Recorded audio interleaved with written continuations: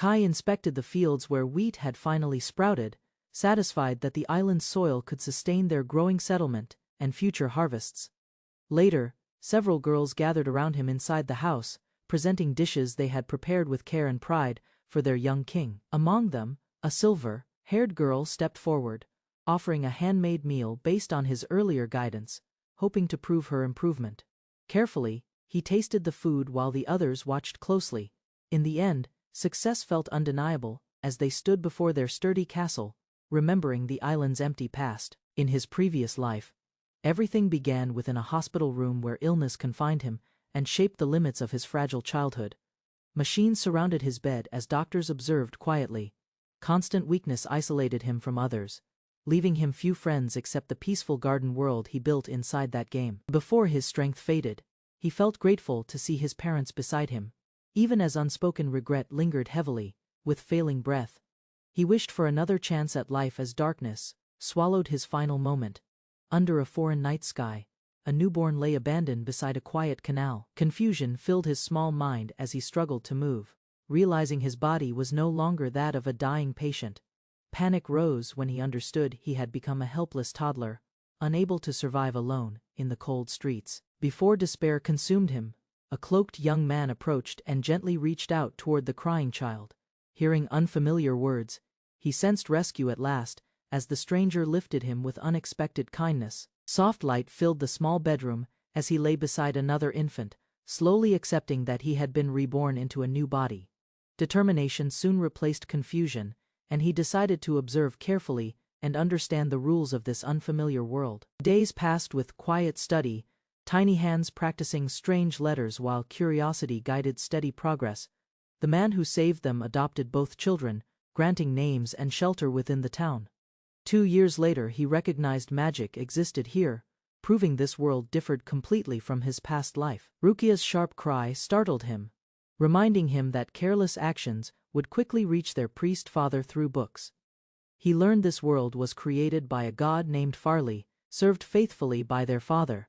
Further reading revealed 13 additional gods and blessed children who received holy seals, granting special abilities. The seal would only appear upon coming of age, determining whether one could inherit sacred duties. Secrets about divine names were restricted to high priests, deepening his curiosity about hidden power within this world. While bathing together, he quietly wished he could use magic like others, hiding lingering disappointment behind playful gestures. Memories surfaced of tears he once shed after learning he possessed no magical talent in this different world. Playful splashing soon replaced sadness, and laughter echoed as the siblings forgot earlier frustrations. Suddenly, urgency shattered the moment when news spread that a holy seal had appeared on Rukia's chest. Before he could process it, warmth flared across his own chest, revealing a radiant mark forming beneath his skin. Excitement filled the room as both children confirmed their holy seals, astonishing their priest father. Relief soon turned into pride when he embraced them tightly, grateful for what he believed was divine blessing. Curiosity lingered afterward, and Kai quietly questioned what his father truly meant by miracle. Years passed, yet despite repeated attempts, no reaction answered when he called upon the gods' names. At 10 years old, anxiety grew as he trained daily, wondering whether another god beyond the recorded 13 awaited him. Kai noticed Rukia had not tried one remaining divine name and suggested another attempt, despite her earlier failures. Though temple rules kept blessings secret until the ceremony, curiosity persuaded them to test only the known gods quietly. He called several names without response, carefully watching her expression for any change. When he spoke the name idea, a sudden presence stirred, and Rukia reacted, as if hearing a distant voice. Realization dawned that she had connected to a major deity, confirming her status without needing the hidden note. Curiosity pushed them to test her blessing further, and Kai agreed to let Rukia try her newly awakened ability on him. Power surged outward as she focused, surrounding him in radiant energy that revealed hidden truth before her eyes. With sudden clarity, she announced the god who had blessed him, naming Alamira without hesitation. Pride brightened her face while he masked unease, realizing that name had never appeared in the temple records. Concern lingered within him, determined to keep secrets of his previous life hidden from their foster father.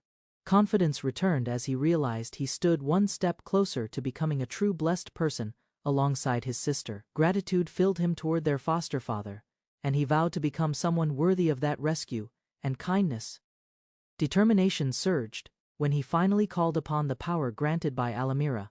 Suddenly, an endless plain unfolded before him, responding to his will as though the land rested in his palm. A strange message appeared, naming it Tenohira village and declaring this empty wasteland his domain to cultivate. He examined the empty land within his newfound ability, realizing it functioned as a miniature garden that would grow once certain conditions were fulfilled. With firm resolve, he raised his arms and began cultivating the barren field alone. A wooden pole hits stone as Kai runs past market stalls, net over his shoulder, leaving the village with purpose in his stride. Inside his room, he activates Tenohira village, confirming his resolve before stepping outside to begin. Most of his savings are exchanged for a rare Spear King harvest seed, marking his first investment. On empty land granted by God Almeria, Kai tills the soil, determined to build his own world. Seeds enter the earth, and he waits for the blessing to awaken. Once activated, the ability sends Kai into the Palm Village whenever he steps beyond the fence. He gathers materials nearby, but realizes surrounding forest resources alone will never sustain growth. Ideas expand as he considers wild grass, flowers, trees, and better soil. Quarry stone and lumber become necessary for shaping a proper settlement. Knowledge of seeds and customization deepens, while crops grow several times faster than usual. Limits appear, restricting how long he remains inside each day, though a helper briefly joins him. After several days, planted trees rise beyond the fence, proving steady progress. Kai notices the field's strange condition and studies the spreading trees, questioning whether outside changes are affecting the village's growth. Shock overtakes him when he finds the farmland completely ruined, crops flattened, and lifeless across the cleared ground. Kneeling among damaged potatoes and seedlings, he examines the soil and considers possible causes behind the sudden failure. Looking up, realization strikes as he observes the empty sky and blazing sun. Understanding that no rain exists in this world, determination replaces confusion, and he decides to create rain himself to restore the land. Kai sets fire to gathered brush, sending thick smoke into the empty sky in hopes of forcing change. Uncertain of the method, yet lacking alternatives, he continues feeding the flames, believing rising smoke might call rain. Arms spread wide, he looks upward and waits, silently wishing the dry heavens would respond. Suddenly, heavy rain pours down across the field, drenching him and soaking the ruined farmland. Exhausted but satisfied, Kai returns indoors. Convinced the rain problem has finally been resolved, Kai realizes the village still holds greater potential and considers digging canals to form a river, aiming to expand development further. After a year of steady cultivation, the once barren field becomes fertile, and crops grow thick around him. During the first harvest, he pulls massive vegetables from the soil, overwhelmed by the scale of success. A mysterious voice announces completion of the harvest, raising the village level and ranking the land as reclaimed. The fence suddenly spreads outward, and Kai senses the unseen presence once again. A board announces the village's level increase, and Kai celebrates as new goals appear for further growth. Using fresh harvest, he grills potatoes over open fire, satisfied with the steady progress of his land. Suddenly, an unfamiliar elf girl appears before him, accepting food with bright curiosity while he watches in shock. She introduces herself as Enel, and explains that she manages and supports the world he created. With calm confidence, Enel promises to enjoy food brought from outside, marking the beginning of their partnership. Enel presents special seeds as a reward for reaching level 1, explaining they can be planted in the outside world to create something new. Soon after, primitive villagers appear within the expanding land, forming the beginning of a true settlement. Kai welcomes them while learning that Enel remains unseen, treated as a hidden support of this world. Concerned about growth, he asks how to increase population and understands that stable food supplies are essential. Determined, Kai decides to cultivate useful hemp for clothing, oil, and sustainable living. Kai gathers river shrimp and small fish, expanding food supplies beyond potatoes and beans to strengthen village stability. With Enel's support, cultivation advances rapidly, villagers increase, tools improve, and a year passes as steady growth transforms the settlement. At 12 years old, Kai attends the formal blessing ceremony, watching Ruchan stand proudly before the grand structure. During the ritual, he confirms the power activates when he properly calls its name, preparing for greater responsibility. As apprenticeship discussions begin, Kai steps forward with quiet resolve, determined to guide both village and future. During the blessing ceremony, Kai removes the holy cloth that concealed his seal for years and presents himself before the priest. As the mark on his chest is revealed, the priest's expression shifts, and unease spreads through the chamber. Dark-robed figures appear, identifying the seal as proof of an evil god's influence. Shock freezes Kai in place while accusations echo around him. Before he can react, guards seize his arms and restrain him, turning the ritual into an arrest. After being condemned, Kai is thrown into a ship's hold and struck down, the vessel departing without ceremony, bound and shaken by the waves. He questions whether he will be executed, unable to say farewell to his family. Days later, guards drag him onto the deck and release him near an isolated shore beneath towering mountains. The ship sails away, leaving him alone beside a broken pier and endless forest. Standing on the empty dock, Kai realizes he has been completely abandoned. Before him lay a remote island, marking the beginning of exile. Kai stands on the unfamiliar shore, realizing this deserted beach is now his reality. Exploring the coastline and forest edge, he confirms there are no signs of human life. Suddenly, a massive beast lunges from behind, striking him down before he can react. After narrowly surviving through his blessing, he collapses while Enel rushes to support him, regaining breath. Kai understands his power has limits, making survival on this island far more dangerous. Kai learns he can remain inside the village only 3 hours daily, leaving him exposed the rest of the time. Discussing survival with Enel, he realizes iron tools are his only advantage against threats in this isolated land. Understanding the world lacks outside knowledge, he accepts that surviving here means constant struggle. Encouraged by Enel's confidence in his blessing, Kai grips his iron hoe with renewed resolve. Determination hardens within him as he prepares to fight for survival, despite being branded evil. A monstrous boar charges from the forest, forcing Kai to defend himself with his iron hoe. Before the beast can strike, a powerful blow from another figure interrupts the attack. A horned girl appears near a massive tree, reaching toward Kai and pulling him out of danger. The creature crashes against the unseen boundary, unable to approach the tree's protected area. Realizing the monster cannot cross that limit, Kai understands the island hides both threats and unexpected allies. Gripping his weapon tightly, Kai worries about his family but forces himself to focus on immediate survival. Standing beneath the massive tree, he resolves to live on the island, even if returning home seems impossible. As night approaches, exhaustion overtakes him, and cold tremors shake his body on the bare ground. Shivering violently, he realizes his determination alone will not protect him from the harsh environment. Noticing his condition, Enel brings water and urges him to build shelter before the night deepens. Enel explains that, with limited technology, only simple materials like wood, hemp rope, and bark can form a basic village house. Using stone tools and gathered logs, Kai prepares rope, branches, and stripped timber to assemble a small shelter. After deciding the size, he confirms materials can be drawn from the village. Satisfied with the raised level's benefits, facing the island's hard ground, he digs a foundation quickly, aware his available time is short. Carefully, Kai binds beams, raises supports, and shapes the frame. Building his first shelter alone, Kai finishes shaping the hut, adding a hearth and small gaps for light, despite limited materials. While inspecting the area, he notices the horned girl from earlier watching him silently from behind a tree attempting to approach. He calls out, but she retreats deeper into the forest. As night falls, he completes the shelter roof with branches and cloth, barely standing from exhaustion. Inside, he rests on a simple leaf bed, relieved that the village materials repel insects and grant brief comfort. Morning light filters through the leaf roof as Kai rests peacefully inside his completed hut. After waking, he steps outside and senses the island feels different from before. Sharing breakfast with Enel, he observes that the village has grown, fields expanding, and harvest becoming stable. While planning the day, he admits relying only on the ability is risky if it suddenly fails. Encouraged by Enel's advice, Kai decides to search the island for new resources to strengthen his future. Encouraged by Enel's optimism, Kai regains confidence and decides to search the island for better food. To reduce risk, he sets a simple trap near his hut and continues exploring the surrounding area.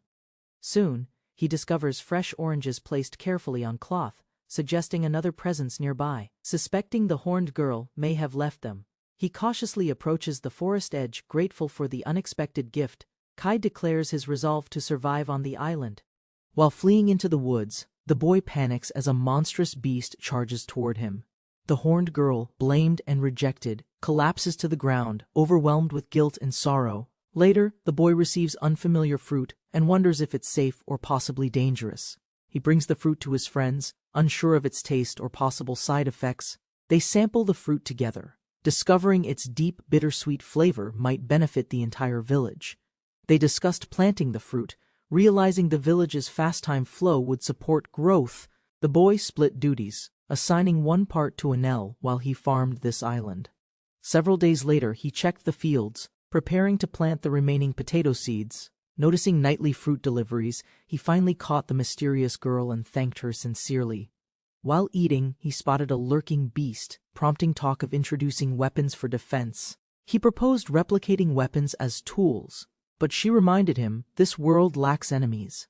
She jokingly suggested unleashing island monsters in the village, but he worried about total collapse. They agreed weak weapons were pointless. Meanwhile, villagers nearby discussed farming efforts and called Kai. She confronted him for forgetting something important, holding up a mysterious object he didn't recognize.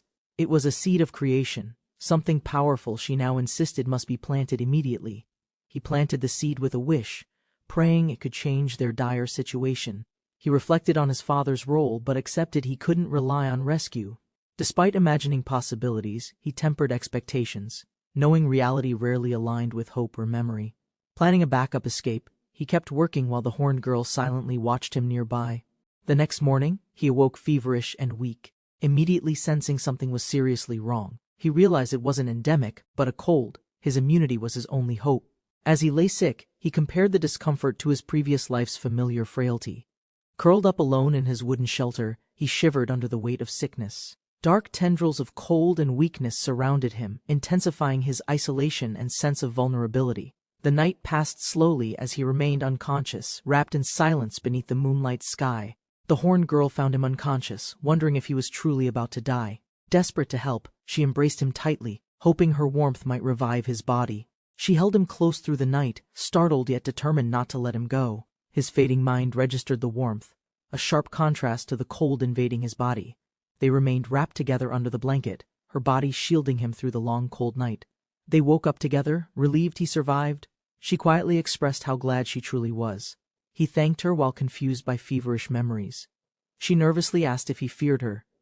She compared herself to a feared devil, wondering if her appearance frightened others like him. He reassured her with a smile, calling her cute, which caught her completely off guard. As she moved closer, he panicked from embarrassment, overwhelmed by their cultural and emotional differences. She revealed she'd always lived alone on the island, born during the blessing rituals. Previous children had feared her, some were attacked, others weakened, leaving her blamed and abandoned. Haunted by past failures, she believed isolation was deserved, unable to protect or help anyone. He reminded her she saved him, cared for him, and was never truly alone. Extending his hand warmly, he introduced himself as Kai and asked to be friends again. With a soft voice, she accepted his hand and introduced herself as Abyss. Smiling sincerely, Abyss greeted Kai properly for the first time, calling him her master. Though surprised by the title, Kai accepted. Abyss firmly declared, "Kai is my master." Yuta slowly woke up in the tent, yawning as morning sunlight peeked through the fabric. Abyss jumped into his bed without hesitation, offering a mechanical good morning while clinging tightly. Concerned for Yuta's health, Abyss asked questions, relieved to hear he slept comfortably through the night. Despite her odd behavior, Yuta accepted Abyss. That day marked the beginning of their life together. Now working as a team, Abyss handled watering while Yuta reinforced the hut and fields. Abyss found a strange sprout. Yuta worried about their limited food, still potatoes and beans. He explained it was a mysterious seed. Abyss hoped for meat, imagining odd possibilities instead. Days passed. The bud swelled unnaturally, growing rapidly while no one knew what it contained. Eventually, a creature with closed eyes and cat-like features emerged silently from the soft soil. Shocked, both screamed as realization hit. What grew wasn't food but a living, breathing child instead. Abyss suggested harvesting the creature. Yuta panicked, refusing to eat anything resembling a living being. Despite doubts, they agreed to dig. Abyss grew skeptical. Was it just a giant head? Yuta gently lifted it. The creature was smaller than expected, but clearly more than food. As he stared into its face, the creature opened its eyes, startling them both instantly. To their amazement, it stood upright, waving cheerfully. They questioned reality and the fruit's origin. Yuta wondered if the child was tied to his ability. It reacted instinctively. Warrior. Though doubtful of its strength, Yuta handed it a hoe to try helping reclaim land. To their shock, the tiny creature effortlessly wielded the heavy iron hoe with immense force. It created clean furrows in seconds. Abyss and Yuta realized they'd gained unexpected agricultural power. Later, Yuta learned it was likely a labor force entity. Tough, obedient, perfect for cultivation. Abyss offered to hunt monsters for food. Yuta stopped her, warning of nearby dangers. He appreciated her care but felt uneasy relying entirely on Abyss for survival and safety. Determined, Yuta asked Abyss to teach him monster hunting techniques she had used to survive. Abyss hesitated, then agreed. Yuta promised to retreat if needed, with the warrior accompanying them. Prepared for exploration, the trio set out cautiously. Yuta vowed to follow instructions and learn while exploring. Abyss warned Yuta about poisonous plants and dark areas filled with danger. Yuta noticed unfamiliar plants, different from those near Lapelda Kingdom. Abyss stayed alert nearby. Abyss swiftly gathered materials. Yuta admired her, skilled, confident, but sometimes reckless with dangerous ingredients. Yuta saw no monsters. Abyss explained monsters avoid him unless provoked, because he seems edible. Yuta nervously confirmed her words. Abyss and the warrior agreed. Yes, he apparently looks quite delicious. Just as Yuta prepared to leave, Warrior Kun sensed danger and jumped in alarm. A massive snake emerged suddenly. Abyss noticed it first and shouted to protect her master. Back at the village, Yuta returned shaken. The villagers welcomed him and examined his harvest. Yuta laughed off the encounter, but deep inside, guilt and fear stirred uncontrollably. Realizing he'd fled, Yuta ran back alone. Determined to protect Abyss no matter the cost, Yuta returned quickly but saw no monsters. Desperately, he called out for Abyss. To his relief, Abyss appeared unharmed. She calmly reassured him the threat had passed. Yuta apologized for fleeing. Abyss hugged him tightly, declaring everything ends if her master dies. Ashamed, Yuta reflected on his escape. Though safe, he regretted abandoning Abyss in danger. Determined to protect her better, he resolved to find safer, smarter ways to gather resources. Yuta concluded their only solution was strengthening Warrior Kun as their reliable frontline defense. To protect everyone and explore safely, he needed better tools and stronger fighting power. Suddenly, a massive beast burst from underground. Yuta fell as Abyss pulled him back. A towering bird monster appeared. Yuta stared in disbelief, realizing they were completely outmatched. Abyss ordered Yuta to flee, but he stood firm, determined to protect her this time. Yuta faced the monstrous bird head-on, shielding Abyss as it screamed and lunged to attack. A massive bird-like monster landed before them. The villagers froze while Abyss yelled for retreat. The monster suddenly lunged forward, swinging its talons. The protagonist barely dodged while protecting Abyss. The beast recoiled in frustration after missing. It glared down, wings flaring with rising aggression. They observed the creature's behavior carefully. It showed no strategy, only instinctual hostility and raw strength. Realizing a plan was needed, he shouted for Abyss and sprinted toward the nearest tree. With no path left to escape, the protagonist gripped his axe and prepared himself. He issued orders to Warrior Kun, targeting the monster's legs to hinder its mobility immediately. Despite danger, Warrior Kun charged directly, landing strikes on the creature's feet with surprising speed and force. The boy defended Abyss, reassuring the others while staying between the monster's claws and their escape. They executed the plan, stall the monster briefly, then retreat together once Abyss reached safety. While a villager roasted yams, the boy sprinted in, urgently calling for support fire. He presented a bag of yams and tools, requesting them to craft pointed wooden spears. Holding a lit torch, he explained the materials were needed for immediate monster extermination duties. He thanked the elf, confident in his plan. Armed with fire, he departed the village. The villagers quickly assisted, delivering supplies. He dashed toward the monster's location, ready to engage again. Charging forward, the boy slammed his torch into the monster's feathers, scorching it mid-swoop. He received another flaming spear, dodged claws, then launched it straight toward the monster's legs. Warrior Kun climbed from behind as the boy called the next strike, keeping the enemy distracted. Fueled by teamwork and gratitude, he vowed never to fight alone again. The assault continued. With renewed resolve, he struck a fourth time, aiming directly at the monster's burning weak spot. The monster launched into the air, claws extended. The boy braced for another sudden strike. Flames ignited its feathers, causing the beast to thrash violently. Screeching in pain mid-flight, the boy celebrated the hit as Warrior Kun returned. Their combined efforts finally gained ground. Abyss hadn't fled. She watched silently, surprised by their stand against the powerful magical creature. Despite the burn, the monster still roared. They decided to escape before it recovered fully. The scorched monster loomed nearby. Abyss blamed herself for endangering the master during the encounter. As power surged behind her, Abyss turned away and quietly asked not to be hated.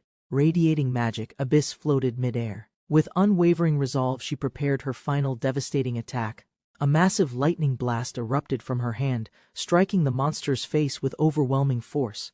With smoke rising from its wounds, the monster collapsed. Abyss stood calmly as silence returned. After the battle, they learned Abyss possessed inherited magical power, an ancient legacy called Wizard. The boy excitedly declared Abyss a wizard, but she humbly denied the title outright. Unsure of herself, Abyss asked Kai not to hate her despite her unknown origin. Kai responded gently, accepting her unconditionally and asking her to remain by his side. They discovered Abyss was a magical battle doll, modeled after a powerful wizard long ago. Abyss quietly revealed her true name, Replicant Abyss, a designation tied to her constructed origin. She explained her body was human-like but unnaturally built to survive with infinite magical life. Though created over 1,000 years ago, she awakened just 58 years in the past. Kai calmly deduced her appearance, abilities, and behavior matched remnants from ancient magical civilization technologies.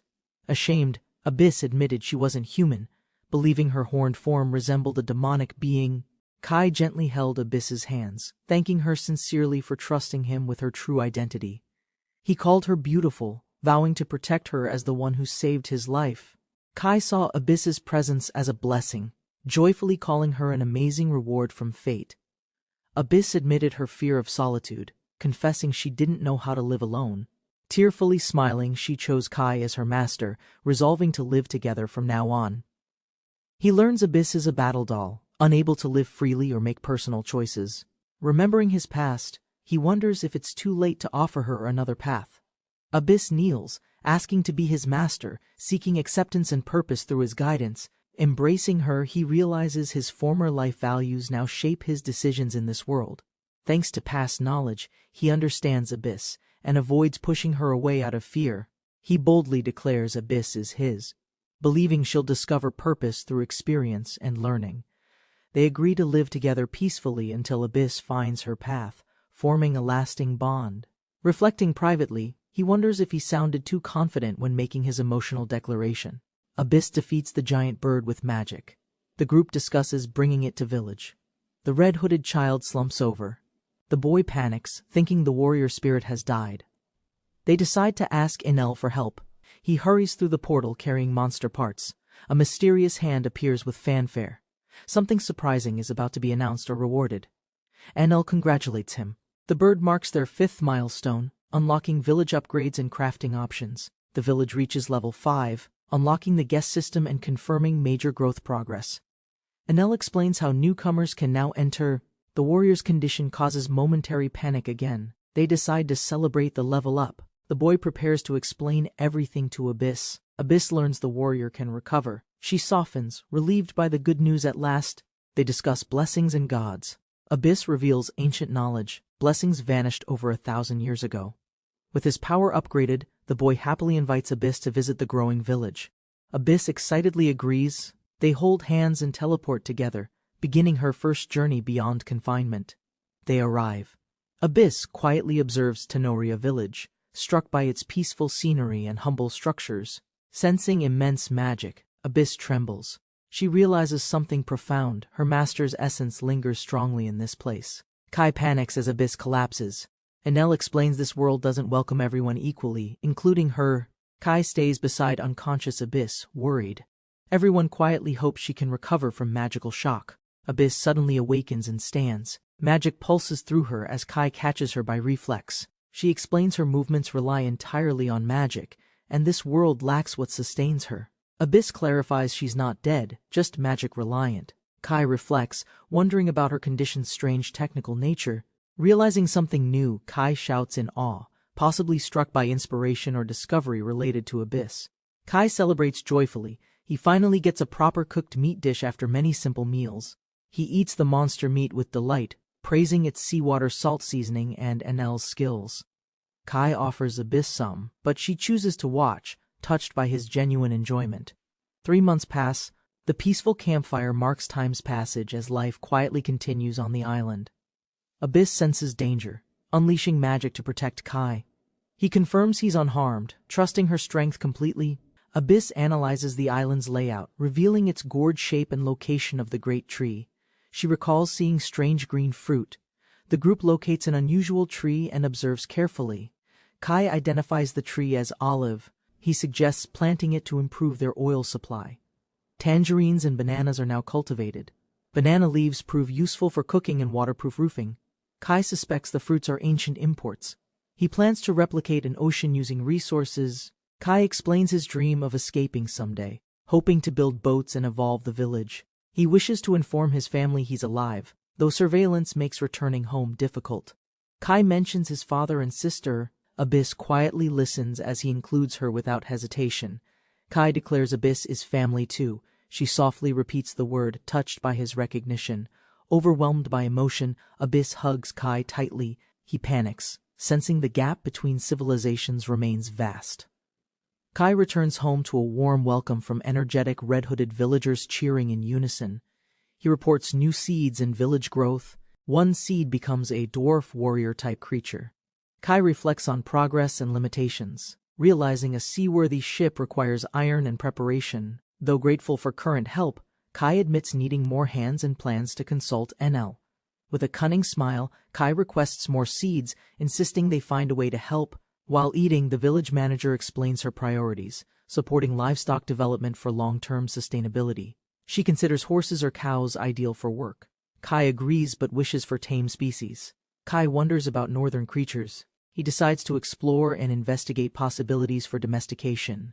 After confirming safety, he declares his plan to visit the northern island and prepare. The team raises their hands together. Their next mission begins, finding livestock candidates for farming. They cross the island's center, leading a group to scout a potential northern base location. The girl expressed joy traveling with him, her mood light despite the island's many dangers. They studied the map and discussed how magical interference affected monster behavior on the north side. Despite reduced threats, relocating would remove natural defenses. He realized moving north wouldn't be easy. In open plains, they spotted wild buffalo, valuable livestock, but taming them could risk their safety. Abyss tried casting magic despite feeling sick. They hoped stunning one beast would be enough. She struck the buffalo with lightning, but they feared the impact may have been lethal. The group approached cautiously, but surrounding buffalo grew hostile, preparing to charge without hesitation. One buffalo lunged at them fiercely, forcing Abyss to shield the boy from its attack.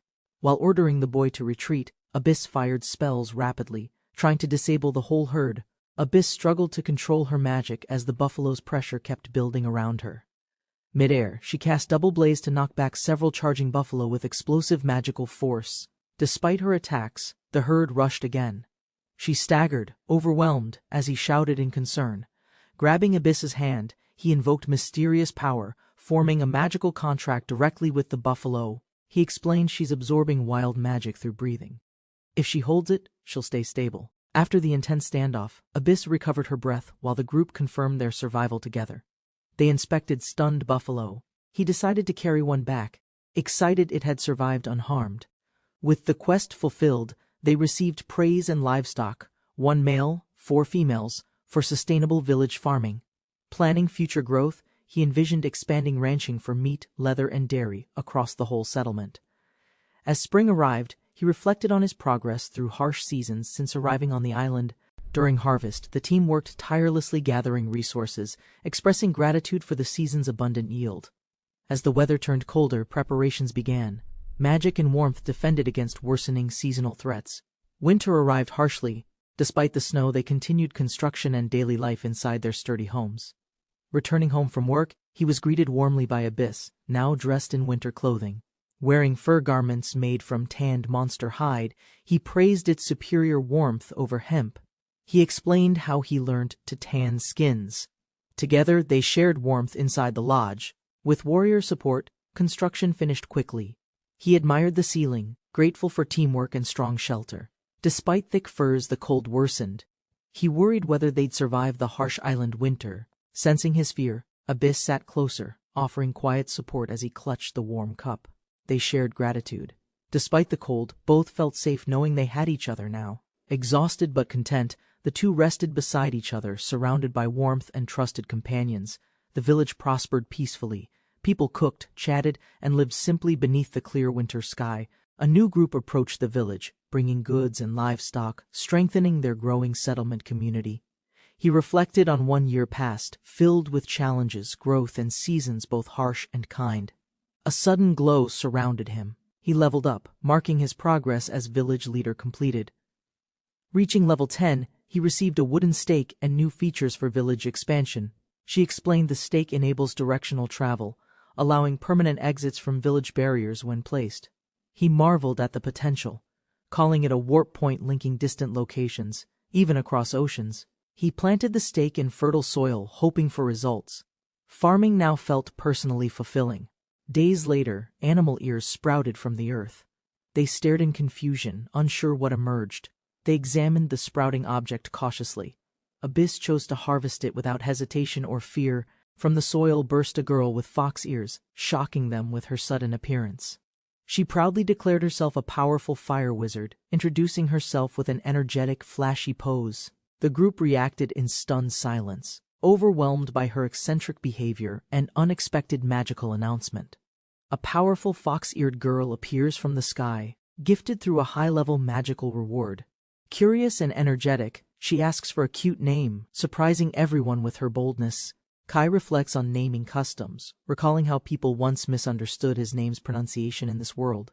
Kai names her Ren, formally introducing himself and Abyss, forming a new bonded group dynamic. With joy and excitement, Ren hugs them tightly, officially beginning their shared life together anew.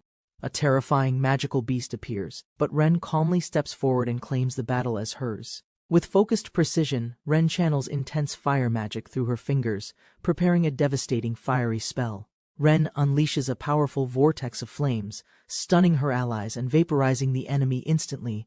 Kai and Abyss are stunned by the aftermath, unsure if what they saw was true magic. They realize Ren's magic doesn't use local mana, suggesting her power defies the world's natural laws. With Ren and Abyss protecting the area, monster threats were cleared, restoring peace to Tenohira. Kai honors the hunted beast, while villagers celebrate new seafood as the sea finally appears. Lacking ships, they can only fish near shore. Kai instructs Enel to prepare building materials. Determined to leave, Kai oversees raft construction and announces their plan to move forward. Kai declares his intent to explore the world, hoping to share it with Abyss. The raft is finally completed. Everyone gathers with excitement as Kai prepares to depart the island. Using ancient knowledge, Kai draws a map, hoping to reach distant land to the southwest. With rations prepared and backup plans in place, they accept uncertainty and prepare for departure. Before departure, Abyss senses something strange. She walks away silently, prompting Kai to follow her. Looking out from the cliffside, Abyss spots a mysterious ship approaching, shocking Kai completely. Kai identifies the ship approaching as a carrack, recognizing its symbol as belonging to the temple. He suspects it's not rescue but something ominous, quickly hiding their raft and observing cautiously. Abyss worries about his departure, but Kai remains silent, thinking about what decision he should make. Kai reassures her gently, deciding to go investigate alone, while Abyss and Ren remain hidden. Cautiously watching from the trees, Kai spots movement on the dock. Someone unknown is arriving ashore. A cloaked figure brings a young girl ashore, placing magical restraints on her confused body. Kai watches in shock, urging his allies to stay hidden while observing the mysterious new arrival. As the ship departs, the girl awakens alone on the pier, frightened and disoriented. Kai greets her gently, offering comfort while preparing to explain the situation and gain her trust. The girl, Kaede, cries quietly. Kai tells her she'll temporarily live safely on the island. Kaede realizes she can't return home, Kai tries answering but slips and falls clumsily instead. Wet and embarrassed, Kai admits returning is impossible now, but promises to help her eventually. Ren bursts in furiously, threatening Kaide's doll. Kai stops her, demanding she stand down immediately. With the temple discarding children, Kai suspends their escape plan and asks Ren about her intentions. Kai declares he'll rescue all abandoned children. Abyss, smiling, knew he'd never abandon the helpless. Kaide mentions her hometown, Godiai, leaving Kai confused about the country's location and political background. Kai explains the temple's global influence and proposes Kaide finish her halted blessing ceremony on island. Kaide admits she received power from an evil god, uncertain if that's truly acceptable here. Kai reassures her it's her choice. Blessings depend on the user, not religious interpretations or fear. A hut reveals a dwarf. Kai confirms he's part of Kaide's blessing, likely summoned for protection. Kai proposes reclaiming an abandoned field. Kaide wonders if he ever feels lonely working alone. Abyss explains Kai has family he misses. Though hopeful, he hides his pain behind hard work.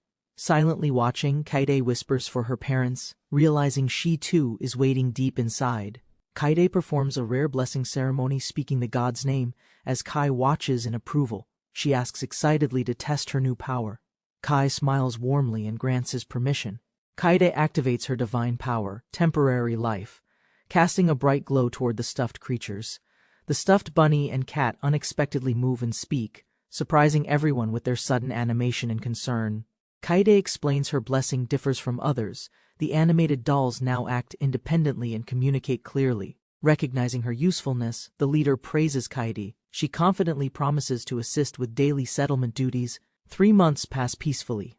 Kaide adapts to island life, growing closer to everyone through shared efforts. Time passed peacefully as the group bonded over meals, laughter, and shared island responsibilities together. Kaide stayed behind with Ren, guarding the home while others prepared for a risky journey. Abyss and the protagonist departed on a wooden raft, venturing toward an unknown coastal city together. With Abyss's GPS magic, the group sails across open seas, escaping the remote island. Kaide, exhausted, stays behind. The others press forward, trusting their decision and the map's guidance. Arguments erupt as the raft can't hold everyone. Kaide is assigned to guard the village. Ren is reluctantly chosen to remain. Abyss is essential for navigation, leaving no other option. Back on land, Ren helps Kaide with chores, settling into peaceful daily life without complaint. Despite the food reserves left behind, Ren wonders if all this work is necessary now. Kaide reminds her that emergencies require preparation, and independence from other villages must be maintained. Kaide assigns roles efficiently, organizing the helpers while Ren reluctantly joins the water-drawing team. Bored and disheartened, Ren reflects on her dreams of fun that never came true. Even while frustrated, Ren accepts her duty to protect the island and support everyone remaining behind. While doing chores, Ren quietly wonders when their lord will return to the island again.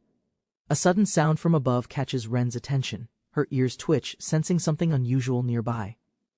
Kaide traps a suspicious creature. It collapses, confirming her theory that it couldn't move properly. She recalls rumors about dangerous beasts once living here. Some may have survived unnoticed in hiding.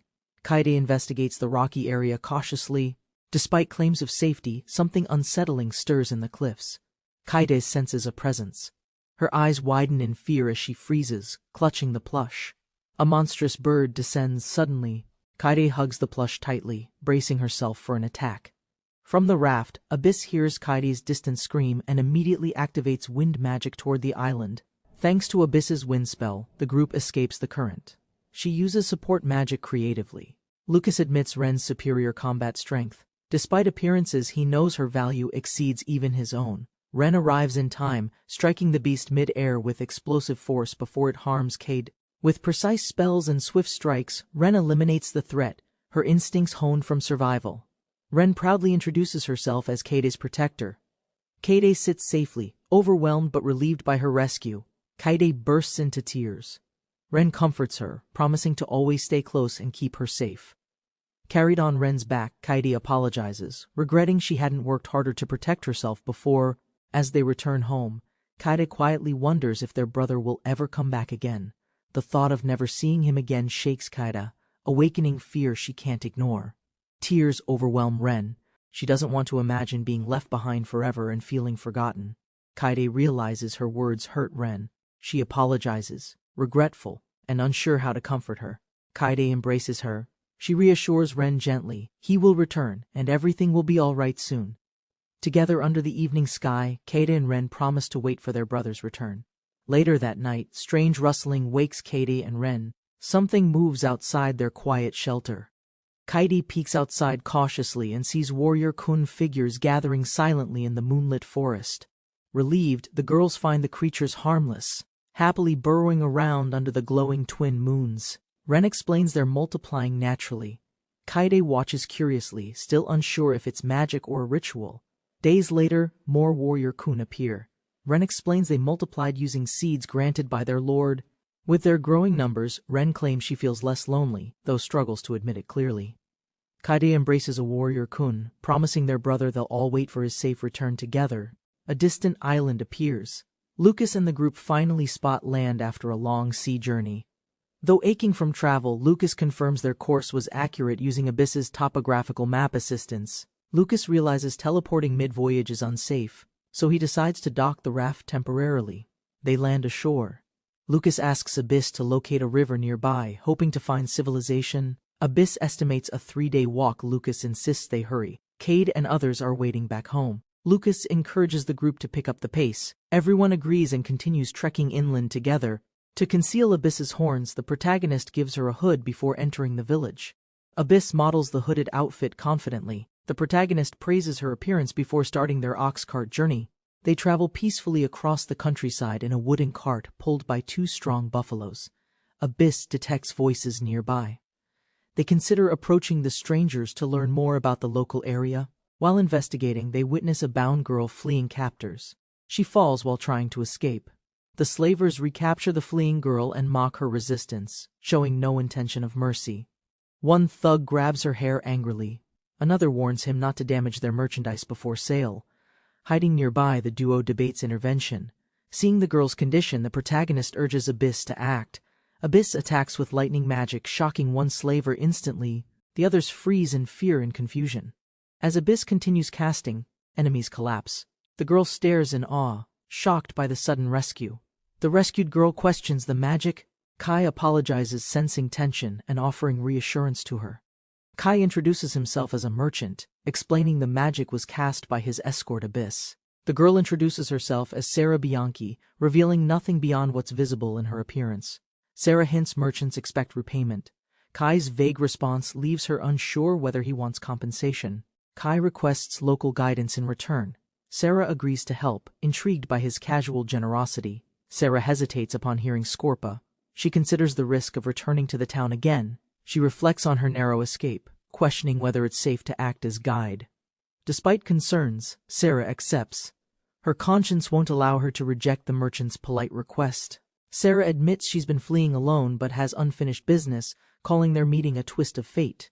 Requesting a scarf, Sarah hides her collar. Kai suspects it may reveal something about her past. Kai investigates their attackers' gear. Sarah identifies them as hired thugs from a trading company. Surprised by rare equipment, Kai decides to bring everything back to Tenohira for closer examination. He ties the men to trees, ensuring they can't pursue the group right away.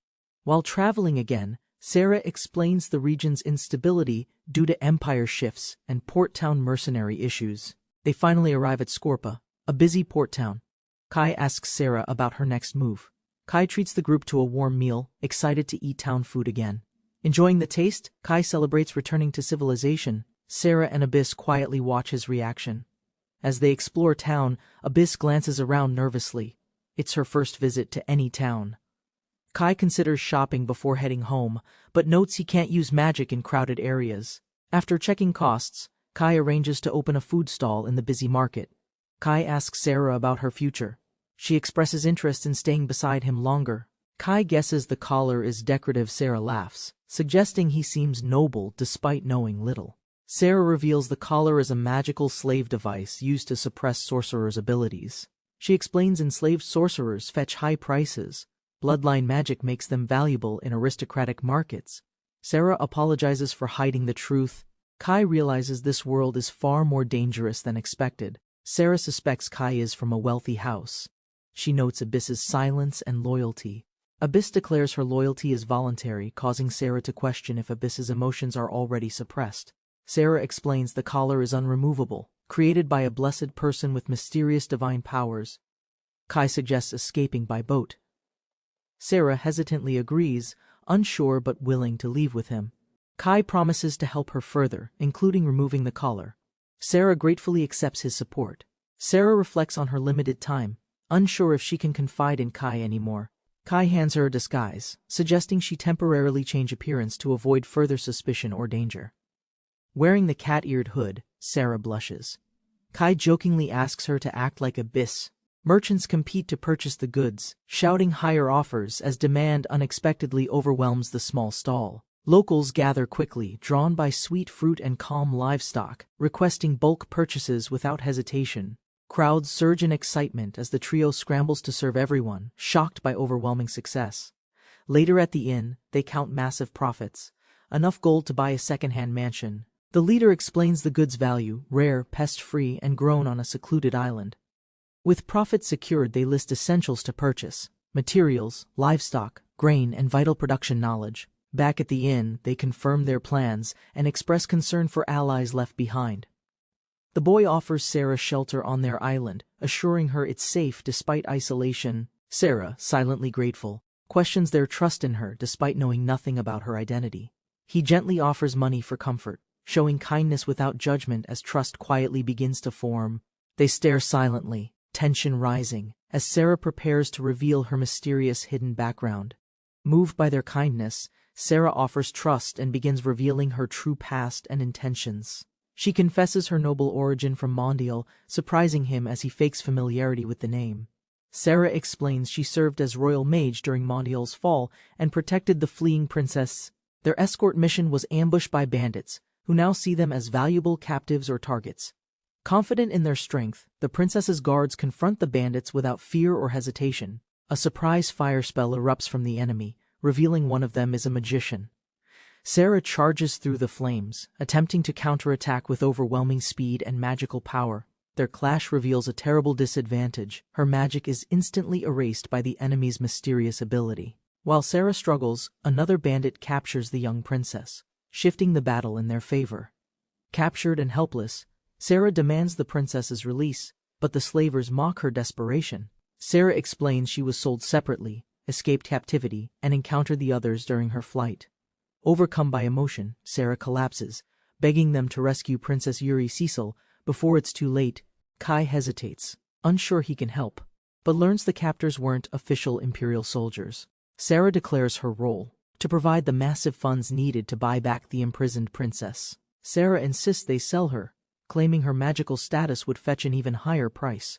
She begs him to use the money to rescue the princess and her comrades too. Magical offspring attract nobles. Selling Sarah could tempt buyers to ignore regulations for personal status. Kai quietly agrees the logic is sound, realizing Sarah's offer may be their only option. He tests her trust, asking what she'd do if he betrayed her and kept everything. Kai reassures her he won't betray her, though her offer still weighs heavily on him.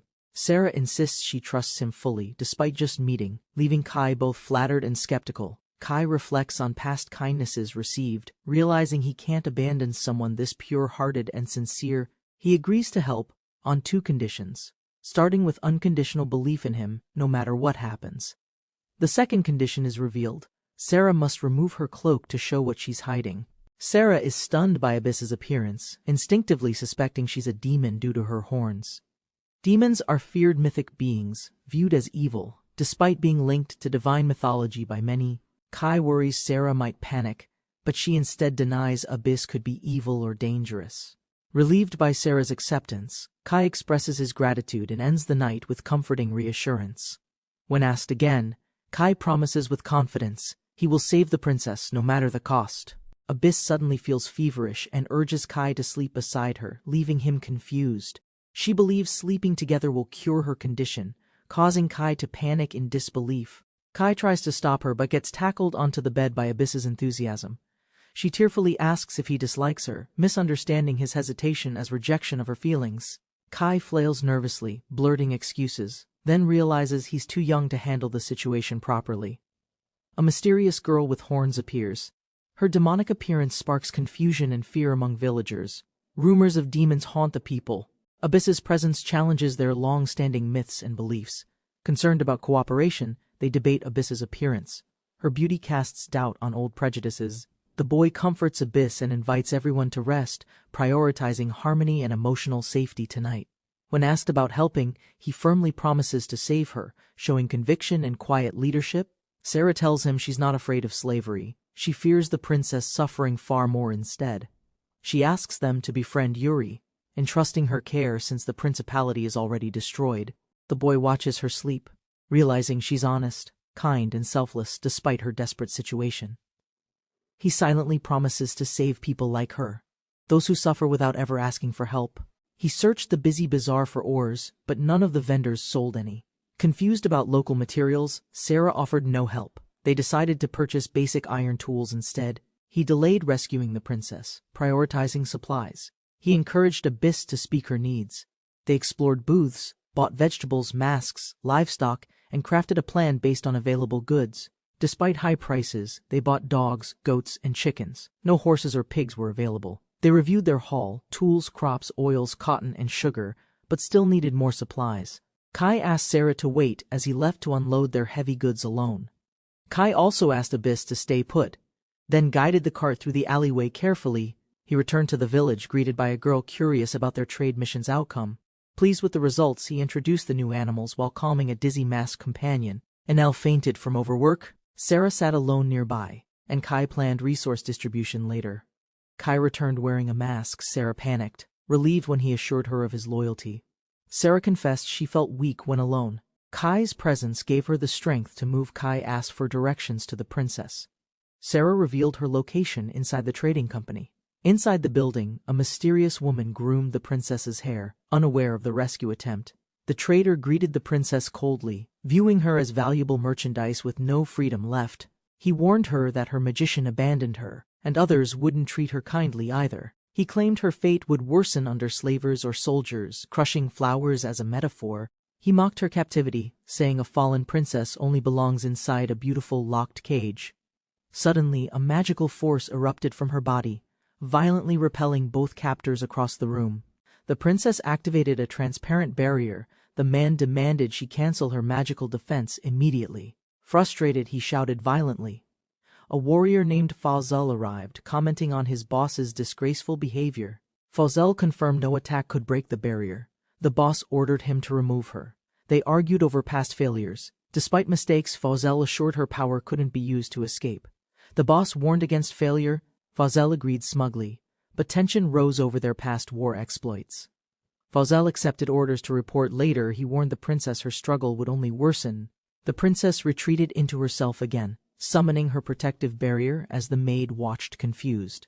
Kai arrived near the company building in disguise, confidently preparing to carry out his plan. Despite Sarah's confusion, Kai insisted he had a strategy and began acting like a noble. With determination, Kai opened the door, fully adopting the persona of an arrogant, upper-class noble. Kai entered confidently, requested the owner, and claimed he intended to make a major purchase. The owner greeted the group warmly, unaware of the deception unfolding right before his eyes. Kai posed as royalty in disguise. Malini introduced himself, unaware Kai was manipulating the situation. Sarah and Abyss swiftly staged a dramatic return, making it seem like a recaptured runaway. Malini fell for the act. Kai demanded a reward for returning the slave magician safely. Kai pushed for compensation. Malini questioned his motive, but Kai redirected attention to magician pricing. Kai lied that she begged him to resell her and fund the princess's eventual freedom. He pretended admiration for her loyalty, claiming such sincerity justified demanding proper payment in return. Sarah, in tears, reminded him of his promise. She doubted the plan's cost would work. Kai reassured her softly, stating his intention remained. He absolutely planned to buy and rescue her.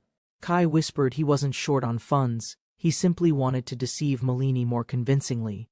He presented the situation as beneficial to everyone, masking Sarah's collapse and her emotional breakdown.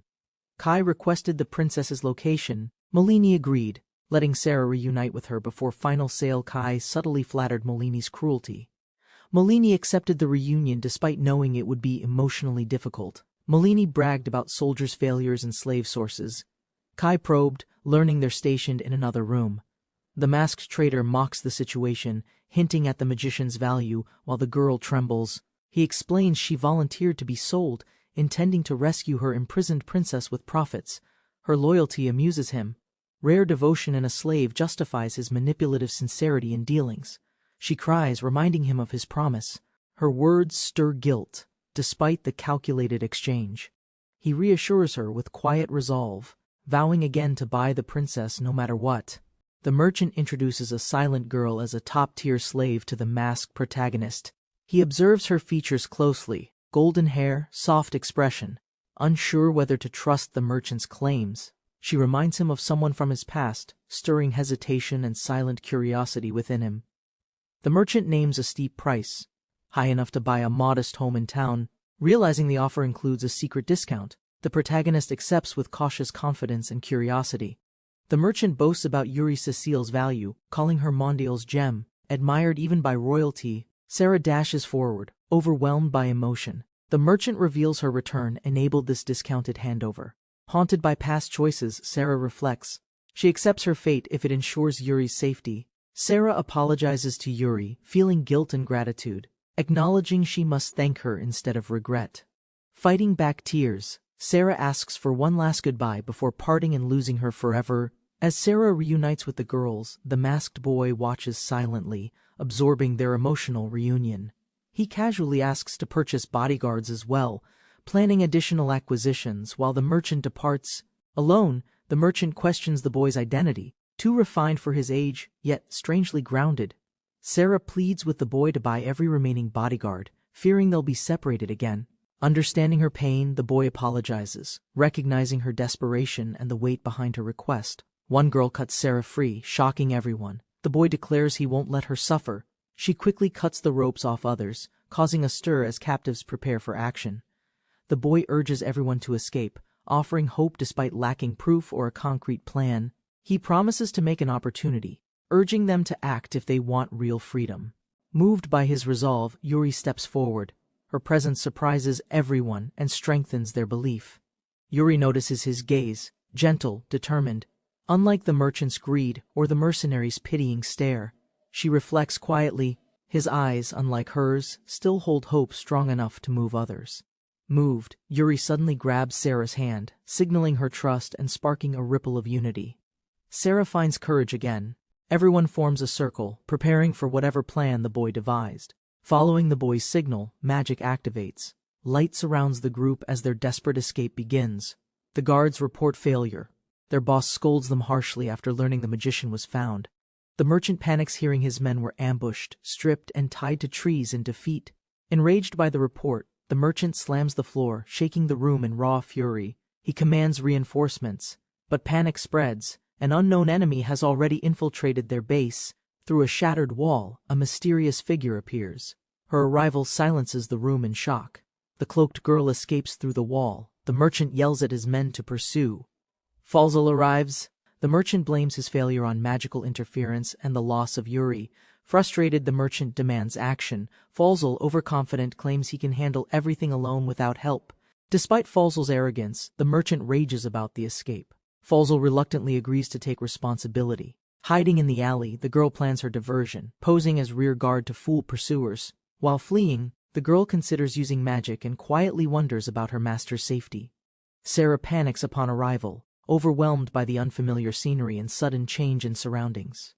The group appears in a peaceful clearing. Everyone reacts with confusion, questioning their sudden teleportation. Kai calms Sarah. Others stay composed, especially Yuri, who stands emotionless, startling them with her calmness. A cheerful girl greets Kai, asking about their supplies. Kai deflects, focusing on gathering weapons. Kai apologizes for the deception. Sarah, relieved and confused, wonders where they've actually ended up. Kai uses a sword to break chains, impressing others, while Yuri quietly questions their location. Yuri explains the space is created by her blessing. Leaving triggers could return them instantly. Kai denies ties to Mondial. He explains he met Sarah by chance and helped instinctively. Kai admits saving everyone was his goal. Sarah processes the misunderstanding about being sold. Cecile reflects on losing her country and people, now living simply as herself, grateful to Sarah. Kai frees another prisoner. Thinking Cecile sees Sarah as a sister, though he won't say it aloud. She sprinted through the snow-covered street, while soldiers shouted and chased after her from behind. Realizing her unnatural speed, they panicked. She wasn't fleeing, just buying time for the others' escape. Remembering her master's order, she committed to stalling the pursuers, even through force if needed. Confronted and mocked, she calmly informed them that every slave had already gotten far away. Unleashing her power, she prepared to fight.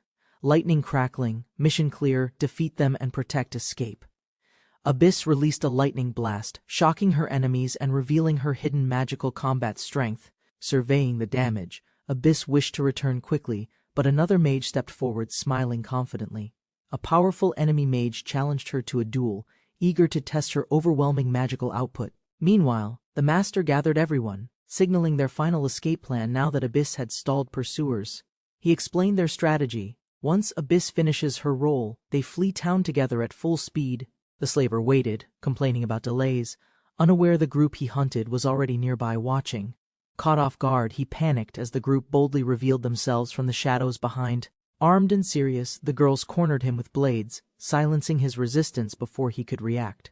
After hearing distant battle, the group tied him up quickly and prepared to leave together. With no time for questions, they dismissed his outrage, reclaiming their freedom and captured friends' names. A distant explosion echoed through the quiet town, signaling Abyss's ongoing battle far behind them. The group prepared to flee, arguing how to carry weakened members while keeping pace together. Suddenly, armed enemies arrived, recognizing the escapees and surrounding them before they could retreat or react. Trapped and outnumbered, panic spread. But Kai remained calm, ready to decide their next move. Realizing Abyss faced a veteran mage, Kai grew concerned. Her lack of combat experience could be dangerous. The others insisted Kai retreat with the princess, preparing to protect them despite overwhelming odds. Kai confirmed their expectations and noticed the strongest magician hadn't returned, giving them a brief advantage.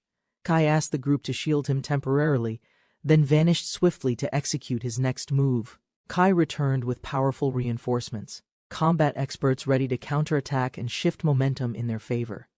Chaos erupted as the experts engaged enemies. Guards nearby noticed the noise but remained unaware of details. The guards approached a wounded soldier, scolding him for causing trouble inside town borders illegally. Despite the chaos, guards demanded submission, prepared to re-enslave everyone until backup suddenly appeared ahead. Kai unleashed his secret army, adorable yet deadly warrior Kuns, trained in secret for this exact surprise moment. Enemies panicked in the darkness, overwhelmed by small nimble attackers too fast and unpredictable to counter. As the warriors dominated the battlefield, the girls watched in awe, relieved they were allies this time. Kai praised the warrior Kuns for overwhelming victory, then gently commanded them to rest as seeds. He rallied everyone, urging them to escape quickly before enemy reinforcements arrived to trap them. Meanwhile, in another part of town, Abyss's explosive magic attacks lit up the streets violently. The enemy mage grew alarmed, stunned by Abyss's endless magical power and her relentless spell barrage. He tried converting energy into defense, but Abyss's pressure didn't stop. Her magic was overwhelming and endless. From a distance, Kai and others watched as Abyss began dominating the duel with explosions. Seeing her alive and victorious, Kai called out. Abyss smiled, relieved to see her master safe. The enemy mage, exhausted, questioned why someone with her power wasn't used during their national war.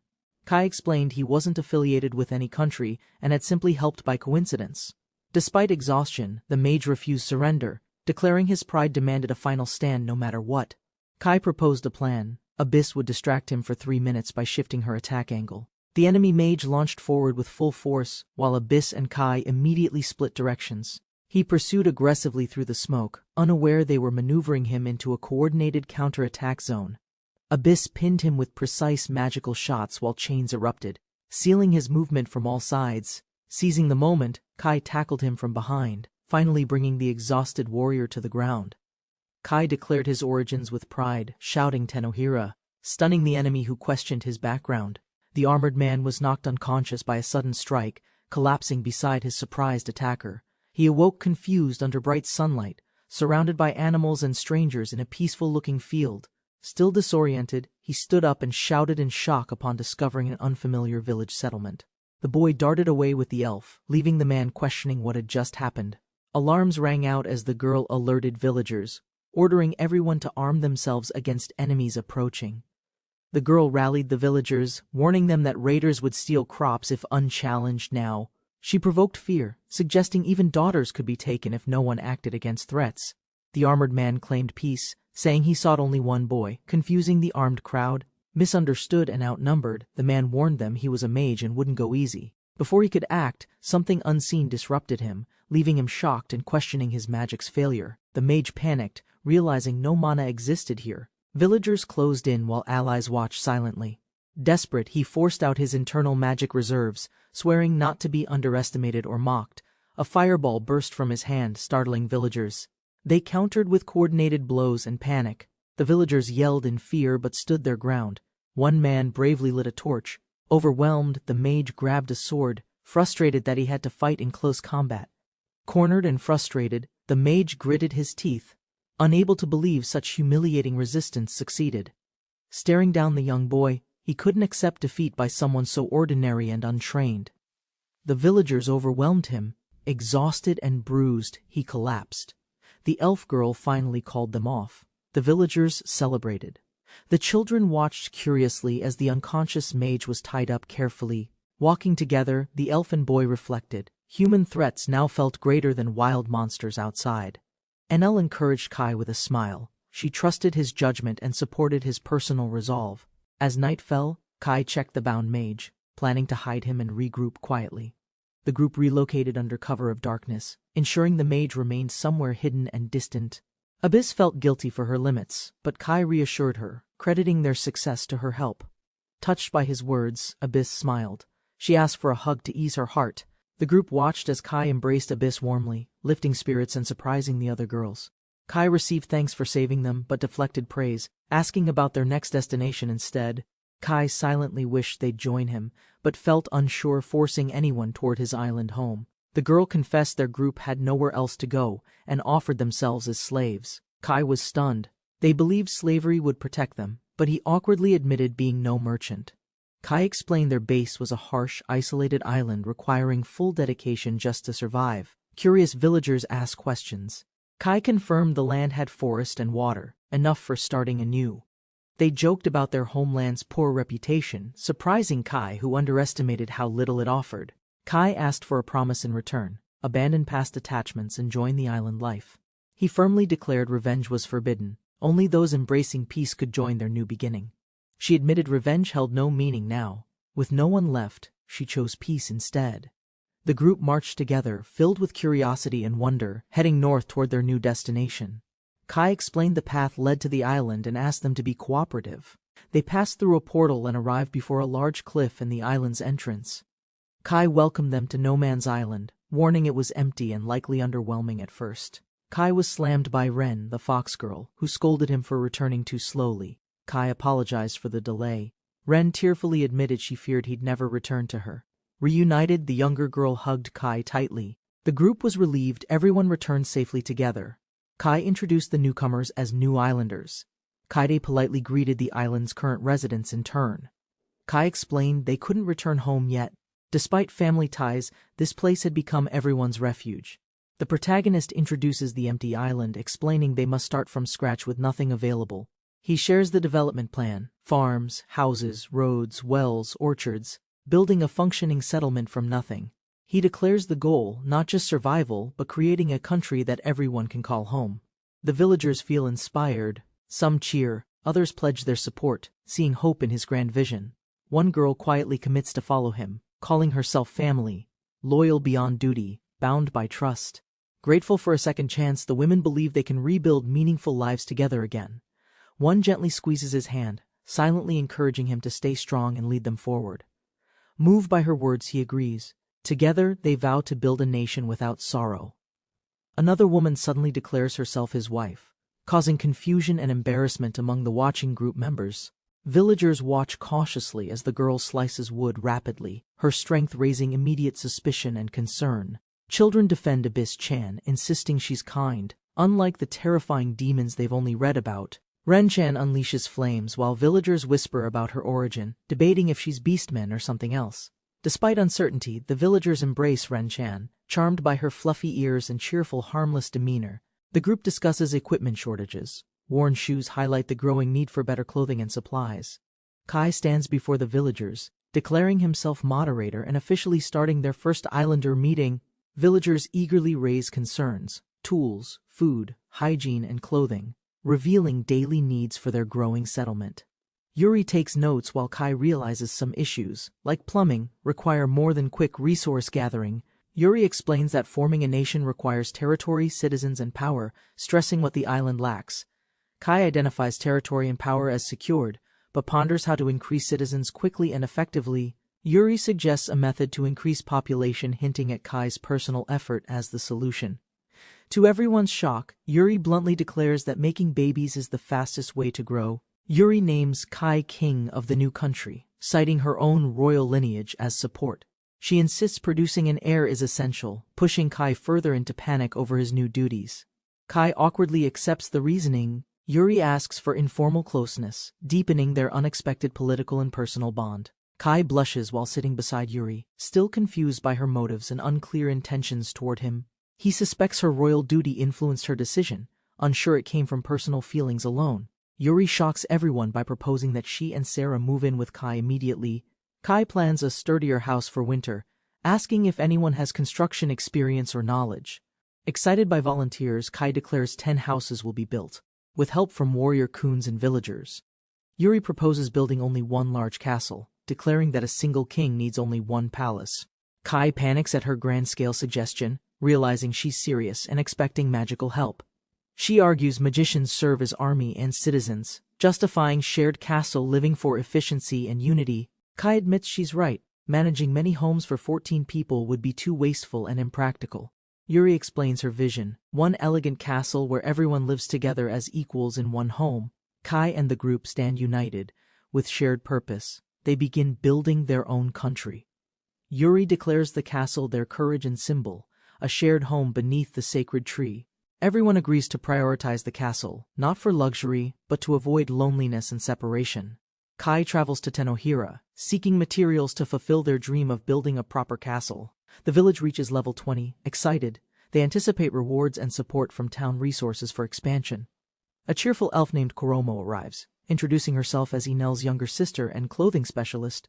Kuromo proudly confirms her ability to craft clothing, exciting Kai, who lacked solutions for outfits. Kai praises Kuromo's talent while Enel defends her role, listing duties like food safety and nutrition. Kai admits he misunderstood Enel's value, but recognizes her vital role in protecting everyone's health. Kai feels grateful to both elves. Kuromo promises outfits every 3 days if materials are provided. Kai requests leather boots. Kuromo agrees, estimating production time from scratch using Tenohira's local time system. As Kai rushes off excitedly, Enel reminds him that other features were unlocked too. The village has evolved into a magical hidden village, gaining new functions and a development tier. Though no magicians exist yet, the village recognizes magic due to past combat spell usage. Seed synthesis allows combining creation seeds to strengthen warrior coons, but current seeds have already sprouted again. Kai wonders how to achieve the next village level, Birth of a Mage, unsure what's required. Meanwhile, villagers relax by the water, enjoying free time while daily life continues at a steady pace. 3 days later, Kuromo reveals stylish leather boots crafted from water buffalo, impressing everyone with her skill. Kai tries the boots immediately. Kuromo nervously watches, waiting to see if they fit correctly. They fit perfectly. Kai celebrates Kuromo's success and asks her to make more boots for everyone. Kuromo boasts about being more useful than Enel, sparking sibling rivalry over contributions to Kai. Kai silently smirks while admiring his new boots, enjoying the girls' playful argument in the background. Sarah asks Kai for a well or water source, prompting a sudden realization and gratitude. Inspired by Sarah's idea, Kai decides to search for clay and make water containers. The protagonist proposed making pottery to store water and cook food for their settlement. A girl revealed limited experience, recalling her merchant father watching pottery being made during trades. Unsure about materials, they asked Abyss, but she didn't recognize clay or know its location. Another girl suggested swampy areas, believing clay might be buried where moisture collects under dense terrain. Following Ria's hint, they searched riverside mud until Oza triumphantly emerged holding a clay-filled basket. The protagonist inspected the sample, but found the clay's viscosity still not suitable for pottery. He tried explaining clay's texture, but lacked his translator, leaving the creature team confused again. Despite language issues, the creatures excitedly mimicked him, suggesting they understood his instructions well enough. He and Abyss watched the muddy group, unsure if their explanation actually got through completely. They hadn't found good clay yet, so the group considered searching exposed areas along nearby cliffs. Suddenly, Osa burst from the water, proudly carrying a large basket full of clay. More Osas followed, eagerly dropping their clay baskets, surprising the protagonist with their teamwork and energy. The protagonist confirmed the clay's texture, soft and moldable, perfect for shaping water jugs later. Though praised as knowledgeable, he admitted his understanding was shallow, mostly gathered through observation and memory. With instructions clear, they began preparing the clay, drying, pounding, and filtering to remove impurities completely. The protagonist chose Tenohira for kiln construction, thanks to faster time flow and resources. He described a chambered kiln design from memory, surprising the group with its unusual appearance. The villagers volunteered eagerly, some even offered experience from bread ovens to help with construction. Everyone worked together molding bricks, forming the chambers, and assembling the complex kiln structure efficiently. After several days of labor, the multi-chambered kiln stood completed, ready for the village's first pottery. Though the kiln lacked a roof, the protagonist confirmed its core structure was finally finished. He realized a teaching method, showing examples would let villagers learn through their own trial attempts. While others rested, he met a girl with mysterious companions who caught everyone's attention instantly. He admired the creature's agility. One girl invited him to play, but he had questions. She asked to join the trip to Tenohira, and the protagonist happily agreed right away. Arriving in Tenohira, the girl was amazed at how large the village had grown. She noticed wheat fields and new homes, impressed by progress and the village's growing population. When asked, she admitted missing her parents and wondered how they were doing back home. She reminisced about castle visits with her mother, recalling joyful moments from her childhood days. The protagonist promised to find her hometown someday, even if it couldn't happen very soon. The girl reflected on her parents' kindness. Meanwhile, the leader prepared an important announcement.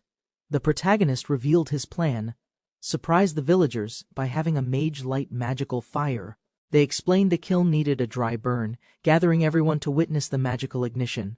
The crowd was introduced to the so-called Hellfire Mage, surprising villagers unfamiliar with her power. Everyone anticipated the demonstration. She nervously accepted, while the protagonist reminded her not to overdo it. The mage unleashed controlled flames into the kiln, stunning villagers with her powerful, precise magical fire. The crowd celebrated witnessing real magic. With the kiln proven, they began preparing actual pottery. Kaede silently shaped clay with intense focus, carefully molding her first creation without speaking a word. Others struggled with shaping. Kaede impressed them with skill, though she responded using only single words. Kaede examined her results, deeply fascinated. Another villager proudly presented her finished creation to the Lord. Kaede proudly showed her clay doll, but the protagonist warned about risks when baking hollow items. Sarah displayed a large collection of cookware, emphasizing practical items for cooking and storing supplies. With pottery drying across Tenohira, Sarah quietly admitted her work was bringing her joy. The group began loading finished pottery into the kiln, preparing for their first full firing. Villagers helped with the final steps. The protagonist supervised, closely determined to finish the process properly. Kai resisted opening the kiln early. Anel explained that gradual cooling was necessary to prevent cracks. The next day, villagers began learning kiln techniques, with knowledge slowly passed down from Kai's group. Kai carefully checked the contents. Despite minor cracks, the fired pottery was mostly a success. The group cheered the results. Most pieces survived, and everyone rushed to find their own creations. With the kiln proven, the village celebrated. Pottery making had officially begun in the world of Tenohira. Though satisfied, they realized it was only bisque firing. Glazing and final baking still remained ahead. A loud impact shatters the ground, leaving a wide crater at the center of camp. The villagers dig a well, frustrated by constant water runs from rivers and distant villages. A young girl excitedly pulls him aside, insisting he follow her to see something urgent. She leads the group toward the clay shed, revealing she wants to bake something special. Inside the shed they find a massive clay golem, its purpose still unknown to them. Kaede explains the clay golem's fragility, suggesting baking it to strengthen its structure. Kaede coughs mid-sentence. Concerning the others, she tries hiding her discomfort while Ren offers help. She admits having a sore throat. The group asks Ren to stay behind and assist her. Ren presents the large golem to villagers, asking permission to bake it in the kiln. Villagers discuss its complexity but agree. With Alamilla's blessing, their pottery skills continue to improve. As pottery demand rises, they credit Sarah's cooking knowledge and cheerful energy for progress. Kaede greets Kai while cooking, smiling warmly. She's been preparing something special for the village. Kai visits the outdoor oven. Sarah asks him to help bring more ingredients inside. Sarah proposes changing their staple food. Kai agrees, eager to try something beyond basic potatoes. With ingredients from Scorpa and Tenohira farms, they prepare a richer meal for everyone. They prepare ingredients, optimistic about future harvests. Kai mentions they now have wheat flour. Sarah inspects the wheat flour bag. Its texture and appearance immediately make her suspicious. Surprised, she notes it's too fine and white. The flour doesn't match expected quality. Kai explains he used water wheel grinding. They had bought the base grain from town. Confused, Kai runs off to ask someone. Enel suspects Kai's unique perception altered the outcome. They conclude Kai's belief affected the flour, purifying it by overriding yeast and wheat shell. Enel explains Kai's perceptions affect everything, including food safety. Even the chicken's quality feels uncertain. Eggs laid afterward are altered by Kai's rules, making them safe under his logic. Kai reflects on the world's distorted logic, shaped by his flawed knowledge and casual assumptions. Returning with confidence, Kai confirms the flour is real, just affected by his perception again. Kai and Sarah begin baking. She's surprised Kai's world includes eggs in bread dough. They realize they lack a leavening agent. Kai wonders if yeast was what she meant. Sarah suggests flatbread instead. Kai offers to search Tenohira, while Sarah recalls someone with baking roots. Kai finds Enel again. She confirms they don't bake, and playfully comments on his frequent visits. Kai learns villagers use wheat for noodles. Enel reveals it's another product of Kai's preferences. Kai abruptly suggests noodles instead, realizing they lack leavening. Sarah is confused but intrigued. He admits craving them. Sarah remembers Scorpa's street noodles and offers to recreate them. Sarah suggests they recreate the meal they once shared, deepening their connection through cooking. They agree and begin preparing the dough, excited by the shared memory and new goal. As dough rests, Sarah plans to make sauce. Kai wonders if dinner will be ready. While preparing ingredients, Kai asks Sarah if she feels content with her current village life. Sarah smiles warmly, saying she feels fulfilled, even without magic, as she's found a place to belong. She reflects joyfully, appreciating the peace and purpose she never had while serving kingdoms before. Sarah quietly admits her happiness comes from cooking beside Kai, deepening her emotional connection to him. Kai blushes and turns away, flustered. They silently continue cooking side by side in harmony. Kai visits Kaede at night, bringing food to help her recover from her cold. He offers kamatama udon, Scorpa style, warm and rich, made specifically to lift Kaede's spirits. Kaede eats slowly, savoring the warmth. Her face softens, clearly enjoying the comforting flavors.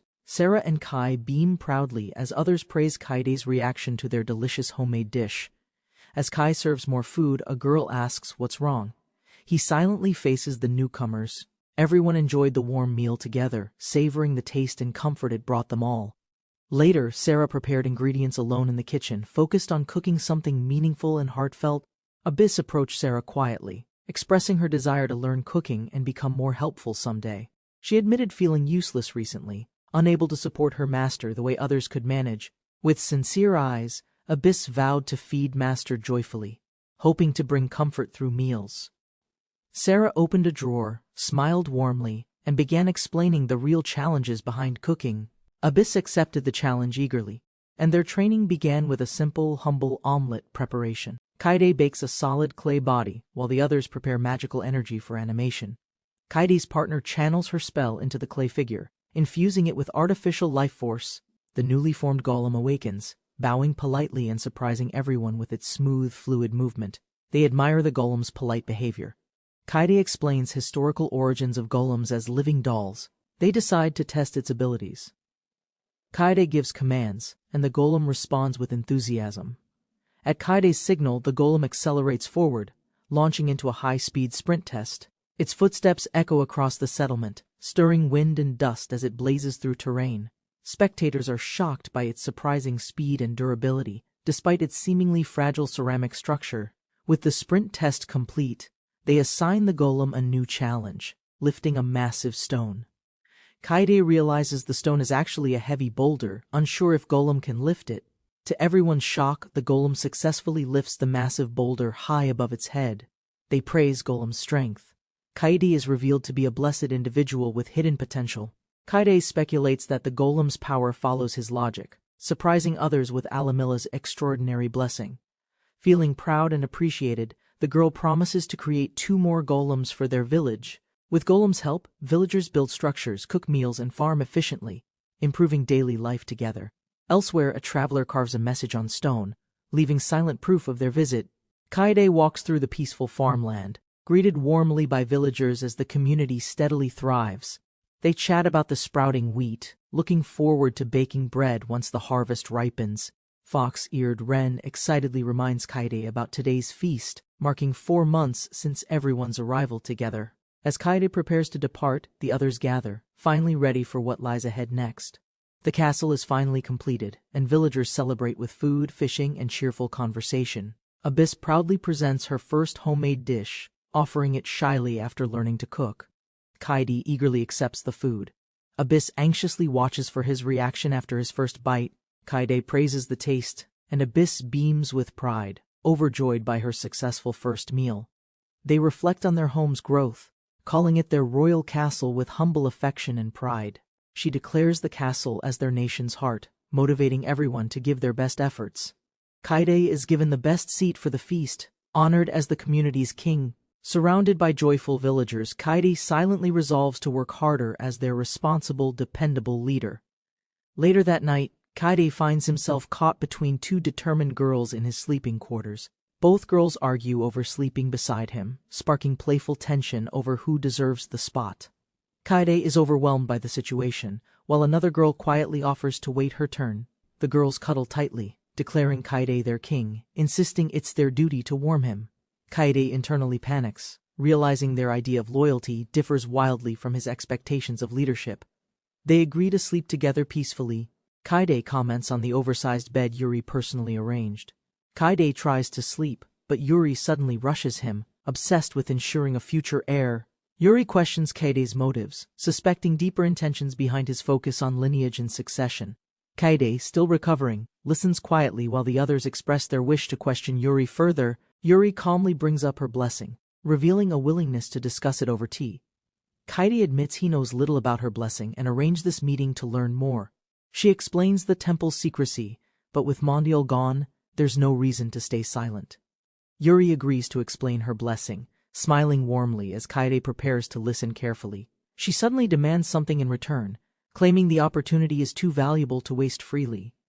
Yuri teasingly requests a hug as payment, catching Kaede completely off guard with embarrassment.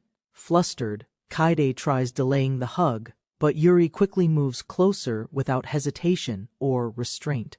Yuri tackles him into a forceful embrace, asserting herself playfully while Kaede is completely stunned. Kaede stumbles backward from Yuri's hug, suddenly blocked by a mysterious invisible wall behind him. Yuri reveals her divine blessing, granted by Line, god of shields, forming an impenetrable defense barrier. At Sunday school, children learned how saints used blessings to protect people, unlike destructive magic. The priest claimed blessings were peaceful miracles, yet the boy doubted their true nature during war. Later, a girl revealed her blessing, granted by Line, god of shields, had powerful combative potential. Her ability created invisible barriers, used before in Scorpa, forming a defense called War Maiden's Sanctuary. He questioned the range's limits, but she smiled confidently, saying she could expand it further. She intentionally limited the barrier's size, using it as an excuse to stay close. Smiling confidently, she chose Kai as the ideal person to test her divine shielding ability. Their moment was interrupted when Abyss appeared, confused by the barrier suddenly separating their voices. The girl's barrier blocked sound as well, revealing its tactical strength and unexpected communication weakness. With a knowing glance, she triggered something else, leaving Abyss even more confused and suspicious. The girl tightly embraced Kai, flustering him while showing no intention of stopping her actions. Abyss looked conflicted, pointing out the situation's awkwardness, raising concerns about boundaries inside private barriers. Suddenly, energy surged around Abyss as she activated her own blessing, preparing to retaliate with force. Launching forward with a fierce strike, Abyss attacked the barrier, aiming directly at the surprised pair. Just before impact, Kai and the girl locked eyes, caught in the moment's overwhelming tension. Abyss struck the barrier in full force, shocked it didn't break or even move. Kai reassured her it's invulnerable, but Abyss clearly misunderstood the situation as a real threat. He yelled for cancellation, but she hesitated, clearly more concerned about something deeper than just safety. Kai called out to Abyss, sensing emotional distress behind her intense, escalating magical outburst. Others demanded Yuri cancel the ability, but she clung tighter, teasing Kai during the chaos. Kai tried to shout the cancellation phrase, but Yuri interrupted with an urgent emotional outburst. She confessed something remained unsaid, her thoughts still trapped as the barrier pulsed gently around them. Meanwhile, Abyss intensified her magic, rattling the entire building. Still unaware of their inner conversation, Kai realized her tactics had escalated. Burning the barrier seemed her next move if unchecked. Desperate, Kai called out to both Yuri and Cecile, hoping to finally stop everything. Yuri's eyes softened. Accepting the moment, she resolved to release her protective barrier ability. With a sigh, Yuri deactivated the sanctuary, finally stepping back as the magic quietly faded away. Abyss immediately rushed forward and bear-hugged Kai, mistaking the release as a distress signal. Kai reassured her he was fine. Yuri calmly criticized Abyss for being overly defensive again. Yuri warned Kai might grow tired of her, urging both to behave with more restraint. Yuri reminded Kai that magicians serve national defense and cannot be swayed by personal emotions. Kai insisted Abyss wasn't just a weapon, his feelings ran deeper than combat utility or duty. He declared Abyss family, recalling her many roles: replica, protector, friend, even savior from ancient history. Yuri surprisingly agreed to Abyss becoming legal wife, if he'd include the rest of them too. Kai denied romantic involvement, explaining Abyss hugged everyone. Though her closeness still confused and flustered Yuri, Kai clarified firmly he had no romantic interest in anyone, including Yuri or Sarah for now. Privately, Abyss asked if he'd eventually grow tired of her constant presence and devotion. Kai smiled and promised he wouldn't, reassuring her with quiet warmth and steady words. Abyss relaxed. Kai told her to stay true to herself, which made her smile deeply. While watching them hug, Yuri muttered that Kai was just as overprotective as Abyss herself. Yuri burst into the room, panicked by the earlier magical surge near Kai's location. Kai downplays the incident, calling it a lover's quarrel. Yuri awkwardly relaxes while questions build. The girl questions Kai's mysterious power. Its ability to create, supply, and transport resources is overwhelming. She compares the power to religious myths, shocked by its scale. Kai remains silently reflective. Kai decides to explain everything, realizing honesty is needed now that she's living here too. Kai warns them the truth is dangerous. If the temple finds out, lives are at risk. He calmly reveals the god's name, Alamilla. The girls react with visible shock and tension. Kai explains Alamilla was labeled an evil god, hidden even within the temple's inner circles.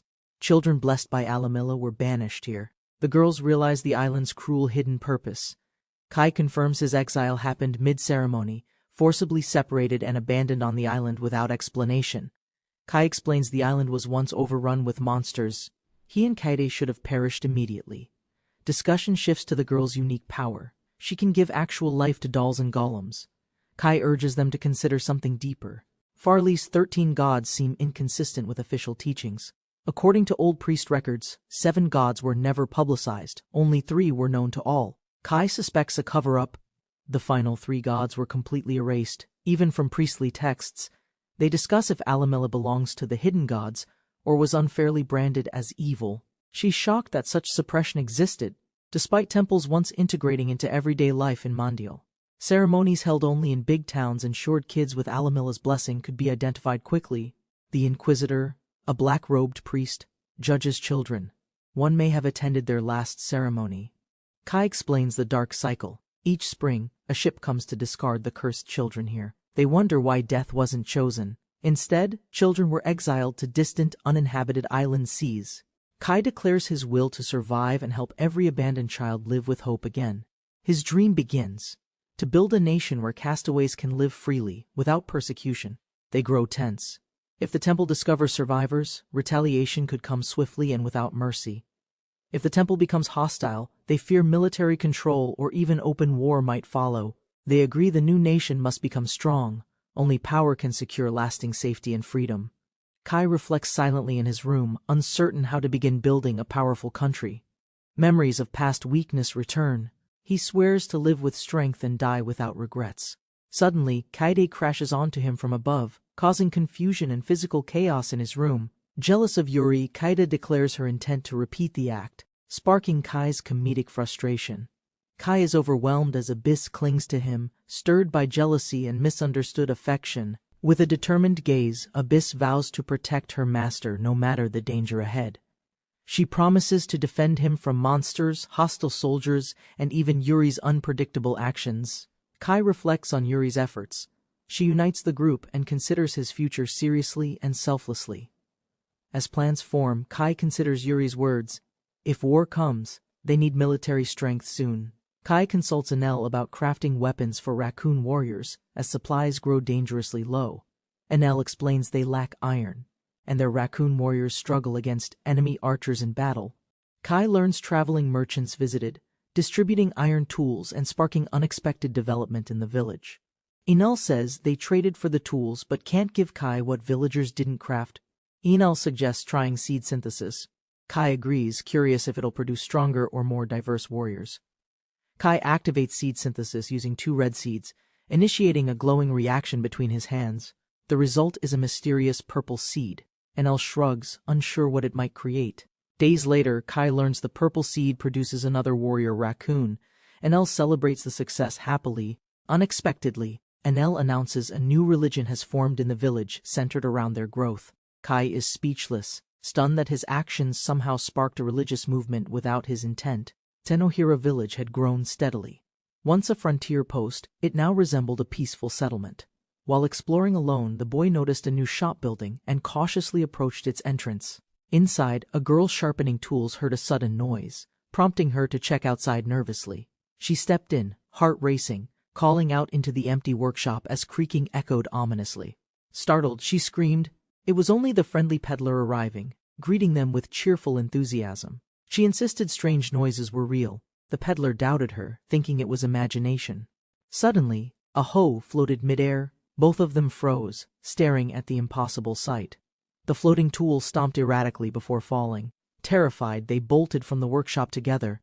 Elsewhere, an elf girl cheerfully announced a new religion forming, naming Kai its founding prophet. Rumors spread, floating tools, vanishing food, moving doors.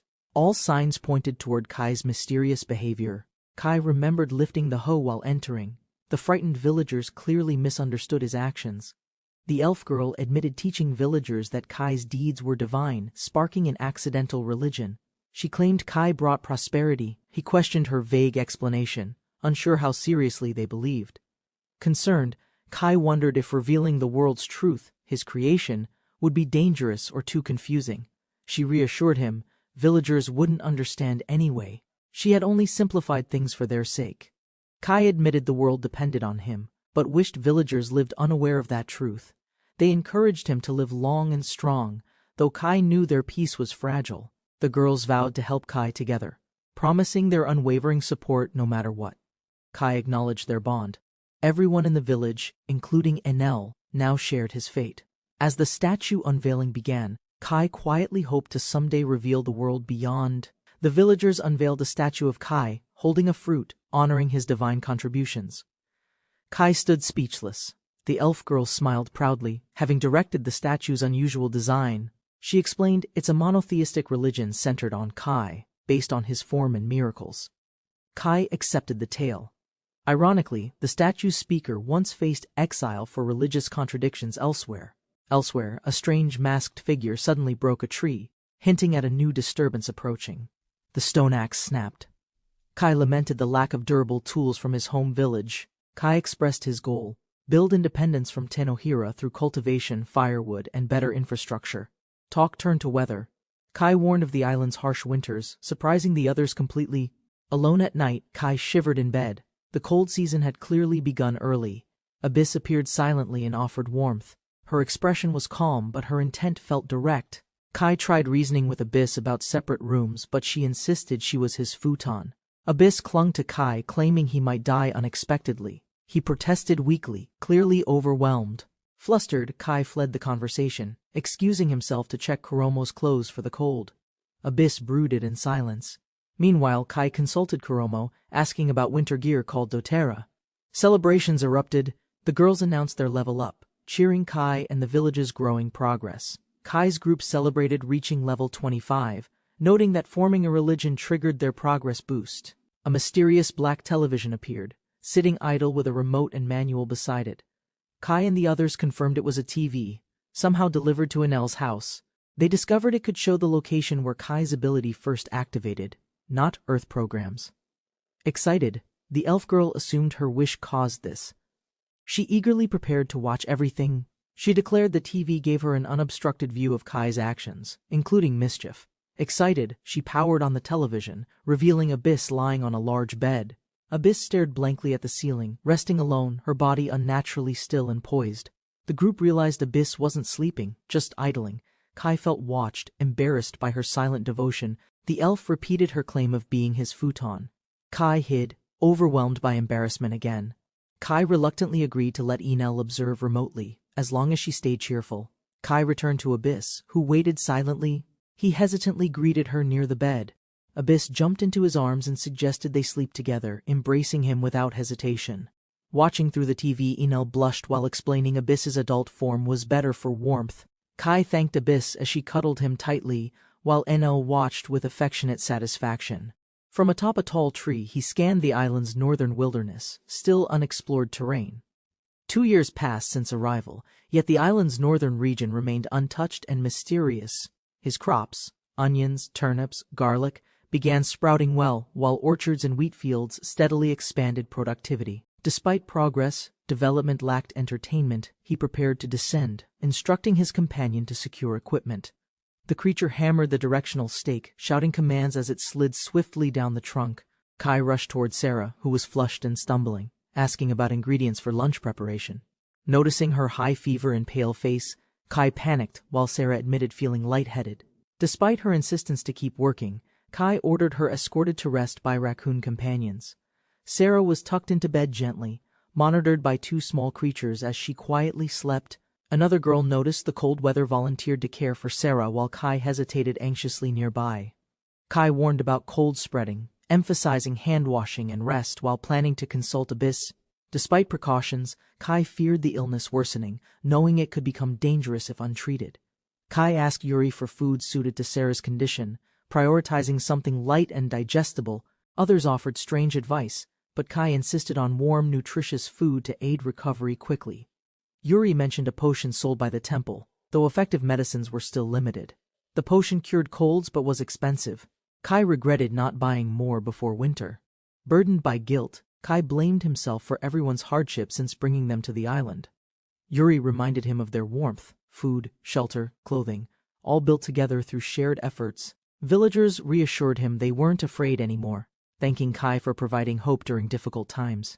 Encouraged by their unity, Kai promised survival together, gaining strength from everyone's belief in him. While planning for winter, Yuri reminded Kai that spring required strengthening their defensive military force. She feared discovery could lead to slaughter, urging preparation after her homeland's military failure. Kai understood her trauma and silently agreed to prevent such tragedy from happening again. He considered defense strategies using island geography, cliffs, narrow landings, and tactical advantage over invaders. Inspired, Kai proposed creating not just an island map, but a world map for defense. A container rolled and slammed down, signaling the start of a serious planning session. Kai gathered the group and instructed Abyss to draw a map from her memory. With inhuman precision and speed, Abyss began sketching, capturing details with absolute focus and skill. Her drawn map revealed coastlines and continents, depicting an expansive world beyond the island. They identified their island, the Imperial Territory, and Scorpa Town, marking key geopolitical locations precisely. Kai learned the Empire controlled most western lands and began asking about iron-producing countries. The group recalled a merchant from Magni Federation, known for iron trade negotiations. Magni Federation was located directly south of their island. Though trade talks had failed earlier, Kai considered Magni Federation as their next destination, weighing it as a strategic option. He then asked about Laverda's location, seeking more allies or resources for future plans. Yuri apologized for lacking trade knowledge, while Kai grew increasingly burdened by uncertainty and decisions. Kaidi and others revealed a new boat in progress, presenting Kai with food and thanks. Kai explained Ren would join the journey, though the boat still lacked proper safety measures. Kaida tearfully begged to come along, insisting she could be useful to their mission. Despite her plea, Kai hesitated, while others suggested she could search for her family alone. Kai explained how teleportation stakes allowed travel between the island and city across the ocean. He detailed the stake system, offering Kaidi a way to visit the city temporarily. Kaidi joyfully accepted, promising to wait and support him while hiding her bittersweet feelings. Encouraged to help somehow, Kaidi resolved to contribute in her own way at home. Inspired by the cold, she proposed building a large bath to keep everyone warm together. The fox girl suggested building a real bath, surprising everyone who only used cold water. As winter faded and spring approached, the village prepared for expansion and new comforts. With plans set, the group departed to gather supplies, ready for a large shopping run. They set sail toward the Magni Federation, aiming to trade and purchase essential construction goods. Kai relaxed with companions as NL cheerfully brought drinks, celebrating progress in their quiet village. Meanwhile, Abyss sulked outside. Kai observed her behavior, pondering her role beyond guarding the village entrance. Returning home, Kai suggested a new task for Abyss, helping pioneer magical expansion into unexplored lands. After leaving the island, the group began their voyage. Kai rested while Abyss silently watched over. Approaching new land, they noticed steep cliffs. Rudy asked about landing, but access seemed dangerously difficult. A hidden native girl observed their ship, wondering how to act as they approached land. Kai dismissed the coastline route, choosing to scale the mountain despite nearby monsters Ruti sensed. He ordered Abyss to scale the cliff and secure a climbing point using a stake. Without hesitation, Abyss launched upward, leaping from ledge to ledge, heading straight for the summit. Reaching the top swiftly, Abyss drove the stake in, securing the path as others watched. They estimated half a day's travel. Kai assigned guarding duties while planning the mountain crossing. While climbing, Kai struggled with traps, rock walls, and mud clearly not suited for rough terrain. Embarrassed but determined, Kai insisted not everyone needed to climb, hoping to avoid further personal hardship. Asked about alternatives, Kai revealed his plan to use palm warp magic to bypass the slope. Ruti volunteered to scout ahead and plant a stake, signaling when it was safe. As they advanced, a group of fierce ape-like monsters appeared, blocking the forest trail. The beasts shrieked and charged aggressively, displaying monstrous strength and violent intent without hesitation. Calm and unshaken, Abyss and Ruti prepared their magic, labeling the attackers a mere nuisance. With swift coordination, they unleashed powerful attacks, overwhelming the monsters with fire and magical force. From a distance, Kai observed the battle's outcome, confident in his companion's overwhelming strength. Kai spotted a signal from Abyss atop the cliff, indicating it was safe to proceed. He thanked his companions and warned of more monsters ahead, urging cautious advancement through dense forest. The path was rough but now easier to walk. Kai questioned if a town truly existed. They noticed their footsteps circling strangely, feeling lost despite progress, increasing their concern silently. Abyss's magic GPS guided them, reassuring Kai they were close to the summit despite doubts. A bright light opened above the jungle canopy. Something massive descended slowly, casting wide shadows.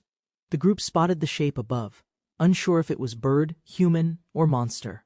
A winged girl emerged, hovering gently. Feathers shimmered, her eyes scanned them with cautious curiosity. She landed before them, massive talons touched ground. Everyone froze, stunned by her powerful presence. She questioned their presence.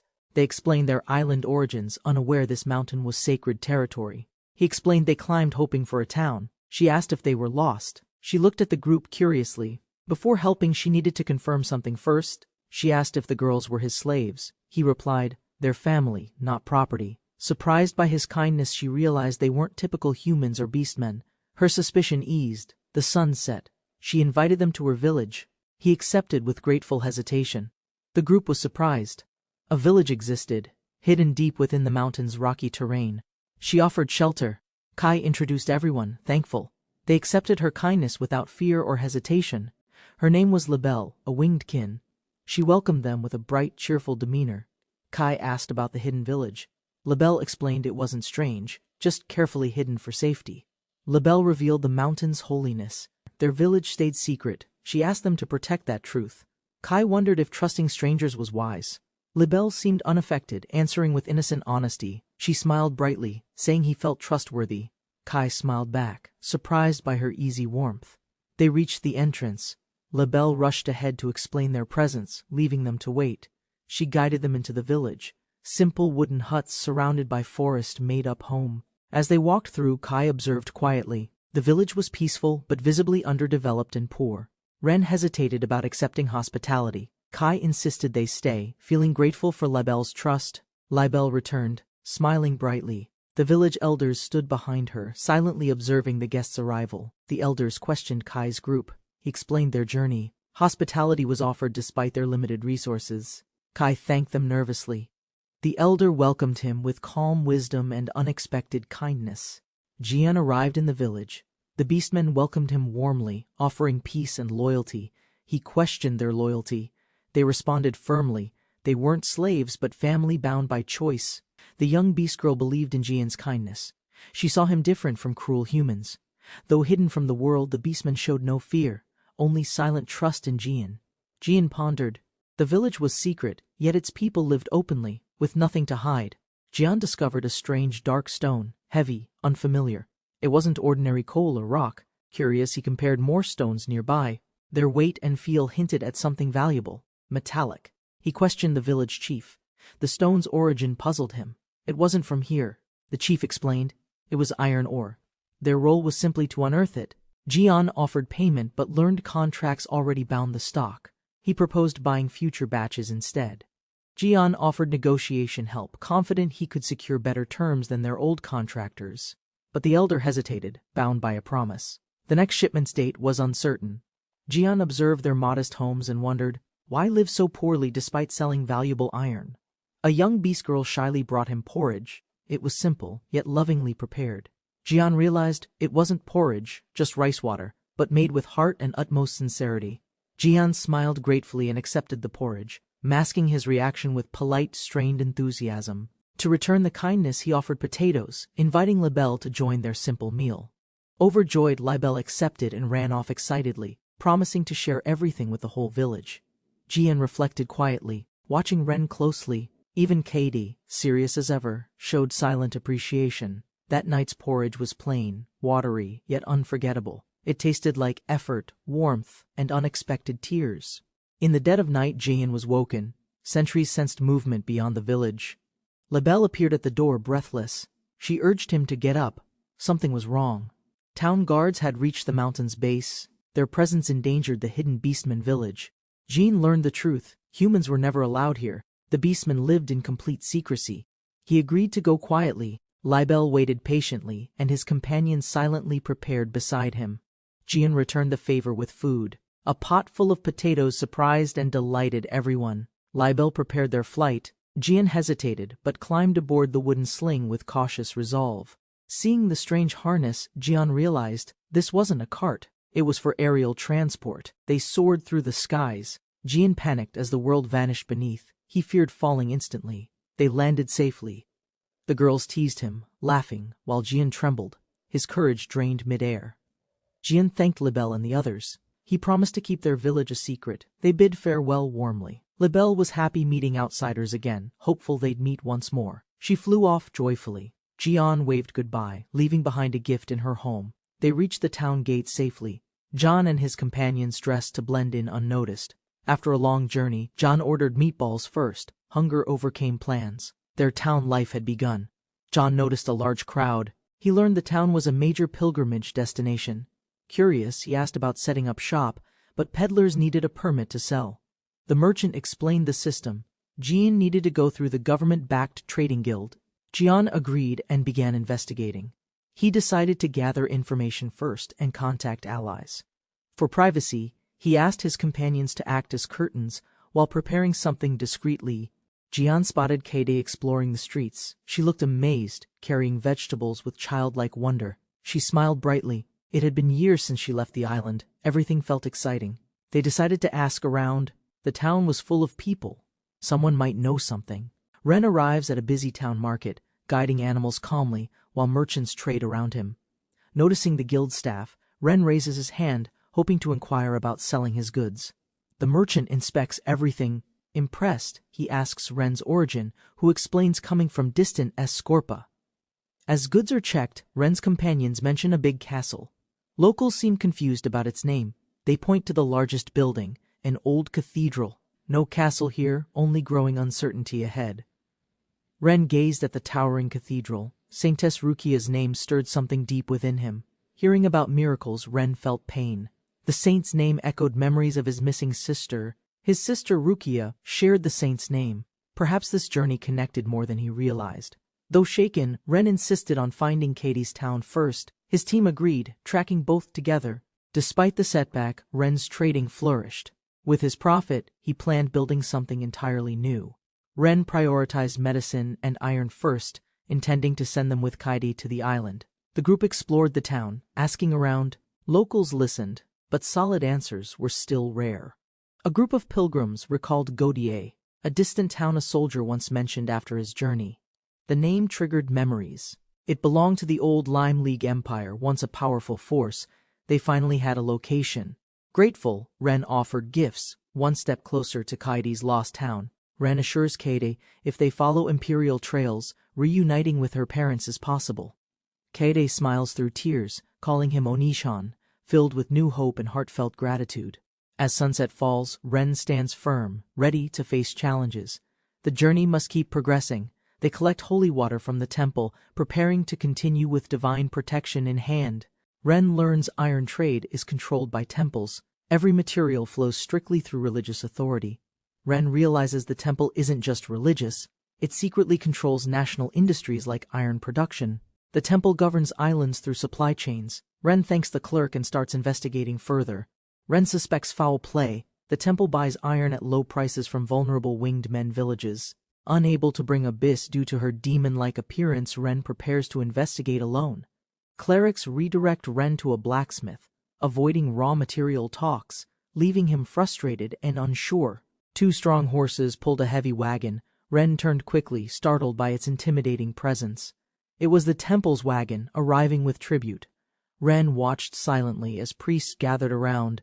Inside the wagon, Ren recognized a jar, iron he had gifted to the winged men village.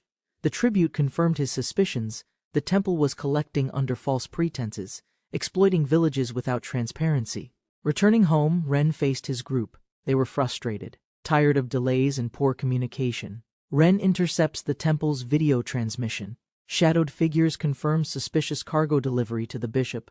The bishop mocks demands for hostage returns, revealing the captives are weak and malnourished. They plan to exploit the captives further, showing them risks revealing their deteriorated condition. The bishop refuses exposure, hiding truth and manipulating outcomes to avoid blame and public scrutiny.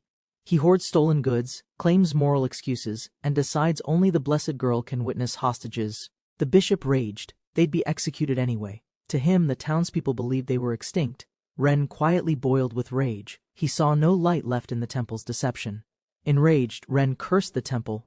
He and his allies charged forward without hesitation or fear. They leapt toward the carriage, aiming to uncover secrets and stop the temple's wicked operations. Inside, a girl senses Libel's presence. Ren realizes the village's spirit still lingers nearby. Ren shouts, exposing the temple's lies. His group confronts resistance, warning him not to overreact. Summoning Hellfire, Ren reveals terrifying magical power. Heat swirls as enemies realize they've provoked a storm. Ren's ally attacks. Her beastman magic explodes, shocking the clergy. Their power is no longer hidden. A fox-eared magician summoned flames to protect the wagon, startling nearby guards and curious onlookers. Kai rushed to Libel's side as soldiers reacted aggressively to the beastman's sudden appearance. Libel trembled in Kai's arms, grateful for his protection after the intense magical confrontation ended. Villagers gathered, whispering in shock at the beastman's flames erupting near their sacred ceremonial path. Fear spread as townspeople pointed.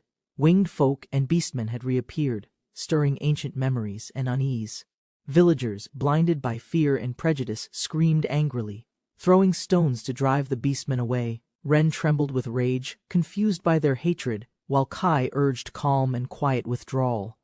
Kai ordered Ren to create a distraction with magic. A divine soldier approached suspiciously fast. Ren released a massive fireburst into the sky, startling everyone and forcing attention away below. Amid the chaos, the group and their wagon vanished, leaving stunned soldiers confused and empty-handed. Outraged by the escape, the priest ordered his men to summon the divine commander immediately. Meanwhile, Labelle panicked, screaming as she realized they had been transported somewhere entirely unfamiliar. Kai calmed Labelle, revealing they were inside Tenohira Kaitakumura, a sanctuary formed through divine blessings. A cheerful girl welcomed Kai with drinks, impressed he returned safely with everything despite the chaos. As they regrouped and sipped tea, Kai confirmed their exit route, hidden, unnoticed, and fully prepared. Ren sipped calmly, but her hidden fury showed. She imagined punishing anyone who exposed them. Kai checked on Labelle, now calmer, while she marveled at Kai's blessing and the village. Together, they returned to the inn where Abyss awaited, smiling at their safe arrival home.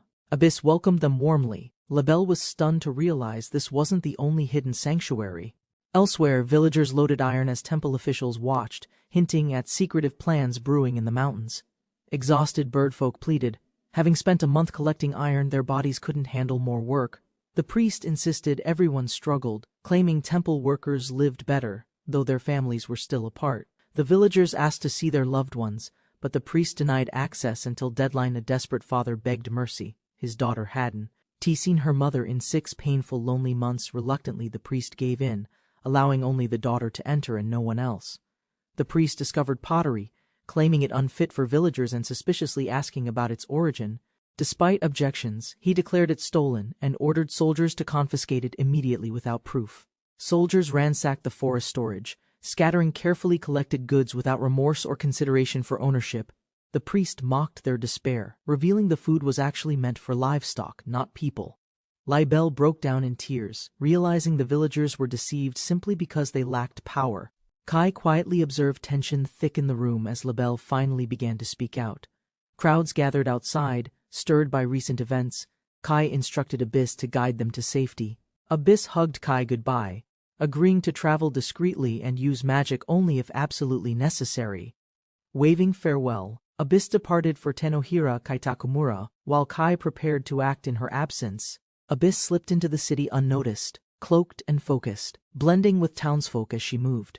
The townspeople begged Bishop Sama for action, terrified by rumors of beastmen and resurrected winged men. Villagers argued, spreading lies about winged men, blaming them for theft, disease, and their supposed primitive minds.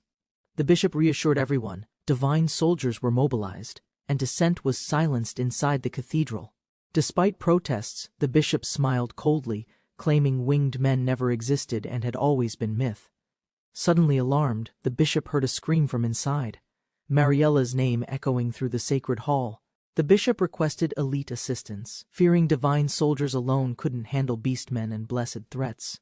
Amused and intrigued, the mysterious priestess finally accepted, setting her sights directly on Kai's group. Later, in comic relief, Ren admitted she burned her clothes mid-battle, leaving the group speechless. Labelle rushed forward, wings open wide. Her father caught her in a strong embrace. Tears welled in Labelle's eyes as she confessed everything they'd believed was a lie. Kai had saved her. Their captors never planned peace, just manipulation and hidden agendas. Kai whispered what he knew. Eyes shifted toward the enemy, standing calmly without guilt. Kai declared boldly the time for patience was over. They would rescue everyone and escape. The villagers claimed safety in the temple, praising it as their only home and sanctuary. They spoke of enslavement, persecution, and survival, history buried beneath rituals and stone doctrines. Kai noticed inconsistencies. No pilgrims, strict segregation. The doctrine masked an invisible chain of control. Labelle cried out, the temple's promise was a trap, their deal was a complete lie. Labelle had special gifts, they used her, iron-finding, blessings, all for their hidden agenda. Labelle confessed her blessing. Mithra, god of searching, granted her the power to detect. While some questioned the temple's true role, others defended its rules despite growing inner conflict. Tears streaming, Labelle demanded freedom from burdens, isolation, hunger, and a life of hiding. Kai watched Labelle collapse in pain. He heard her truth. Determination flared in his eyes. A sharp-eared ally warned armored enemies neared. Kai recognized divine soldiers. A confrontation was coming. Scouts estimated 30 minutes. Tension thickened. Could they talk, or would blood be spilled? Kai instructed the villagers to hide and observe. He'd attempt peaceful contact face-to-face. If talks failed, he ordered, protect the winged ones. Their safety now came first. One ally suggested erasing evidence, dumping bodies. Kai recoiled, disturbed by the calculated cruelty offered. Facing pressure, Kai stood firm. No murder. If confrontation came, they'd resist, but not kill. Kai knew he wasn't ready, but the world forced action, not comfort or delay. He briefed Abyss, if trouble came, strike fast. Knock out any blessed enemy immediately. Labelle apologized. Kai promised swift action. If talks failed, he'd rescue the imprisoned females himself. Kai revealed his plan: rescue the mothers, then flee the temple's control forever together. A new place awaited: food, nature, shelter. Labelle and her people could finally live free. Labelle questioned Kai's kindness. He smiled, saying fate alone brought them together, nothing more. Encouraged, Labelle offered help.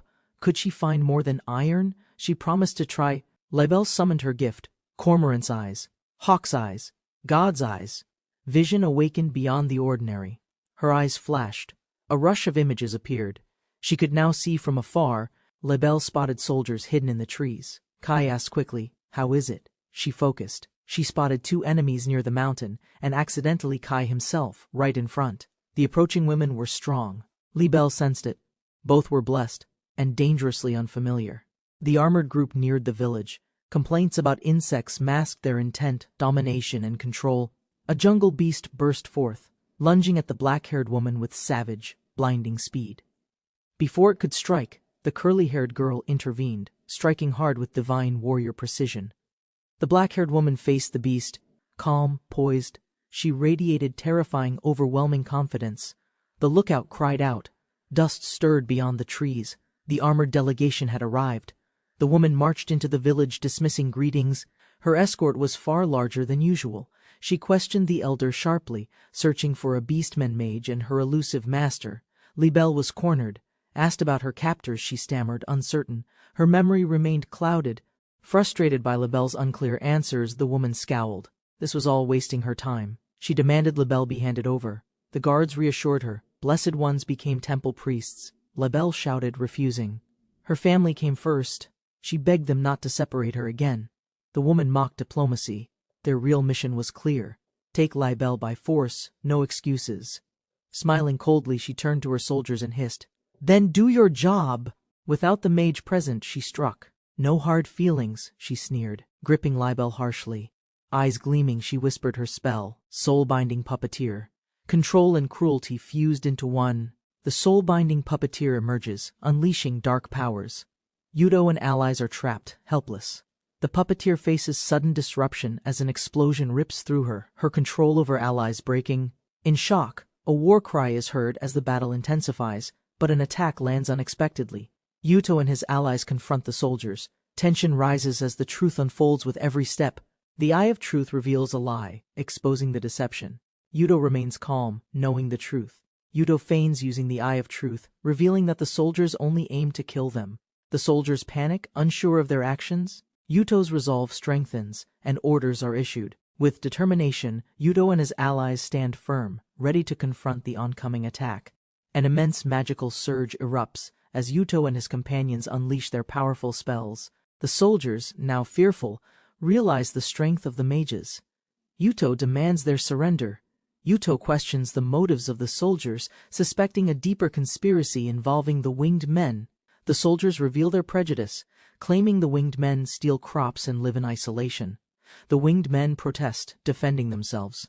They are merely following orders, living quietly in the mountains. One winged woman cries out, condemning the soldiers' unfair judgment.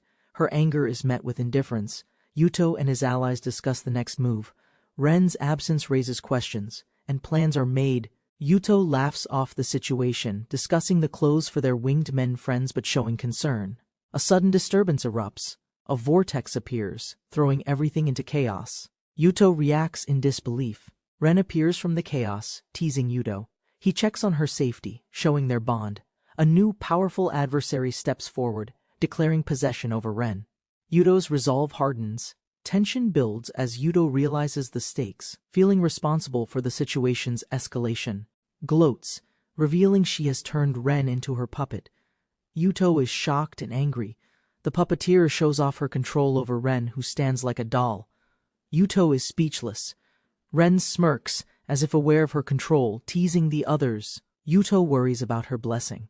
The group begins to question whether Ren was hypnotized, as her behavior seems out of place. Puppeteer orders action, threatening to dispose of anyone who stands in her way, including Yuto. The puppeteer taunts Yuto, reveling in her control over Ren. Yuto struggles with his emotions. She mocks him, pushing him to question the consequences of his actions, fueling the conflict. Yuto demands answers about the winged men, pressing the puppeteer for information before it's too late. The puppeteer casually explains that she's selling the winged men, treating them as valuable commodities. A shocked Birdman confronts the puppeteer, angered by her casual devaluation of life and the exploitation. The puppeteer reveals a dark truth. Bird girls have unique traits that make them valuable. Yuto is furious. Puppeteer plots her next moves, planning to flaunt her capture of Ren as a trophy. Chaos erupts when Ren suddenly attacks, and Yuto gets caught up in the violence. Despite the clash, Ren reassures Yuto it was all a well-played ruse to gain information. The group learns about Ren's blessing, which allows her to use another god's skill without limitations. Yuto reassures the Birdman, explaining how his timely intervention saved their lives. They share a quiet moment of understanding. The Birdmen, still determined, prepare to fight and defend their village, despite the odds stacked against them. With a resolve to change their fate, they vow to no longer be weak or ignorant. A young bird girl expresses gratitude, moved by Yuto's support and determination to help their village. Yuto leads the charge with his team, planning a rescue mission to save the village, aiming to minimize the bloodshed. Kai is startled by the close proximity of the fox girl, worried about Abby's jealousy. Libel, with her suspicious gaze, asks if something is going on, but the situation remains innocent. Kai, alongside his companions, soars over mountains as they search for potential enemies below. Libel discovers 8 blessed individuals in a distant city, but reports no mages present. Kai and his allies spot a dark building, where he senses his mother's presence inside. A member of the team reports seeing soldiers in the building, but they're relieved the blessed are alive. The group is caught off guard, as the enemy seems to have a mysterious ability to see them. The fox girl and Kai realize the building's security is tighter than anticipated, adding more tension. Ren and the fox girl prepare for a fierce attack, using fireballs to cause a distraction. Their efforts result in a massive explosion, shaking the building, signaling the start of the battle. Kai orders a retreat for now, urging everyone to memorize their location for future action. The group pauses to regroup, with a panoramic view of the mountain ranges ahead, signaling danger. An elderly griffin leader assures the group that staying in the mountains is their only option. The decision to stay hidden is challenged, as some question if it's worth remaining secluded. The young girl insists on staying with Kai no matter where, as long as they are together. The griffin leader reflects on their struggle for freedom, noting the necessity of future battles ahead. The 2 small cat-like characters search for the items they need, staying quiet in the dark. One of the characters finds the item, relieved, as they work together to fulfill their mission. In a nearby tavern, rumors about the winged men being alive spread among the townspeople. Concern grows as the villagers discuss their fears, wondering if the winged men are truly a threat. A cloaked figure expresses concern over the winged men, believing they should be wiped out to prevent future issues.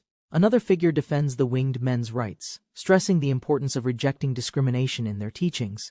The previous speaker feels the pressure, retreating from the argument, clearly conflicted by the ongoing noise.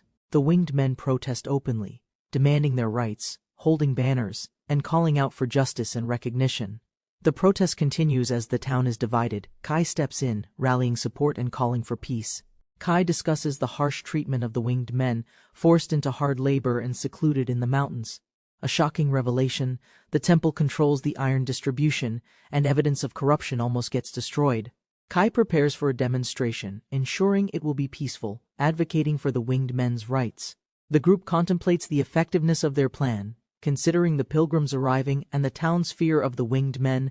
The plan focuses on reaching out to pilgrims who may hold more progressive beliefs to help their cause. Kai urges the group to take action, emphasizing the importance of exposing the truth to the people. Tensions rise as Kai argues that the temple's wrongdoings must be confronted, preventing further injustice. Kai appeals to the pilgrims, asking them to share the truth and stand with the winged men. The dialogue turns emotional, as Kai and his allies plead for solidarity, emphasizing shared beliefs and fairness. A crowd listens intently as Kai delivers a passionate message, while others discuss the growing unrest. A massive crowd forms in front of the sanctuary, with both winged men and townfolk marching together. The bishop and his associates react to the disturbance, growing increasingly agitated by the noise. The bishop is horrified as he realizes the situation is escalating, with tension mounting inside the cathedral. The bishop rages, realizing their plans have failed as word of the winged men spreads like wildfire. The opposing forces prepare for confrontation, but the bishops are already questioning the failure of their plan. Winged men proudly march into the fray, declaring their presence as they stand united against oppression. With fierce determination, the leader of the winged men vows to break free from their chains forever. Temple looms large as a man, desperate, demands the return of his wife and daughter. A passionate rally forms outside the temple, protesting against unfair treatment and exploitation by the church. The bishop steps out of the temple, bewildered by the disturbance, faced by an angry crowd. Man, flanked by his loyal bird companion, pleads for the bishop to honor his year-old promise. The bishop, feigning ignorance, denies knowing the man or any of his claims, escalating the tension. Bishop manipulates the crowd, calling the accusations lies and accusing them of doing the devil's work. The bishop, seething with anger, threatens the group with violence, claiming their defiance is sacrilegious. A confrontation intensifies as the man challenges the bishop's lies, accusing him of hiding the truth about winged women. The bishop grins, feigning innocence, and denies all accusations, confidently claiming no wrongdoings on his part. Tensions rise as allies discuss strategy, with one preparing to take action, determined to protect the group. The bishop conspires with his ally, assuring the tight security to keep their secrets safe. Guards stationed around the winged women's quarters boast that no one will infiltrate easily. A determined ally unleashes a powerful attack, cutting through the defenses with intense force. The leader commands the group to rush, urging them to break through the enemy lines quickly. The fierce clash sends shockwaves through the battlefield as the guards struggle to hold their ground. Group races through the building, sensing the presence of the winged women hidden within. Winged women huddle together in fear, unaware of the rescuer's arrival as they await freedom. Rescuer bursts in with determination, reassuring the women that they are here to set them free. Winged women react in shock as they learn that their husbands are alive and have not died. The group quickly moves to escape, with the women eager to leave, still in disbelief at their rescue. Bishop deflects accusations, using the city's size and its issues with discrimination to justify his actions. The bishop coldly dismisses the concerns of the pilgrim, denying the presence of the winged women's families. Tension rises as the bishop orders the arrest of the protesters, accusing them of creating chaos. Bishop's mask slips as he angrily denies the presence of the winged women, his words trembling. Unexpected happens as the winged women burst into the room, challenging the bishop's lies and his authority. Onlookers gasp in shock as the winged women confront the bishop's lies with undeniable proof. The mother embraces her child, the joy of their reunion overwhelming in the face of their struggles. Family reunites, with the winged father now also part of the scene, relieved to be together again. Once chaotic city now witnesses a powerful sight, dozens of winged individuals soaring in unity. Bishop finds himself in an intense moment of reckoning, faced with the women's truth and defiance. The bishop, still in denial, attempts to brush off the situation, suspecting the scheme is a subordinate's doing. A figure commends the protagonist for his bravery, calling him a man of justice for his actions. Protagonist, unsure of the next steps, listens to the priest's praise but remains wary of the challenges ahead. Priest's smirk turns darker, hinting at a larger plan as he speaks of bringing justice to the bishop. With a final ominous declaration, the priest reveals that the real judgment is yet to come for the bishop. A mysterious figure introduces himself as Dronzer, the infamous inquisitor, sending shockwaves through the room. The bishop nervously tries to cover up, brushing it off as a mere coincidence, but doubts linger. Dronzer calmly reveals the Empire's plan to invade Revelda, setting the stage for even greater turmoil. Protagonist experiences a flash of dread as he sees an ominous figure, a shadowy evil god. A chilling realization dawns as the protagonist recognizes Dronzer as the one who sent him to the island. The protagonist is disturbed by the news of the Empire's invasion, as his hometown is at risk. Dronzer, the Inquisitor, praises the protagonist for his sense of justice, likening him to a saint. Dronzer reveals that the gods were guiding the protagonist, validating his actions as part of a higher plan. After completing his task, the protagonist bids farewell to the winged women, who express their gratitude. His companion, noticing his fatigue, offers words of encouragement, reminding him of the importance of his journey. The protagonist reassures his companion that he's fine, despite the overwhelming thoughts weighing on him. In a comforting gesture, his companion embraces him, offering a quiet moment of peace amidst the chaos. As they embrace, the companion softly comforts him, encouraging him that everything will be okay. Overwhelmed by all that has happened, the protagonist can't help but smile, realizing how much he's gained. With newfound resolve, he vows to be strong, promising to lead his people to safety and a better future. Kai's new discovery leads to a water vein, crucial for the village's growth and survival. The group agrees to dig a well near the bathhouse, making water access more efficient. Exhausted from their hard work, the team takes a rest, cherishing the peaceful moments together. A week passes, and Kai's group welcomes newcomers, providing food and improving the island's living conditions. However, Kai's face shows concern as his thoughts linger on deeper problems the island faces. Libelle asks Kai to gather firewood, and she eagerly invites him to join her for help. The mountain looms in the distance, its towering cliffs a reminder of the island's mysteries. Libelle reflects on her past struggles with the temple, grateful for Kai's protection on the island. Libelle expresses her concern for Kai, feeling something's been off about him since their return. Kai's friends try to comfort Libelle, suspecting that his silence might stem from family worries. Libelle decides to search for Kai's family, vowing to fly across the ocean to find them. Libelle rushes to take off, but Libelle's friend warns her that such a reckless act could be dangerous. Libelle's desperate flight is stopped when her friend catches her, preventing her from flying out of control. Libelle protests, but her friend insists she's worried, especially as Libelle's impulsiveness might worry Kai further. Libelle considers calming down, but her desire to help Kai feel better overpowers the situation at hand. Ren suggests testing the water and bath setup. Excited about the first real trial of the well, Kai sits alone by the shore, contemplating the Inquisitor's actions and his potential role in the past. Kai recalls reading about the temple's history and their cruel treatment of heretics.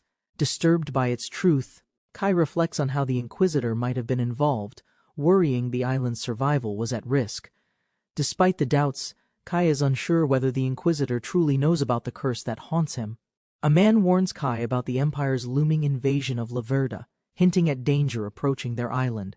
Libelle, shocked by the news of Laverda and the Empire, fears the Inquisitor's role in the conflict. Kai, burdened by responsibility, resolves to protect everyone on the island, pledging to be their king. Libelle notices Kai's distant expression, but he continues walking, burdened by the responsibility he carries alone. Libelle, determined to help, demands that Kai come with her without asking questions, showing her firm resolve. Kai is carried off by a golem, completely confused about where they're heading and why. Dragged to a partially built area, Libelle demands the golem undress him for something. Kai protests as the golem tries to undress him, claiming he'll do it himself. Tumbles upon an unexpected sight, many women gathered, seemingly preparing for something he didn't expect. The women greet Kai warmly, promising to heal him, completely changing the tone of the moment. The women explain Kai's country's culture of naked socializing, catching him off guard with their casual attitude. Libelle offers Kai a warm bath, reminding him it's designed to help him feel better. Kai enjoys the bath, but is overwhelmed by the unfamiliarity of the customs in this new world. Libelle checks on Kai's comfort, concerned about his reaction to the water. As she sits nearby, Libelle teases Kai about being the star of the day, complimenting him on the bath's success. A girl excitedly declares she's first in line to be close to Kai, as everyone else looks on. As the bath gets crowded, some women try to get closer to Kai, creating playful chaos. Libelle talks about a method she learned from Big Sis Inel on how to raise Kai's spirits. Kai wonders if his gloomy mood was that noticeable, as Libelle assures him everyone noticed his change. One of the women explains that Kai is a king loved by everyone, comforting him as he reacts. The group reassures Kai, offering their unwavering support no matter the path he chooses. One of the women encourages Kai to open up about his worries, reminding him that he's not alone. Holding her hand, realizes that sharing his troubles will strengthen him with the support of his people. Sitting in their newly built treehouse, the two gaze at the horizon, waiting patiently for visitors. The young man, concerned, talks about the unpredictable arrivals, hinting at long gaps between appearances. In the distant temple, a holy ceremony marks the moment a child gains a divine seal. As they look out over the island, they discuss their mission to help children marked by an evil god. Speculating on the past, they wonder about the mysterious organization and the strange timeline that has been unfolding for decades. A mysterious bird flies overhead, about the secretive Farley religion's true intentions. After completing the morning patrol, they report that no ships were spotted, keeping the island isolated. As they discuss the island's dense trees, they realize how smoke from cooking helps spot ships. The bird-like companion heads off to bathe, easing the tension until the island's yearly danger passes. The two discuss the bird's fondness for baths after flying, sharing a moment of relaxed camaraderie. As they observe the bird, the young man notes the coldness of the sky, despite the warm weather. The bird-like companion excitedly shares, unrestricted by any limits. The girl presents a strange rock to Kai, telling him he hasn't seen it before. Shocked, Kai realizes what the rock might be, sensing it holds a deeper significance. The girl proudly explains that the rock is iron from their village, grown and developed on the island. Kai is surprised to learn the villagers call the rock amafugane, which has a special meaning, realizing it might be meteoric iron, on how much history is being rewritten here. With a laugh, they joke about not wanting the village to be bombarded by falling meteorites. They walk through the village, discussing the trial-and-error process of pottery making using the new iron. A character excitedly suggests using magic to make iron in a more spectacular way, but Kai disagrees. A villager excitedly joins the magic lesson, practicing fire magic, Ren. The villagers begin to learn magic, with some showing their newfound skills by summoning flames. Kai watches in awe, wishing he could manipulate elements like fire and lightning as well. A playful moment arises when one of the villagers teases Kai about his magic envy. Kai reflects on the differences between Ren's powerful magic and the villagers' more basic abilities, realizing they're still in the learning phase. The group discusses the ship's arrival, with Kai noting that anything he doesn't recognize should be avoided. Suddenly, the bird-like companion arrives, urgently warning Kai that something's wrong and signaling trouble. In a panic, the companion announces that a ship is approaching the island, adding to the tension. They frantically question the details. How many ships? Are there special individuals on board? The anxiety builds. Komorin steps in, calming Kai by explaining that there's only one tiny ship far in the distance. Kai, eager to experience the sky swing, asks to try it firsthand, wanting a better view. As they approach, they notice the ship hasn't moved much. It's not getting closer, but also not retreating. The ship comes into clearer view, revealing it to be a simple vessel with a few people on board. Using sharp eyesight, they realize the crew is throwing a net into the sea, sparking more curiosity. After assessing the situation, they conclude it's a fishing boat, though there's still a chance it might be a scout ship. Kai orders to keep watch on the boat, not wanting to take immediate action until more is known. As Kai lands and discusses the ship's situation, Komorin notes that it's just a fishing boat. They both reflect on the island's secrecy, with Kai questioning if the ship knew about their hidden location. As they discuss possibilities, the ship sails away without coming ashore, leaving more questions than answers. With the potential threat in mind, Kai begins to reassess the island's defenses, realizing they may not be ready for an attack. The next day, Kai knocks on Enel's door, asking to try synthesizing some warrior coon seeds. He calls out for Enel, but when there's no response, he steps inside and looks around. As he's still looking, a sudden burst of celebration erupts as he reaches level 30. Surprised by the announcement, Kai is confused as the others cheer for his achievement. Realizing the significance, he notices the village's sign has been updated to reflect this new milestone. Kai is shocked to discover the village has been renamed the Village of the Mage of Hellfire. In the village, Kai and Komorin observe the changes happening, from an evolving settlement to a mage's land. The village board introduces a new feature, the Mage of Hellfire Village, with a special shopping zone. Komorin explains the arrival of craftspeople, creating unique one-of-a-kind items for the villagers to buy. The concept of special shopping involving real currency, as Kai questions the need for gold coins. While walking around, Komorin mentions the village's iron products, already circulating, and tells Kai about new items. Soon Kai and Komorin arrive at the blacksmith's workshop, observing the bustling area full of activity. Inside the forge, a seasoned blacksmith instructs his apprentice to keep striking the hot metal.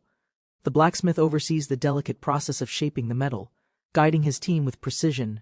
As the metal cools, the blacksmith uses his magic, casting fire to finish the crafting. The onlookers, including Kai and Komorin, are amazed at the blacksmith's power, blending magic and craftsmanship. Kai and Komorin observe the blacksmith's skills. The blacksmith is also a protector of the village. Komorin suggests Kai should accept offerings placed at the statue in his honor as a god. Kai approaches the statue, questioning if this is the offering he's supposed to accept. Holding a knife, Kai contemplates how far the village has come, marking a milestone in progress. The villagers greet Kai, excited and praising his divine presence as they notice the floating knife. Kai realizes that the villagers have developed a new faith around him, celebrating his influence. Kai reflects on the village's progress, now at level 30, with more opportunities ahead. Kai gathers everyone to discuss the village's future goals, with a focus on defending the island. Kai worries about potential threats from the temple, considering relocating the village for safety. The villagers express their loyalty to Kai, saying they'll follow him no matter where he goes. The villagers express concern for the children, as the temple plans to abandon the island. The girls trust Kai's decision, asking him to find a safe place before the temple strikes. Yuri reprimands Sarah, but the others assure her that Kai is deeply worried for everyone. Kai is faced with a tough decision, questioning if he should abandon the island or lead it. Kai stands firm, declaring that the place doesn't matter, only the well-being of the people.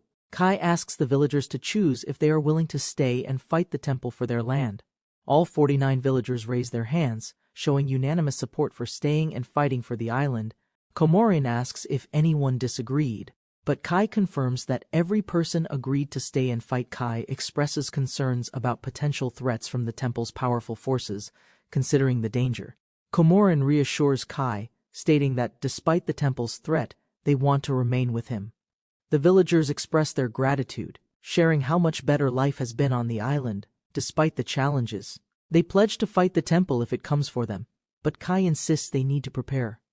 Kai gives an impassioned speech, asking those who still want to follow him to join his cause. Komorin reflects on the harsh reality of leadership, acknowledging that Kai will have to make tough choices. Kai, resolute, declares that all he wants is happiness for everyone, as long as they stay alive. Kai reflects on his decision to live fully, making up for his past life, and moving forward. Kai outlines the island's defenses, focusing on fortifying the hidden landing point where enemies may land. A villager asks Kai if they will fight on the island if the enemy attacks before they're ready. Kai, in strategic discussions, considers the need for a safe exit plan if the temple forces attack. Kai emphasizes the importance of having a detailed map of the island for tactical planning. Kai instructs Abyss to draw a bigger map of the island for their strategic planning. Abyss energetically works on the map, and the result is an expanded version showing the island's layout.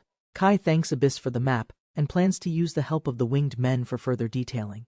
Kai asks about Abyss's opinion on the unexplored northern side, where the magic felt unnatural.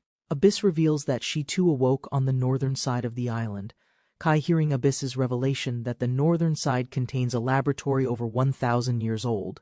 The group approaches the mountain by cable car, heading towards the middle of the forest. Curious, they discuss whether to explore the ruins, though some fear its dangerous, deteriorating state. Inside the ruins, they find strange stones, hinting at human construction long forgotten in the wilderness. With danger ahead, they discuss using fire magic to clear obstacles and ensure their path is safe. Amid their exploration, one member stumbles, clearly shaken by something unsettling in the ruins. Abyss isn't feeling well, causing concern among the group. They worry about her condition. They decide that Abyss should be taken back south, avoiding the dangerous path through Tenohira village. To keep Abyss safe, a swift plan is made to carry her back as fast as possible. With determination, they rush through the wilderness, ensuring every step brings them closer to safety. Abyss is safely brought back quickly, surprising everyone with how fast the journey was completed. Abyss expresses that she's okay now, though she worries about being a burden to others. Abyss reveals her amnesia, only remembering being a replica of a magician from 1,000 years ago.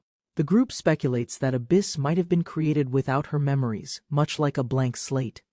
The team decides to properly prepare before venturing into the ruins again, taking Abyss's safety into account. Abyss apologizes for the earlier situation, with a lighthearted moment about her reliance on Ren. Yuri suggests building a defensive system, while the team debates different approaches to fortify the island. Ren's excitement dims after hearing their delayed plans for investigating the ruins, leaving her deflated. Kai reviews a detailed map of the island, pondering the ideal location for a fortress. The group discusses how they'll have to enter the forest to break through to the next area. A new plan emerges to set up a preemptive long-range attack system to prevent possible ship invasions. Kai suggests building a deep moat in a strategic location to make the defense difficult to breach. Yuri comments on how the location is far from the coast, making it difficult to spot from afar. Kai explains the importance of using bows and magic while excavating dirt to build defensive walls. Kai compares the situation to a tower defense game, finding fun in planning the strategy. Kai realizes the current defense setup isn't enough and decides they need a new weapon to cover the entire defensive line. Yuri mischievously suggests wagering on seeds, but Kai decides they'll continue their work without any bets. Kai creates white monk chan seeds, but they're hard to distinguish due to their beige color. Kai tries to create a camouflage seed, but the design ends up matching the table's surface. Next, they create a transparent seed, but it's so hard to see that they worry it might disappear. Kai lists the different seeds created: black, camouflage, and transparent, but struggles with understanding the last one. The scene shifts to the next day, where the three little creations rest peacefully in bed.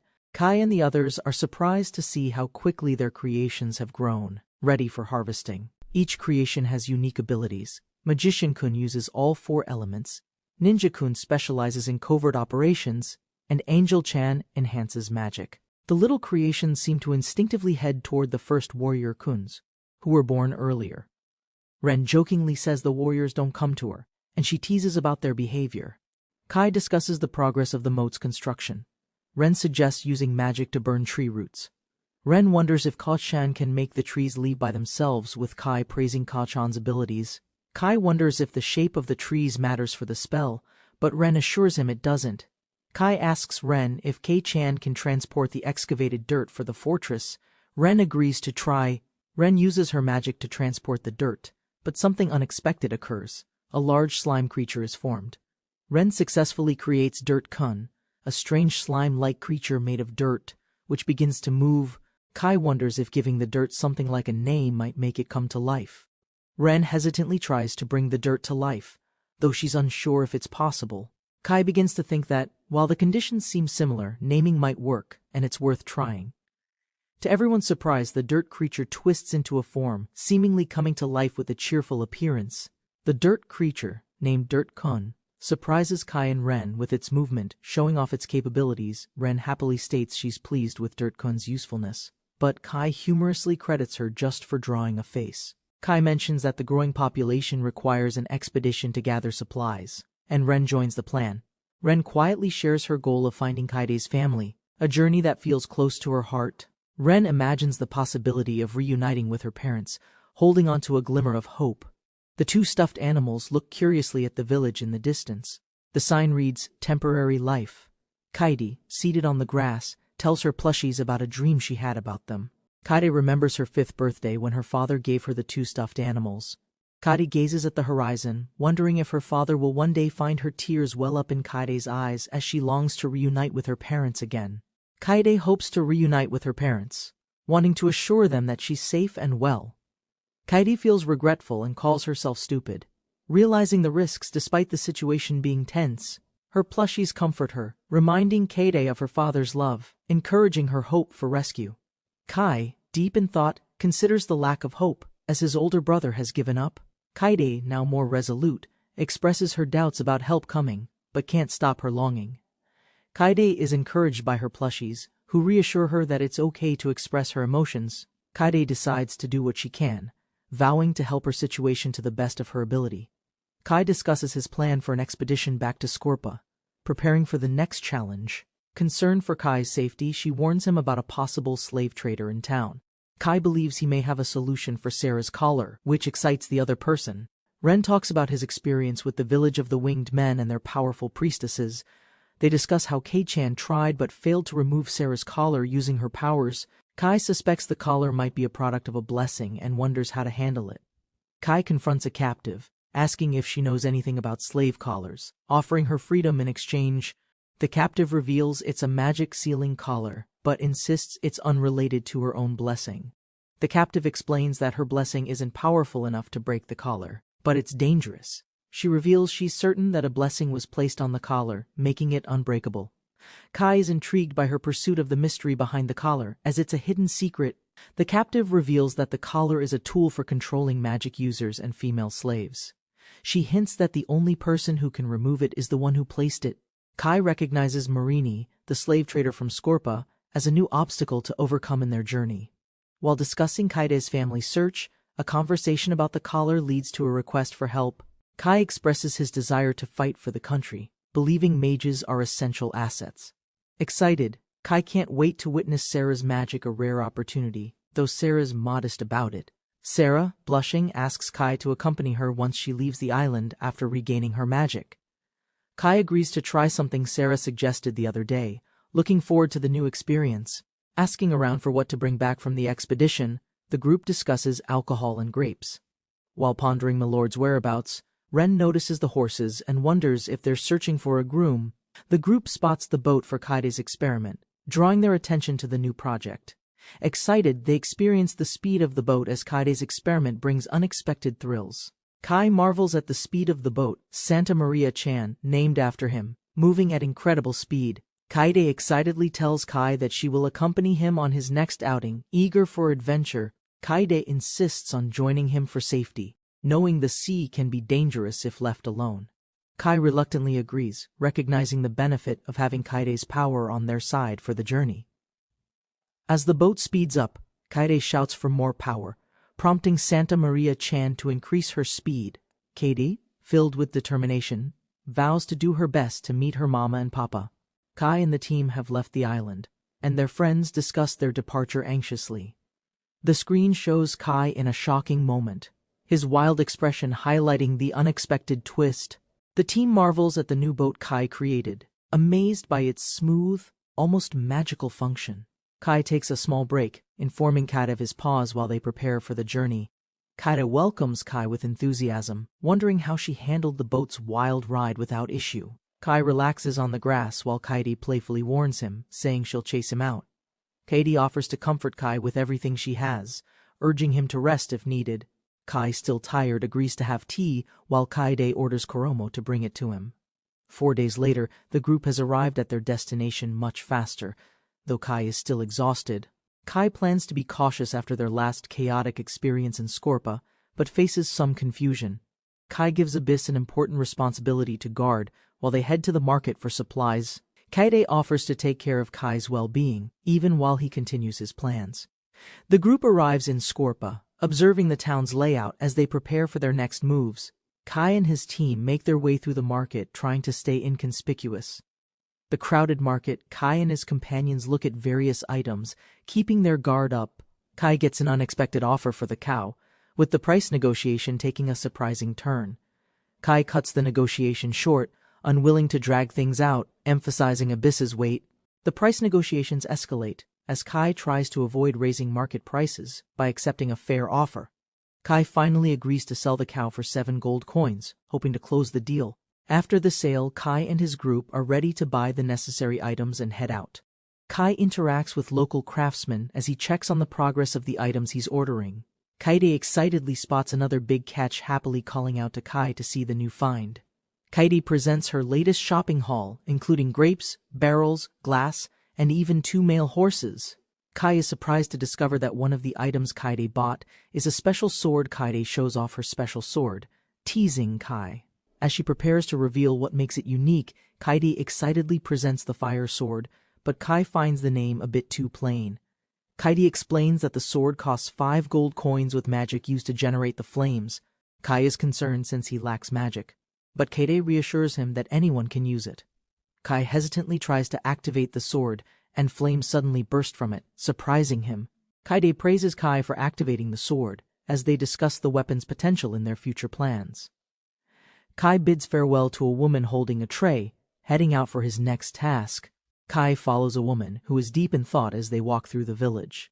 Kai recalls that Scorpa used to be Mondial territory, while the woman reflects on the unchanged town. Abyss eagerly joins Kai's team for an important mission, as they gather more allies for their cause. The group approaches the ominous Marini slave trading house, preparing for what's ahead. The group discusses their plan, preparing to use magic to handle any resistance they may face. Arriving at the slave trading house, the group finds the doors closed and no one inside. A woman from the building explains that the owner is away for a while, dealing with business. The woman reveals that the master left for the port city of Nomel to observe a war. Kai, after hearing about Nomel, slams his hand down, realizing the significance of the port city. Kai and Sarah discuss their upcoming journey to Godier, With Sarah excited about joining him, Sarah asks Kai if he'll take her along, revealing her unease about her collar and its burden. Kai hesitates but agrees to let Sarah join him on the journey, appreciating her company. Later that night, the group finds themselves resting together, sharing a peaceful moment as they sleep. Kai, noting the tight quarters, asks Sarah and the others to sleep in the adjacent room. The group prepares for their trip to Nomel after breakfast, discussing their plans and low-profile options. As Kai and his companions enter a dining hall, someone spots them, recognizing Kai's face from before. The man who recognized Kai is revealed to be a former ally of a mage slave trader. The road is too close to the Imperial camp, so they decide to take a detour. The mercenary, dismissed from his previous post, offers his services to the group in exchange for work. The mercenary reveals he's an ex-Empire mage and couldn't join the war, explaining his situation. The group questions the mercenary's intentions, suspecting a possible trap with his offer to join them. The mercenary smiles and reveals the real reason: his defeat at the hands of the group. The mercenary reveals he has a gut feeling that following the group will lead to a good fight. Ren and the group discuss the mercenary's seriousness, considering his knowledge of the Empire's geography. The group decides to trust the mercenary, agreeing to let him guide them for their journey. The group wonders whether hiring the mercenary was a mistake, questioning his true intentions. Despite the mercenary's past, some believe he could be trusted, though he remains potentially dangerous. The group reflects on the mercenary's past, noting his unusual departure and possible aristocratic background. The group discusses the need for caution when choosing allies, warning about betrayal for money. The group struggles with whether they can truly trust the mercenary, questioning his loyalty. The group debates whether isolation is better than risking trust, rejecting a life of seclusion. Despite some doubts, the group agrees to move forward, prioritizing trust and caution with the mercenary. The mercenary intervenes just in time, laughing about not getting angry, and mentions his desire to remove his collar. The group arrives in the bustling port town of Nomel, 10 days after setting out.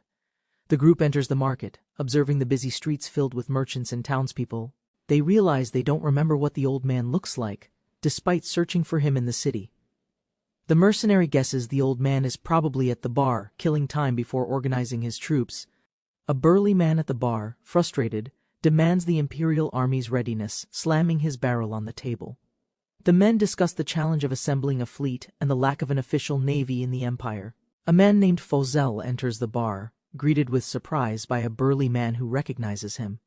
Fozel's comrades ask if he'll be joining them in battle, but he reveals he has other business. The conversation shifts to a masked figure, raising questions about his true identity as the group looks on in confusion. A furious man in the bar recognizes Fozel and orders his men to seize him immediately. Fozel confidently announces that he now works for the young man, pointing to his current employer. The group retreats to a quieter area, where they discuss matters alone, preparing for the next steps. Fozel is confronted about the collar spell. With some tension building between him and the burly man, a bidding war ensues as the burly man offers to pay Fozel more than his current employer to switch sides. The burly man, now interested in the masked figure, offers a deal, asking how much he's being paid. The burly man accuses Fozel of stealing goods and turning people into obedient slaves, expressing his contempt. The masked figure warns the burly man that if he won't cooperate, they will make him regret it. The burly man, shocked and defeated, reflects on how things ended up this way, realizing the seriousness of the situation. In his defeat, the burly man reveals the spell needed to remove the collar, called Corsa Corta. Sarah reassures the group that she doesn't smell any lies, and agrees to keep an eye on Fozel. Sarah asks how things went, and the group discusses that Fozel answered honestly under pressure. Sarah, worried about the collar's effects, asks if she will still be accepted if it takes control of her will. Kai reassures Sarah, telling her not to worry as he prepares to help her with the collar. Kai promises to ensure Sarah's safety no matter what, vowing to undo the collar's effects if needed. Sarah activates the spell Corsa Corta, and the collar releases with a burst of light, signaling freedom. Sarah joyfully exclaims that the collar is finally off, relieved and happy. While Kai watches her, Sarah, overwhelmed by emotions, rushes to hug Kai, exclaiming her gratitude, much to his surprise. With tears in her eyes, Sarah wonders aloud how Kai can be so kind, and she thanks him. Kai nervously admits he likes her too, with a gentle but shy response as they embrace. Kai, nervously flustered, tries to clarify his feelings, but Sarah interrupts, also confessing her love for him. Sarah, overwhelmed with emotion, exclaims that she has fallen deeply in love with Kai, not knowing how to act. Sarah, now in Kai's embrace, blushes and feels at peace. Knowing that her feelings are reciprocated, a tense exchange occurs as a man demands his collar back, despite the boy's concerns about danger. The situation grows more intense as the characters part ways, with the man dismissing the old man's concerns. The group enters a marketplace, with the boy noting the surprising presence of 3 powerful mages nearby. The team discusses their journey, revealing the strength of their mages and the boy's mysterious powers. As the team surveys the kingdom, the boy questions the Empire's handling of the Leverden Kingdom, raising doubts. The group prepares to split as urgent matters arise. With the boy unsure of the situation, the boy decides to visit a familiar boat while the man heads off to his business. The group gathers in the market, pondering their next steps as they take in the sights. While shopping, they hear rumors about the ongoing war and the recruitment of soldiers. A boisterous soldier disrupts their conversation, making the girl uncomfortable with his drunken behavior. The group faces unwanted attention as a man claims exclusive rights to the girls, causing tension. Tensions rise as the girl angrily confronts the man, expressing her frustrations about being stuck. The boy steps in, calling out the man's military affiliation while demanding he stop his actions.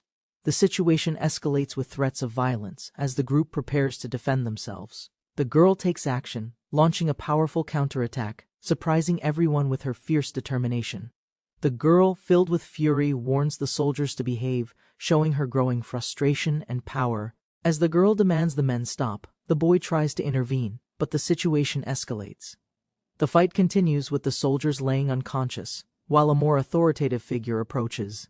The military officer assesses the situation and expresses regret, noting the poor training of the soldiers. The boy is intrigued by the mention of General Enfield, realizing the connection to someone close. The boy wonders about the girl's father working at the castle, hinting at possible mysteries ahead. A powerful explosion sends the boy flying, signaling a dramatic turn in events 12 years in the past. A mentor figure encourages the boy despite his loss, believing in his potential and vowing to polish him. The boy, determined, refuses healing, vowing that the scar will be a symbol of his resolve. The boy's declaration is met with a sly grin from the mentor, hinting at a deeper connection. The frantic healer dashes off, promising to return with potions to cure the daughter's fever. Old friends meet, with one asking about Edward, while the other reveals some pressing business. A serious conversation ensues, with the boy shocked to hear about the general's lost daughter. The boy, full of emotion, demands to know the truth about the general's daughter and the loss. The atmosphere in the castle has changed, and now only priests can communicate with the once strong general. The general's refusal to go to war due to his daughter's illness causes frustration and concern. Fauzel returns, visibly shaken after a long conversation, as Axel anxiously awaits an update on the situation. Fauzel is stunned when the general claims he doesn't recognize him, suspecting the general may be losing his mind. At the inn, Fauzel returns to find the boy, who inquires about his business still being unresolved. The boy asks Fauzel about General Enfield, sensing a deeper connection. While Fauzel seems reluctant to share, the boy eagerly inquires about the general, hoping he could be the person they need to meet. A darkly playful figure asks if the boy plans to kill the general, setting a tense atmosphere. The girl laughs off the suggestion of assassination, but Fauzel expresses concern over their dangerous journey. The boy asks about the girl's connection to the general, worried she may be the one he's seeking. Fauzel reacts anxiously to the mention of Kaide, clearly disturbed by the news of her supposed death. The boy and the girl share a victorious moment, confirming they've found the person they were searching for. Fauzel is surprised and a bit annoyed by the boy's teasing, but the atmosphere remains lighthearted. The boy reveals that Fauzel once visited his home when they were younger, showing a personal connection. The girl excitedly reunites with Fauzel, calling him Fauzel Ni-chan, as they share an emotional hug. Fauzel, shocked and emotional, learns that Kade is still alive, questioning the strange turn of events. The boy and the girl explain their urgent need for the general's help, revealing their precarious situation.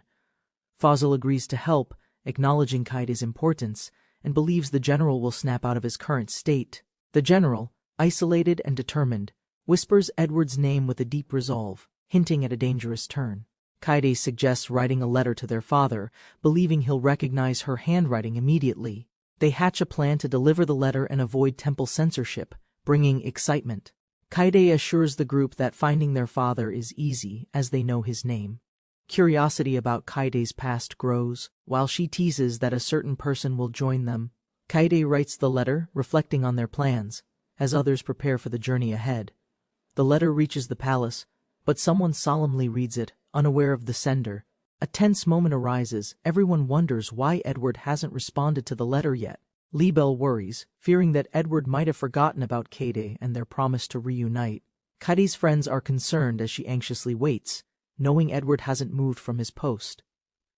Milord comforts Kaede, assuring her that they will do something, offering her support and reassurance. A hurried chase ensues as someone urgently demands to talk to Edward, creating chaos. Amidst confusion, they realize the massive security around Edward. Even a priest can't approach him easily. A conversation unfolds regarding the state of Edward's army, questioning his awareness of critical issues. The military prepares for war as ships are readied, and urgent orders are given.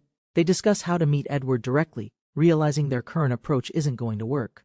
The mages pledge their loyalty and readiness, eager to follow their master, now ready for action. They discuss their next move, planning to confront Edward despite going against the Empire's wishes. Despite having powerful mages, doubts linger as they question the balance of forces and strategy. The war preparations are final. The team braces for what lies ahead, leaving for Laverta soon. Tensions rise as they plan how to make Edward come out of hiding to face them. They spot the ships ready for departure, but the task of finding people seems daunting. With a quick plan, they decide to leave it to Libelle's keen vision to locate people. Libelle gasps in shock as she discovers something unexpected on the ship, catching their attention. They realize the ship is nearly empty, with only a few guards left standing nearby. Orion gives out instructions, positioning his team to prepare for their next move with precision. The team begins their mission as they head to Tenohira Pioneer Village, moving swiftly through water. A large ship is revealed in all its glory, impressing the group with its size and capacity. They discuss their plan, deciding to involve Yuri and others to help them with the island's exit. With preparations underway, the group plans to welcome many visitors while leaving Abyss to guard. Tension rises as a commotion erupts in the castle. The sound of hurried footsteps fills the air. Panic spreads as the ships are reported on fire, causing chaos in the command room. The ships burn fiercely, with smoke filling the air, signaling an unexpected attack. Kaede's flare draws attention, ensuring that the enemy forces can't move forward to the war. A destructive force surges as a powerful blast strikes, marking the intensity of the battle. The enemy mistakes Kaede for a witch with devil-like silver hair, recognizing the power she wields.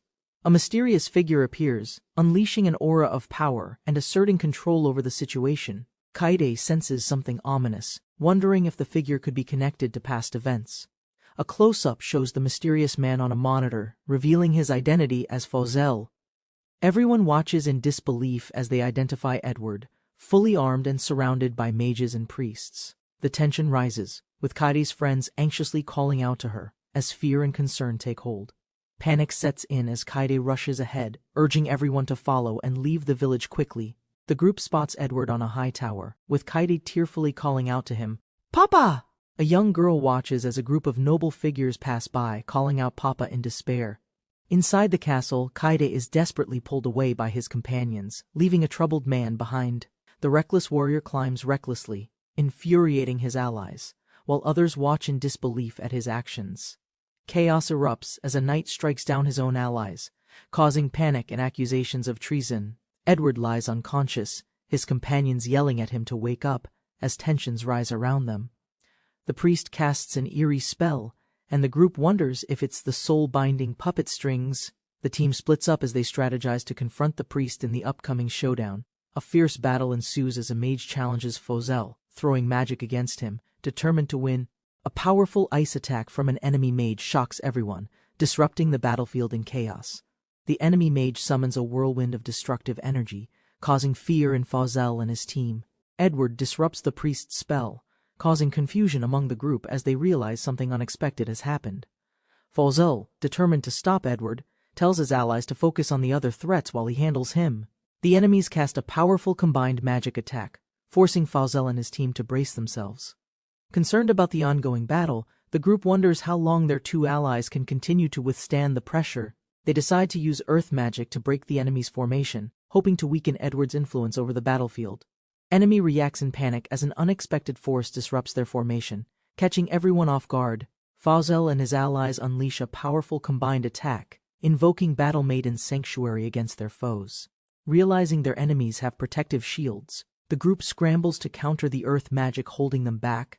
The priest retaliates with destructive magic, creating chaos in the castle as his attack hits. In the heat of the battle, a voice calls for the chief, signaling a critical moment in the fight. Fauzel and his team are caught off guard as sharp ice shards rain down on them from the priest. A brutal attack leaves Fauzel wounded as ice spikes pierce his body, shocking those around him. In disbelief, his companions cry out for Fauzel, desperate to understand why he sacrificed himself. The allies rally, launching a counterattack with precision and power, aiming to gain control of the battlefield. As the attack intensifies, the powerful Battle Maiden Sanctuary magic is unleashed to protect and strike back. Ren, determined to protect Fauzel, prepares a spell while urging his companions to buy him time. Despite the tension, the group is trapped, unable to escape as the battle rages on around them. Kaede, concerned for her friend, checks if she's okay, but the girl seems troubled by something. Kaede looks at the girl with confusion, realizing something is wrong with her, her gaze intense. A child, frustrated and upset, scolds her father, furious at his reckless actions that hurt others in the process. Furious and determined, a young girl casts a spell to heal the damage, yelling at those causing harm. The powerful golem awakens, its immense size and force shaking the battlefield. Much to the enemy's dismay, the golem is met by resistance from the enemy forces, but its relentless power is overwhelming. As the golem strikes, the enemy forces start to panic, realizing the overwhelming strength it brings. Terrified, the enemy soldiers flee, desperately trying to escape the golem's devastating power, but their retreat is futile. Kaede panics as he shouts instructions, urging her to cancel the power immediately. Her ability activates, debris falls. Amid the dust, her unconscious father hears her faint voice. Kaede rushes forward, slaps his face gently, and assures him this reunion isn't a dream. Confused, he questions reality. She firmly denies death, insisting they're alive and still in this world. Holding her tightly, he realizes he returned. Together, they decide to rescue her mother next. Kai jokes about the magical reunion. Fauzel, still dazed, slowly introduces himself and asks questions. Kai welcomes him warmly and explains the current location, Tenohira Pioneer Village, a growing peaceful settlement. Late at night, Rukia quietly enters her brother's room, determined to uncover hidden truths. Ever since receiving the god's blessing, Rukia's eyes of truth have revealed unsettling secrets. She discovers her brother retains memories from before infancy, confirming they were both abandoned children. The upcoming blessing ceremony draws near, but Rukia still seeks answers about her unusual brother. Now dressed formally, Rukia enters the sacred chamber, ready to pursue the truth about him. Rukia worries about her brother's absence as the priest prepares to begin her ritual. When her robe is lifted, a mysterious divine emblem is revealed on her chest. The observers react with panic and disbelief as a robed figure demands confirmation of the symbol. The robed man trembles, overcome by awe and fear, calling her presence the fulfillment of prophecy. They realize Rukia carries 3 divine spirits, an unprecedented phenomenon feared even by the highest clergy. The robed man gives thanks, while Rukia realizes her gift surpasses a single god's blessing. Remembering her past, Rukia boldly chants the god's full name, concealing her deeper intentions inside. Though surprised, the clergy warns her never to utter the god's name aloud again. Rukia asks about her missing brother, but the Inquisitor avoids the question with sudden urgency. The Inquisitor stares intensely, commanding her to forget Kai, offering no explanation for his disappearance. Officials promise Rukia a great future, but her heart sinks, haunted by unanswered questions. Alone and overwhelmed, Rukia questions everything: her brother's fate, her power, and the church's intentions. She breaks down in confusion, pleading for clarity, while the Inquisitor hesitantly calls her name. Rukia suddenly activates her divine ability, determined to uncover the truth hidden behind his words. The Inquisitor panics as Rukia's eye glows, claiming divine guidance compelled her to use it. Rukia admits her lack of control. The clergy warns her not to misuse divine power. She learns her brother's god is considered evil, and such people are exiled from society. Rukia realizes another Inquisitor took her brother away. Thankfully, blessed ones are never killed. She accepts her new life as a nun, vowing to work hard and stay observant. Determined, Rukia resolves to find clues, locate the Special Inquisitor, and uncover her brother's fate.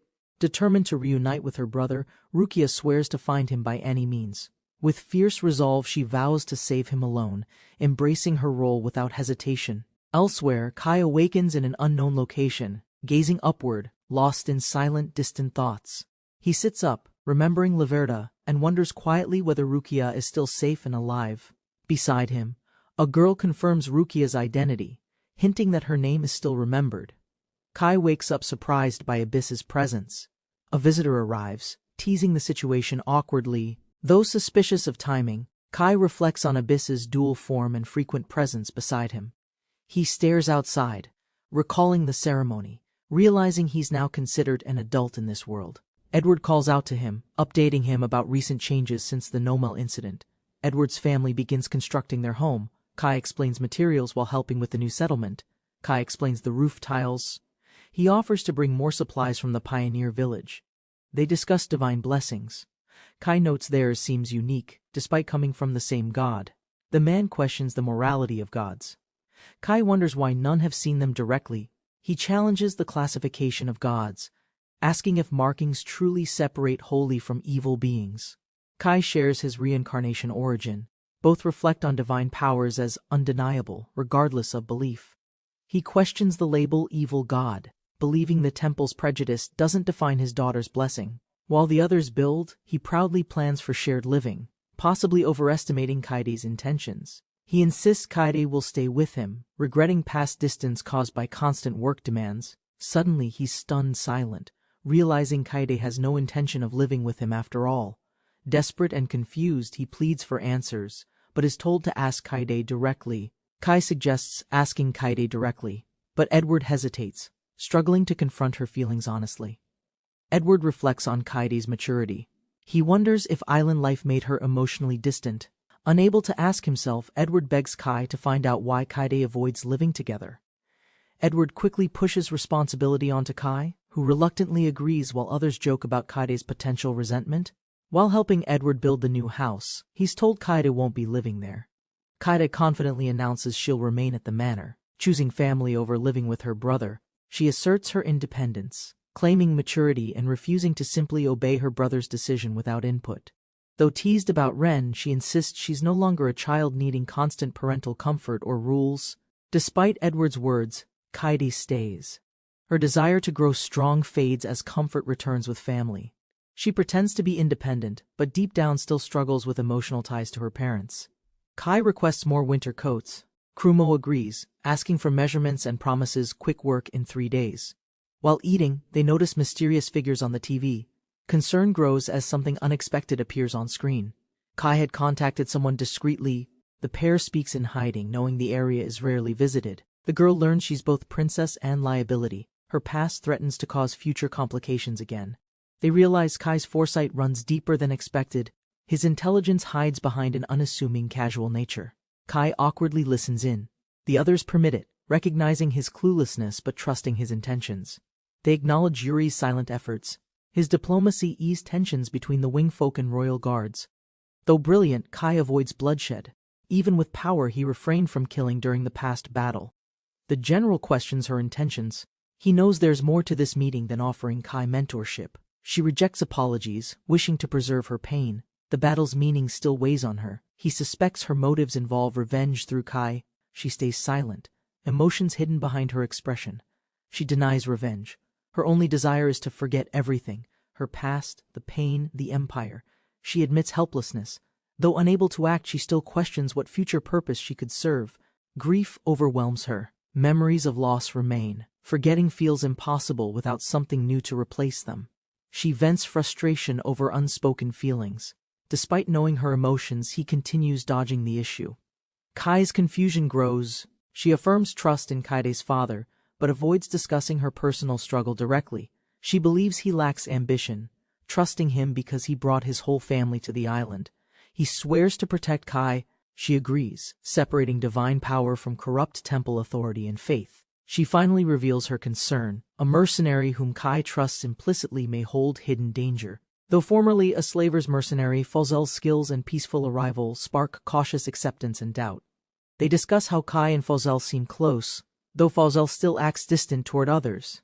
He suggests it's jealousy. She's startled, then begins realizing her discomfort might stem from personal emotions. She admits it. Kai's smile toward Fazl stings. Her jealousy grows as doubts turn inward. Kai downplays closeness, while Fazl's loyalty is defended. Despite suspicions, no evidence suggests betrayal or espionage. To protect Kaidi, he spread false rumors about murdering his wife, abandoning everything behind quietly. She learns he once proposed. Political tension with the emperor led him to leave peacefully. The prince, rejected by Mondil's princess, responded in anger, starting a chain of destructive events. She realizes the war's root, her rejection. He believed she was the real objective. The prince hid his prideful motives. Orders targeted her, forcing her to flee in fear. They escaped the empire, but were captured by slavers. Proof extermination wasn't the true objective. She doubts the prince's role, unwilling to believe her homeland was destroyed over petty jealousy. She resists revenge, following Kai's advice, but the thought of another mastermind leaves her unsettled. Despite her restraint, a darker urge surfaces, demanding justice, punishment, and accountability for her stolen future. Kai silently watches, troubled. Her internal conflict and pain stir deeper concerns within him. They agree the path forward is dangerous. The conversation must remain confidential to avoid suspicion. The group reflects on what they overheard. Kai wonders whether it was too much information.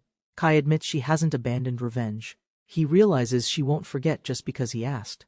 He resolves to speak honestly with Yuri and the people of Mondil about everything. In the castle hall, the group discussed their dwindling resources and construction material limitations urgently.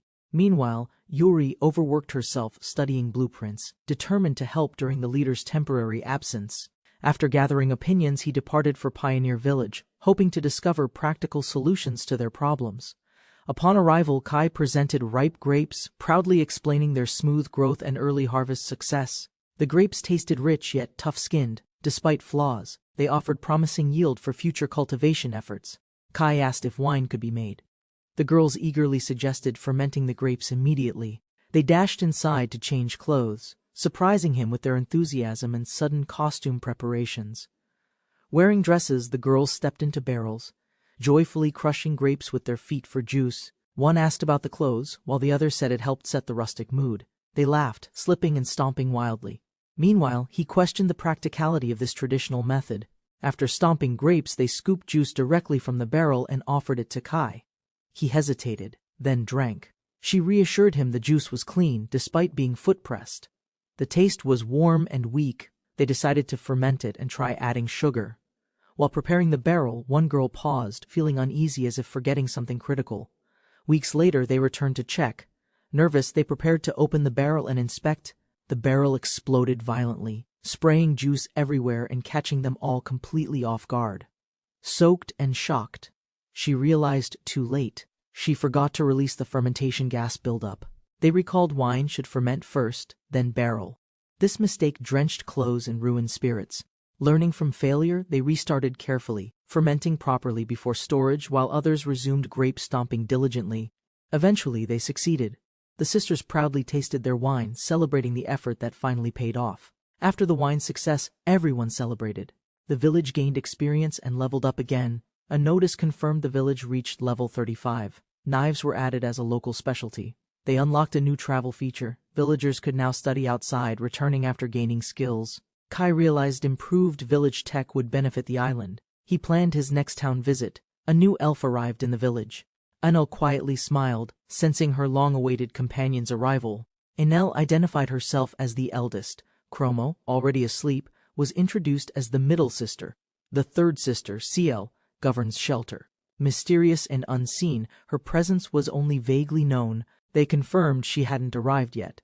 Enel described Ciel as a shut-in, rarely leaving home. The next morning, Kai and Enel rushed out, seemingly alerted by something unexpected near town. They arrived at a large, unfamiliar house, likely tied to the long-awaited arrival of Ciel. Kai and Enel were surprised by the house's size. It had changed dramatically since before. They entered calling for Ciel, unaware of what kind of welcome or sister they were expecting. Kai was shocked. Inside was a cozy lounge with video games and relaxed elf sisters. Ciel lost a game and groaned.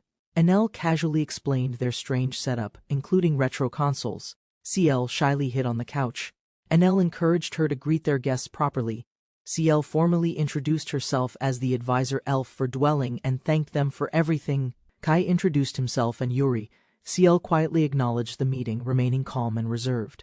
Kai asked if her powers expanded the house. CL confirmed with a brief, quiet nod. She revealed her helpers, gnome-like spirits. They quickly construct things but only affect her personal domain. The retro game console was a memory-based replica. Kai eagerly accepted her offer to play. The retro game title screen loaded. Music played, inviting them to start the simulated adventure. Kai offered Yuri a controller. CL mentioned they could both play at the same time. Yuri was amazed by the moving images. Kai explained the game mechanics and board layout. CL suggested Yuri play as Guan Yu. Kai picked Zhang Fei, and the game began. Nervous and confused, Yuri struggled with control. CL assured her she'd learn once she started playing. Kai assists Yuri during chaotic gameplay. She struggles with controls, overwhelmed by enemies, questions realism of violence. After hours of effort, Yuri triumphantly raises her fist, ecstatic about finally defeating the enemy general. Yuri celebrates her victory with confidence. Kai watches, impressed by how quickly she adapted to gaming. As level 2 begins, Yuri charges in excitedly. Kai wonders if this helps her relieve stress. A training session begins as the villagers gather. 2 women prepare magic while others observe carefully. One woman struggles to defend as the instructor unleashes a focused magical blast straight at her. She retaliates with water magic but misses. Onlookers laugh as her failure splashes everyone around. The instructor explains they're learning to nullify magic safely using water under the village chief's orders. The girls suddenly attack together for payback. The overwhelmed teacher panics, shouting for Edward's quick support. While others relax, the protagonist announces plans to investigate a mysterious location during winter break. Hearing this, a man explained ancient ruins existed on the island's northern side, rarely explored before. They realized the ruins dated back over 1,000 years, possibly from the gods-demons war. Although the island was temple-owned, no record confirmed this ruin, making its origin highly suspicious. She revealed the island was once used to discard Almira's blessed, including a dormant replicant. The group eagerly agreed to explore the ruins, curious about secrets the temple wanted hidden. Leadership roles were assigned. Ren and the warrior would escort, while others stayed behind defending.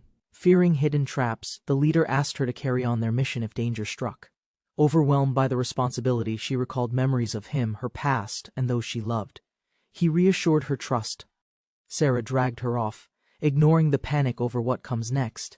A small creature discovered the ruined entrance. The group soon arrived and began their cautious approach. Strange mana filled the air. Everyone tensed as an unnatural force disrupted the surrounding energy field. Sensing the magical distortion, they confirmed something was intentionally warping mana, preventing Abyss from entering safely. Despite the danger, they pressed on. The leader warned them to flee if anything went wrong. He joked about ancient traps. Others promised to protect him, even against mechanical guardians buried within the ruins. Inside the lab, he feared mass production. Dozens of Abyss-level dolls could overwhelm their party. Despite joking about death flags, each companion promised to protect the others no matter what. Using a torch, they tested the air, checking for dangerous gases before proceeding deeper. Flammable gases confirmed. He suspected atmospheric differences and noted airflow suggesting another room ahead. They entered a vast underground chamber filled with strange machinery and relics from ancient times. They examined the interior, suspecting a research site. No active defenses or military signs were found. Discovering waterproof materials and intact systems, they realized the facility used highly advanced ancient technology. Further exploration revealed stacked cases and unstable passages, too risky to excavate without collapse. Suddenly, a hostile figure appeared behind Kai. Everyone panicked as a dangerous threat revealed itself. Abyss intervened just in time, crashing through the enemy, then collapsed, leaving everyone shocked and alarmed. They cautiously examined the fallen figure. Though she resembled Abyss, something felt disturbingly artificial and lifeless. Kai brought the unresponsive doll back to the village, hoping the mana-free zone was safer. A curious elf girl inspected the doll closely, puzzled by its lack of any reaction. She concluded the body wasn't a replicant but rather an incomplete soulless prototype, a mechanical doll. Explaining further, she revealed real beings emit energy. This doll lacked any trace of life essence. She dismissed the sleep mode theory. If it were true, Kai would have sensed lingering energy. Confident in her judgment, the elf girl volunteered to watch over the unresponsive doll personally. Meanwhile, the team examined unfamiliar tools. With no documents found, they speculated digital storage or destruction. Kai hesitated near the suitcases. She insisted they weren't trapped and began opening one immediately. Inside the case lay a pristine outfit, identical to what Abyss usually wore in combat. They confirmed the outfit matched Abyss's. A spare set of her unique clothes was stored. Every case contained similar clothes. Mysteriously, the garments stayed clean, hinting at unknown preservation technology. Though she remembered nothing, her connection to the ruins suggested a deeper, forgotten origin. They theorized she might be an ancient person, magically preserved across a 1,000-year slumber. As the ruins stretched further below, Kai sensed many secrets remained hidden across the island. Kai and his companions return home at night, warmly greeted by the girls awaiting them. The group reunites inside. Relief washes over everyone, especially the girl who'd been anxiously waiting. Outside, a quiet girl asks Kai about the journey. He reassures her and offers something. Kai hands her a box. Curious, she agrees to open it while he watches happily. She opens the box, surprised to find clothing. Kai explains it's a celestial gift for her. Kai mistakenly gives her a doll's outfit, confusing the name Celestial with something else. Abyss explains Celestial is a mage replica like herself, sparking Kai's realization and growing concern. Kai leads them outside, showing a life-size Celestial doll from the place he visited. They discuss replicant lifespans. Abyss confirms replicants lose form after death, unlike what some had believed. Abyss reveals she never saw the real Celestial, but stores her data deep inside. Kai suspects the temple may be hiding truths about Celestials and Abysses across ancient ruins. He worries the doctrine's teachings might be false, and someone could exploit replicas for evil. Though Abyss can't wear Celestial clothes, another outfit fits her. She gratefully accepts the gift. The night grows quiet. The group returns inside, comforted by warmth after the tense discussion. Winter arrives. After their ruins journey, the group enjoys peaceful snowball fights and companionship in snowfall. Winter activities come to an end. With spring approaching, preparations begin for the temple's arrival. Kai wonders if the temple's ship will come. Abyss recalls years it never showed up. Abyss asks if he'll search for another child's family. Kai promises to help again. Abyss questions Kai's own feelings. He avoids the topic, claiming 3 years make reunion unlikely now. Though Kai insists time isn't important, Abyss senses he's lying. She softly reaches for his hand. Kai admits he does want to meet his family, but helping others comes first. Abyss suggests a deal. If no new children arrive, they'll search for his family. Kai agrees, wanting Abyss to meet them too. They promise to visit his past together. Kai reflects on his growing family. He imagines how his father and sister would react. Days later, a winged scout spots the temple's long-awaited ship finally arriving from the sky. The winged scout alerts Kai. The long-awaited ship has finally arrived at the island's edge. To their surprise, an adult disembarks. Abyss is confused. Adults were never left behind before. Kai coordinates a careful plan. Ren and others stand ready in case danger unexpectedly breaks out. They cautiously approach the masked woman. Kai promises not to harm her while untying restraints. Kai removes her blindfold. A mechanical sound follows, suggesting hidden equipment or concealed danger underneath. The mysterious woman explains her mask is a magical tool, permanently bound and unremovable. She questions her location, calling it the island where a powerful witch was once sealed. Kai is shocked. Ren checks her body for divine marks to confirm her identity. They find a mark unlike their own. Kai presses her to reveal her god's name. She finally answers. She's a blessed of the time god, etern, unknown to the others. She recalls her centuries-long duty at the cathedral, only recently passing it to a successor. Kai assumes she was exiled. She laughs bitterly, holding back the pain of betrayal. Despite unwavering obedience, she confesses feeling abandoned. Her faith and sanity nearly collapsed under pressure. Her calm breaks. She erupts in tears, shouting about 500 years of unacknowledged service. Kai and Ren freeze in disbelief, stunned by her age and the sheer time involved. Crying loudly, the masked woman panics, believing her life has ended in disgrace and exile. Kai and Ren explain their village. She's shocked to learn people peacefully live on this island. She questions their humanity, fearing the island's curse. Kai demands details about the sealed witch. Broken and exhausted, she agrees to talk. Her despair overwhelms her, but she gives in. Kai asks if witches differ from demons. She insists the witch is real and legendary. 700 years ago, a powerful witch plunged the world into chaos with forbidden blessings. Granting powers freely, she threatened the balance. The temple mobilized knights to seal her influence. The protagonist questions the temple's indirect methods, suspecting intentional abandonment of children alongside dangerous remnants. A masked girl reveals their fear, divine return. A resurgence of power from slain blessed individuals. Blessed ones, when killed, release cursed energy. Their resentment spreads, making death a dangerous risk. Asked about her death's consequence, the girl threatens to unleash devastating time-based magical destruction. Realizing the scale, the protagonist questions if a monster killing her would cause less damage. He connects the danger to a past rampage. Death-triggered magic turning resentment into destructive life force.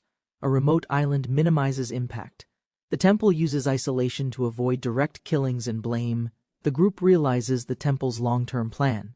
But the witch's exact location remains a mystery. Rosa mentions 4 great cathedrals still send power, possibly revealing the witch's hidden location.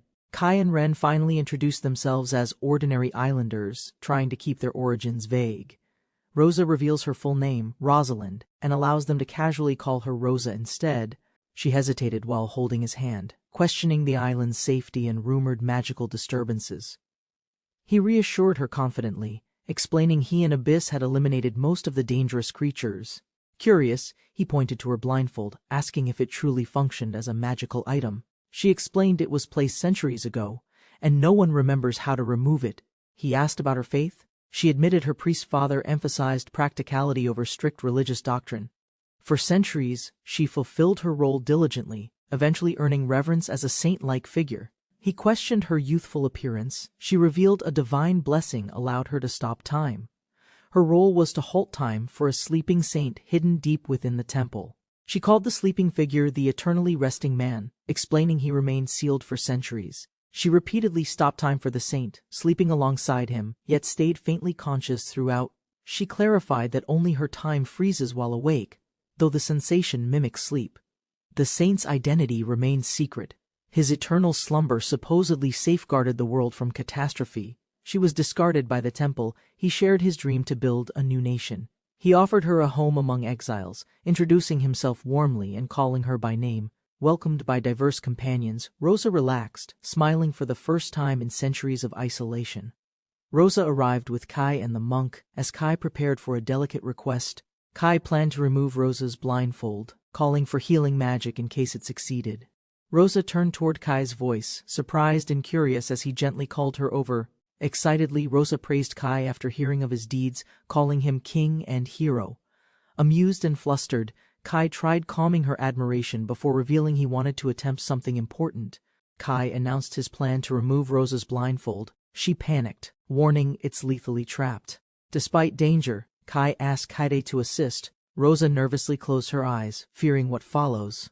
Kaide invoked her spell Transient Life, channeling magic to safely neutralize the blindfold's curse. The mechanism unlocked with a click. Kaide ensured Rosa's safety, instructing caution and keeping distance. The blindfold slowly slid off Rosa's face, revealing her weakened, unaccustomed, and stunned expression. As her eyes adjusted, magical creatures cheered while her vision began to awaken again. For the first time in centuries, Rosa saw sunlight with her own eyes. Overwhelmed with tears, she quietly gasped, emotions flooding in as the world came into view. Joyfully, Rosa confirmed she could see, calling Kai's name with wonder and heartfelt gratitude. Kai welcomed her again, smiling warmly as she marveled at the community she'd finally joined. Rosa clutched a plush creature as Kai invited her to eat and settle down.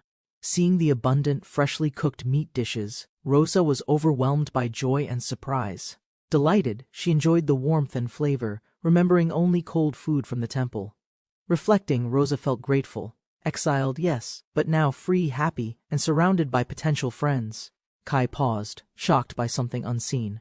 The mood shifted as another unexpected moment approached. Rosa mentioned Rukia, a triple-blessed successor, triggering Kai's growing concern and emotional reaction. Kai, alarmed, urgently demanded Rukia's full name and background, his voice rising with growing dread. Rosa recalled the girl's name and origin.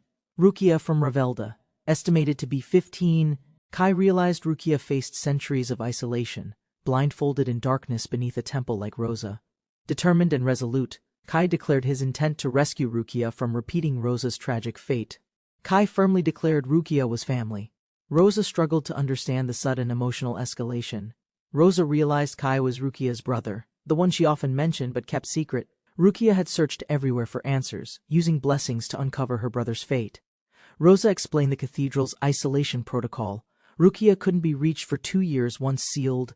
Kai asked Rosa if she'd have fled her fate. Her silent pain answered for her. Rosa tearfully confessed she wanted to run, but stayed to protect her searching sister. Kai's resolve hardened. He believed only he could rescue Rukia from her imprisoned fate. Later, Kai spoke with his allies.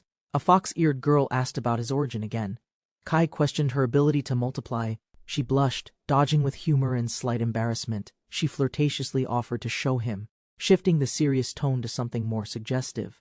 The fox girl realizes his words weren't lewd, but the others tease him anyway. The group departs aboard Golden Hind, a massive living ship, sailing swiftly toward their next destination. Abyss calculates their route. At current speed, they will arrive in Milwaukee after 7 days. While traveling, the protagonist questions Rosa about her power to manipulate time's flow without reversing it. Rosa requests something fragile. He offers a Haniwa statue from the village, surprising the nearby red-haired girl. Rosa activates her spell, Permanence's Principle, infusing the statue with stabilizing magic for a special demonstration. The Haniwa turns golden. Rosa explains objects with stop time become completely unbreakable through magic. Rosa boasts her ability can fortify weapons. She once reinforced tools for jobs lasting years. The protagonist asks if Rosa ever enchanted a collar. Her past magic work raises suspicion. Rosa remembers blessing a bracelet, now faded.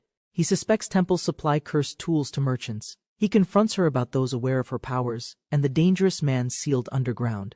Rosa lists the few people who know about her power: Pope, Archbishop, Cardinal, and Inquisitor. The protagonist confirms only one Inquisitor exists. Rosa says he's literally special, a rare elite figure. He guesses the Inquisitor's name, V. Rosa recognizes it immediately, surprised he knows the infamous boy. V. Klauser, the lone special-grade Inquisitor, is also rumored to be a special blessed individual. Rosa reveals V brought her to this island. Despite smiling, he hides disturbing, godlike abilities. He wonders if V might appear in Milwaukee. Rosa confirms, unsure of his exact location. V oversees time-blessed duties. Though unpredictable, he may attend a ritual requiring Rukia to act. Rosa explains her isolation. She rarely interacted beyond V, spending decades asleep between brief awakenings. She smiles gently, accepting her fate. He quietly sympathizes, sensing her loneliness beneath the calm. Clenching his fist, he reflects. Accepting fate may seem easier, but change begins by resisting quietly. Gripping his fist, he declares his resolve. He refuses to surrender or accept helplessness again.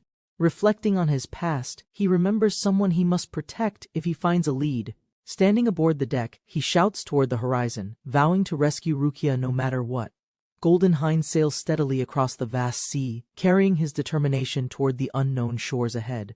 7 days later, they near Milwaukee. The crew checks the map to confirm their heading. They study the map. Rukia Cathedral lies east, bordering territories of multiple powerful regional factions. Only pilgrims may travel freely between nations, proof of the temple's authority across fractured political borders. He speculates temple border checks involve priests and divine blessings meant to detect infiltrators and spies. They risk being labeled fugitives. Their unusual party composition could trigger false assumptions about their blessings. Their goal is information gathering. Lacking experts on the temple, they realize Rosa's knowledge is outdated. He assigns team roles. Choosing the shield-blessed girl gives their group credibility among other pilgrims. Abyss asks to join. He benches her at first, unsure how she'd fit in. He clarifies benched means backup, not excluded. Abyss reacts with shock, unsure how to interpret that role. A separate group decides magic users shouldn't go, fearing detection at temple checkpoints by enemies. Ren is exempt from detection magic, as her powers originate outside the world's known systems. They plan a quiet landing by boat. He requests guards knowledgeable in local religious customs. At dusk, they disembark in small groups. The team prepares disguises and adjusts their clothes. Guided through rocky terrain, they reach a temple checkpoint and join a line of pilgrims. The group finally arrives in Holy City, Milwaukee, awed by the sprawling temple complex ahead. Early morning crowds confuse them. Ria rushes ahead, eager to investigate the unusual pilgrim gathering. Ria returns confidently with news. Locals praise her boldness, impressed by her quick, assertive actions. They learn a massive celebration, the Millennium Festival, explains the unusually large crowds this year. The city is a tourist hotspot. Pilgrims routinely tour both cathedrals, galleries, and nearby museums. They realize large crowds will distract security, making it easier to explore undetected as pilgrims. He warns the group not to separate. Everyone clusters together, ready to move through Milwaukee. Confined to bed, he watched the shrine's crowds on TV, distant from his reality. Years later, standing there himself, he found the chaos twice as overwhelming as he imagined. Locals explained the real crowd comes in summer. This was only the start of festivities. Learning it honored a past demon war, he realized this festival had deep historical roots. Though lodgings were free for pilgrims, he doubted they'd get privacy during such a celebration. Amid the bustling crowd, they decided to retreat and search the town for quiet lodgings. The group secured a room, designating it as their temporary base for upcoming investigations. Leadership divided tasks. Some would scout the cathedral, while others were allowed to explore freely. The protagonist assigned them errands, requesting casual information gathering while staying alert during shopping. While one cautioned restraint, others hoped the girls enjoyed their first outing beyond the island. The group departed for the cathedral. One girl quietly reacted, her thoughts elsewhere and unsettled. Among the crowd, the boy noticed her silence, asking what had occupied her mind lately. She revealed it was her first time walking peacefully beside him through a busy town. He was surprised, but she softly confirmed it, her words carrying quiet sincerity and emotion. She teased him about doting on another girl, flustering him, then laughed gently at his denial. She proudly claimed insight into Sarah's behavior, teasing him with sharp observations and sly confidence. Another girl teased about loose lips, prompting a flustered reaction and playful scolding from her friend. He clarified that removing Sarah's collar brought her relief, insisting nothing inappropriate had occurred between them. They shifted topics. Teasing continued, but he sensed his serious words were being lightly dismissed again. She suddenly embraced him, accusing him of secrecy, while another girl quietly issued a bold challenge. They approached St. Paris Cathedral, discussing its role in sustaining the sealed witch's magical prison. The boy explained their goal lay elsewhere, despite learning both saints were martyred protecting the seal. They arrived at the Grand Cathedral of St. Arthur, founder of the powerful Fali faith. She was awestruck by the interior, remembering the temple's advice to visit during her pilgrimage. The boy stood silently before the statue, contemplating faith, power, and the presence of godhood. He wondered how many innocents had died to uphold such revered, unquestioned religious power. Seeing officials dining peacefully, rage rose. He vowed to punish those who profited from sacrifice. His anger peaked. He approached the priests, ready to act immediately without hesitation or mercy. Before he could move, Ren suddenly intervened, her expression unreadable but filled with eerie resolve. Startled and unsure, he whispered her name, shaken by the intensity in her silent gaze. Ren offered destruction without hesitation, confident she could annihilate everything in moments if ordered. He remained silent, haunted by the choice, while another girl watched him with silent concern. He rejected vengeance, declaring he didn't hate everything, refusing to become what he despised. He acknowledged rebellion's cost. Innocence would suffer too, so he chose restraint, mindful of future consequences. He hoped authorities would tolerate their presence, desiring only to live quietly on the island. In the crowd, someone silently prayed to God. An unseen voice answered from the unknown. Flashback begins. A year earlier, carriages entered Milwaukee, the holy city surrounded by knights. Excited children peeked outside their carriage, amazed by the city's grandeur despite being scolded politely. One girl recalled her childhood, revealing she'd lived near Milwaukee and visited before with family. They reminisced about food, but Rukia suddenly appeared distant, prompting quiet concern from her companions. Rukia assured them she was fine, but others promised to protect her at any cost. She opened up about her father, missing him deeply after 2 years in the convent.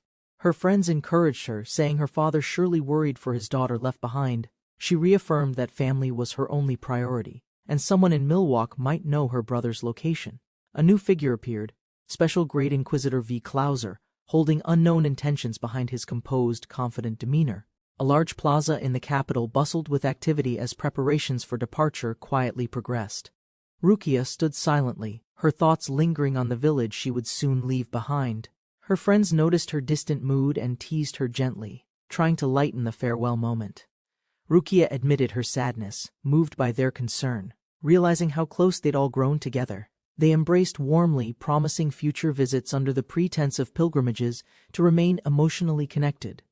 Rukia reveals her summons by the archbishop, knowing she won't remain here much longer. Despite the news, she promises to visit them someday in their distant homeland herself. As she prepares to leave, Rukia quietly admits this may be their final meeting.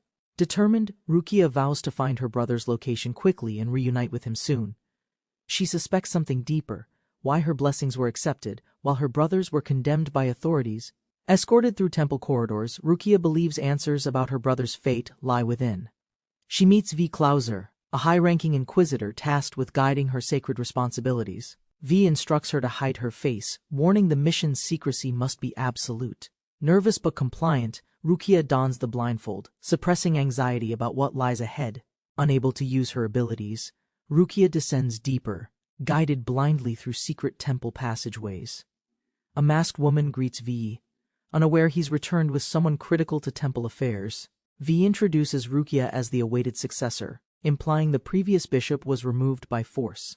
The masked woman, Rosa, excitedly welcomes Rukia, recognizing her as the destined sacred heir. Rosa reveals Rukia is the first blessed successor tied to the mysterious blessing of time. Holding back centuries, Rosa joyfully announces she has waited 500 years for Rukia's arrival. V explains Rukia's duty: use time magic to maintain the patron saint's magical slumber. She must continually freeze time, awakening briefly before each expiration, repeating the cycle endlessly underground. Blindfolded and disheartened, Rukia realizes the burden means living secluded for 500 long years.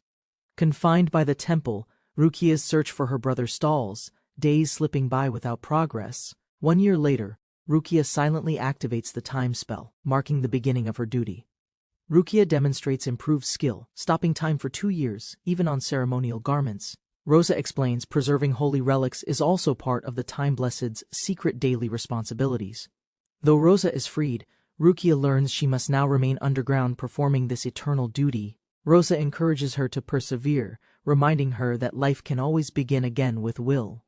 Rukia accepts her new burden. Rosa departs with V, finally released after centuries of confinement. Determined to act, Rukia demands access to a prisoner before the temple silences her. V arrives, pretending formality, handing her writing materials under the pretense of contacting her father. He instructs her to sever ties, forging a letter to obscure her forced confinement. Suspicious, Rukia lashes out with her eye of truth, aiming directly at Vi's hand. The spell activates unexpectedly. A vision flashes, revealing a shocked face she's longed to see: her brother. Rukia learns the devastating truth: her brother is dead, killed 3 years ago by V. V declares both her brother and Rosa dangerous, eliminated to prevent future calamities from awakening. Rukia, broken by the news, hears she must still fulfill her eternal duty underground. V pressures her emotionally, claiming the world's fate depends on her sealing the patron saint. Rukia is left frozen in shock, while Vi smiles with cruel satisfaction at her despair. Vi exits coldly, instructing Rukia to prepare the letter and accept her magical blindfold. The door shuts, sealing Rukia alone in silence, her fate seemingly locked without escape. Collapsing to the floor, Rukia grieves. Her world feels meaningless without her brother's presence or truth. She sinks deeper into despair, realizing the light within her heart has completely faded away. The blindfolded priestess eagerly steps outside, thrilled to finally experience the world above ground. Her companion suggests using divine magic to explore memories and discover the blindfold's origin. With permission granted, she prepares to investigate, hoping also to uncover clues about her brother. Activating her divine ability, she channels energy through their linked hands, invoking the Eye of Truth. A powerful surge erupts as ancient sealed memories awaken within the priestess, radiating immense magical force. As divine power faded, her eyes widened. What she saw left her completely stunned. She apologizes, unable to help or find her brother, feeling overwhelmed by her failure. All she saw was isolation, the priestess trapped in solitude, resigned to an endless fate. Haunted by despair, she fears being consumed by the same dark emptiness and hopelessness inside. She clenches her chest, vowing to confront the mysterious man and uncover her brother's whereabouts. A small winged girl activates her divine vision ability, God's keen eye, to locate someone. She scans the city, reporting one person's location but finds no trace of Rukia Husqvarna. Kai thanks her for the effort. Plans begin to regroup once the royal guards return. Residents arrive happily, presenting Kai and the others with a handmade souvenir wrapped in cloth. Inside is a sweet skewer treat, delighting everyone and momentarily lifting tension from their search. They explain the food's origin, an old Milwaukee recipe featuring sweet beans and nostalgic dango. Kai realizes the dish is red bean dango, confirming they finally discovered it together. The elves joyfully celebrate rediscovering rice-based cuisine, linking it emotionally to their cultural roots. Kai mocks their rice obsession, prompting her outburst.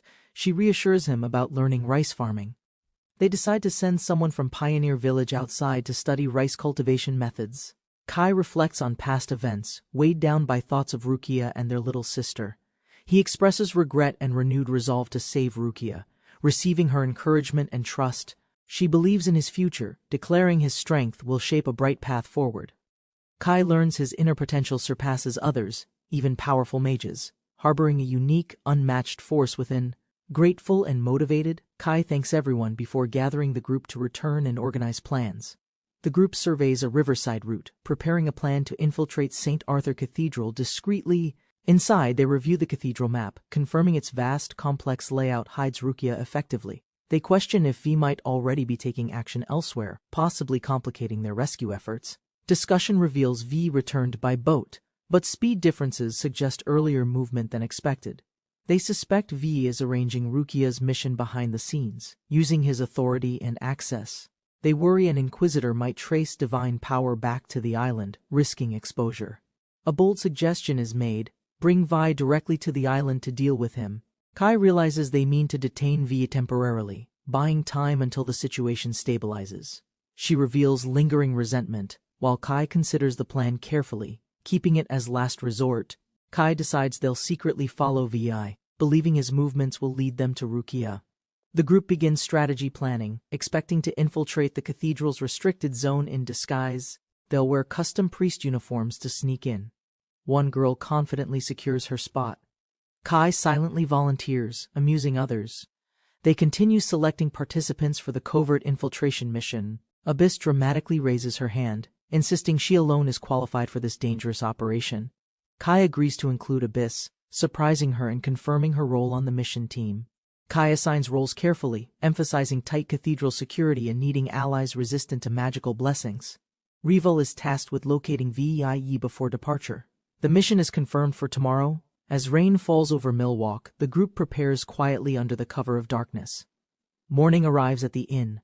Kai wakes groggily, still tired from their previous boat journey. Everyone dons their disguises. Though uncomfortable in priest robes, the group is fully prepared to infiltrate. Kai urgently asks for V's location. Reveal activated her divine ability to search the surroundings. Reveal confirmed V's position at the cathedral's eastern temple. Kai grew tense, realizing immediate actions needed. Kai deployed Shinobi-kun to plant an exit stake. He prepared Reveal for instant island transport. Upon arriving at the island, a cheerful elf girl suddenly leapt toward Kai with excitement. Kai dodged the tackle mid-air. The girl pouted, frustrated, insisting she brought amazing news for him. Enel excitedly congratulated Kai for reaching level 40, celebrating with dramatic flair and joyful energy. Kai questioned the speed, but Enel explained Rice's power and introduced a long-awaited teleportation stake. With exits in all directions now active, Kai thanked Enel for the critical upgrade. Kai rushed off urgently with Reveal. Enel tried revealing more, but he postponed the conversation. As Reveal carried Kai away, Enel silently smiled, wishing him luck from behind with warmth.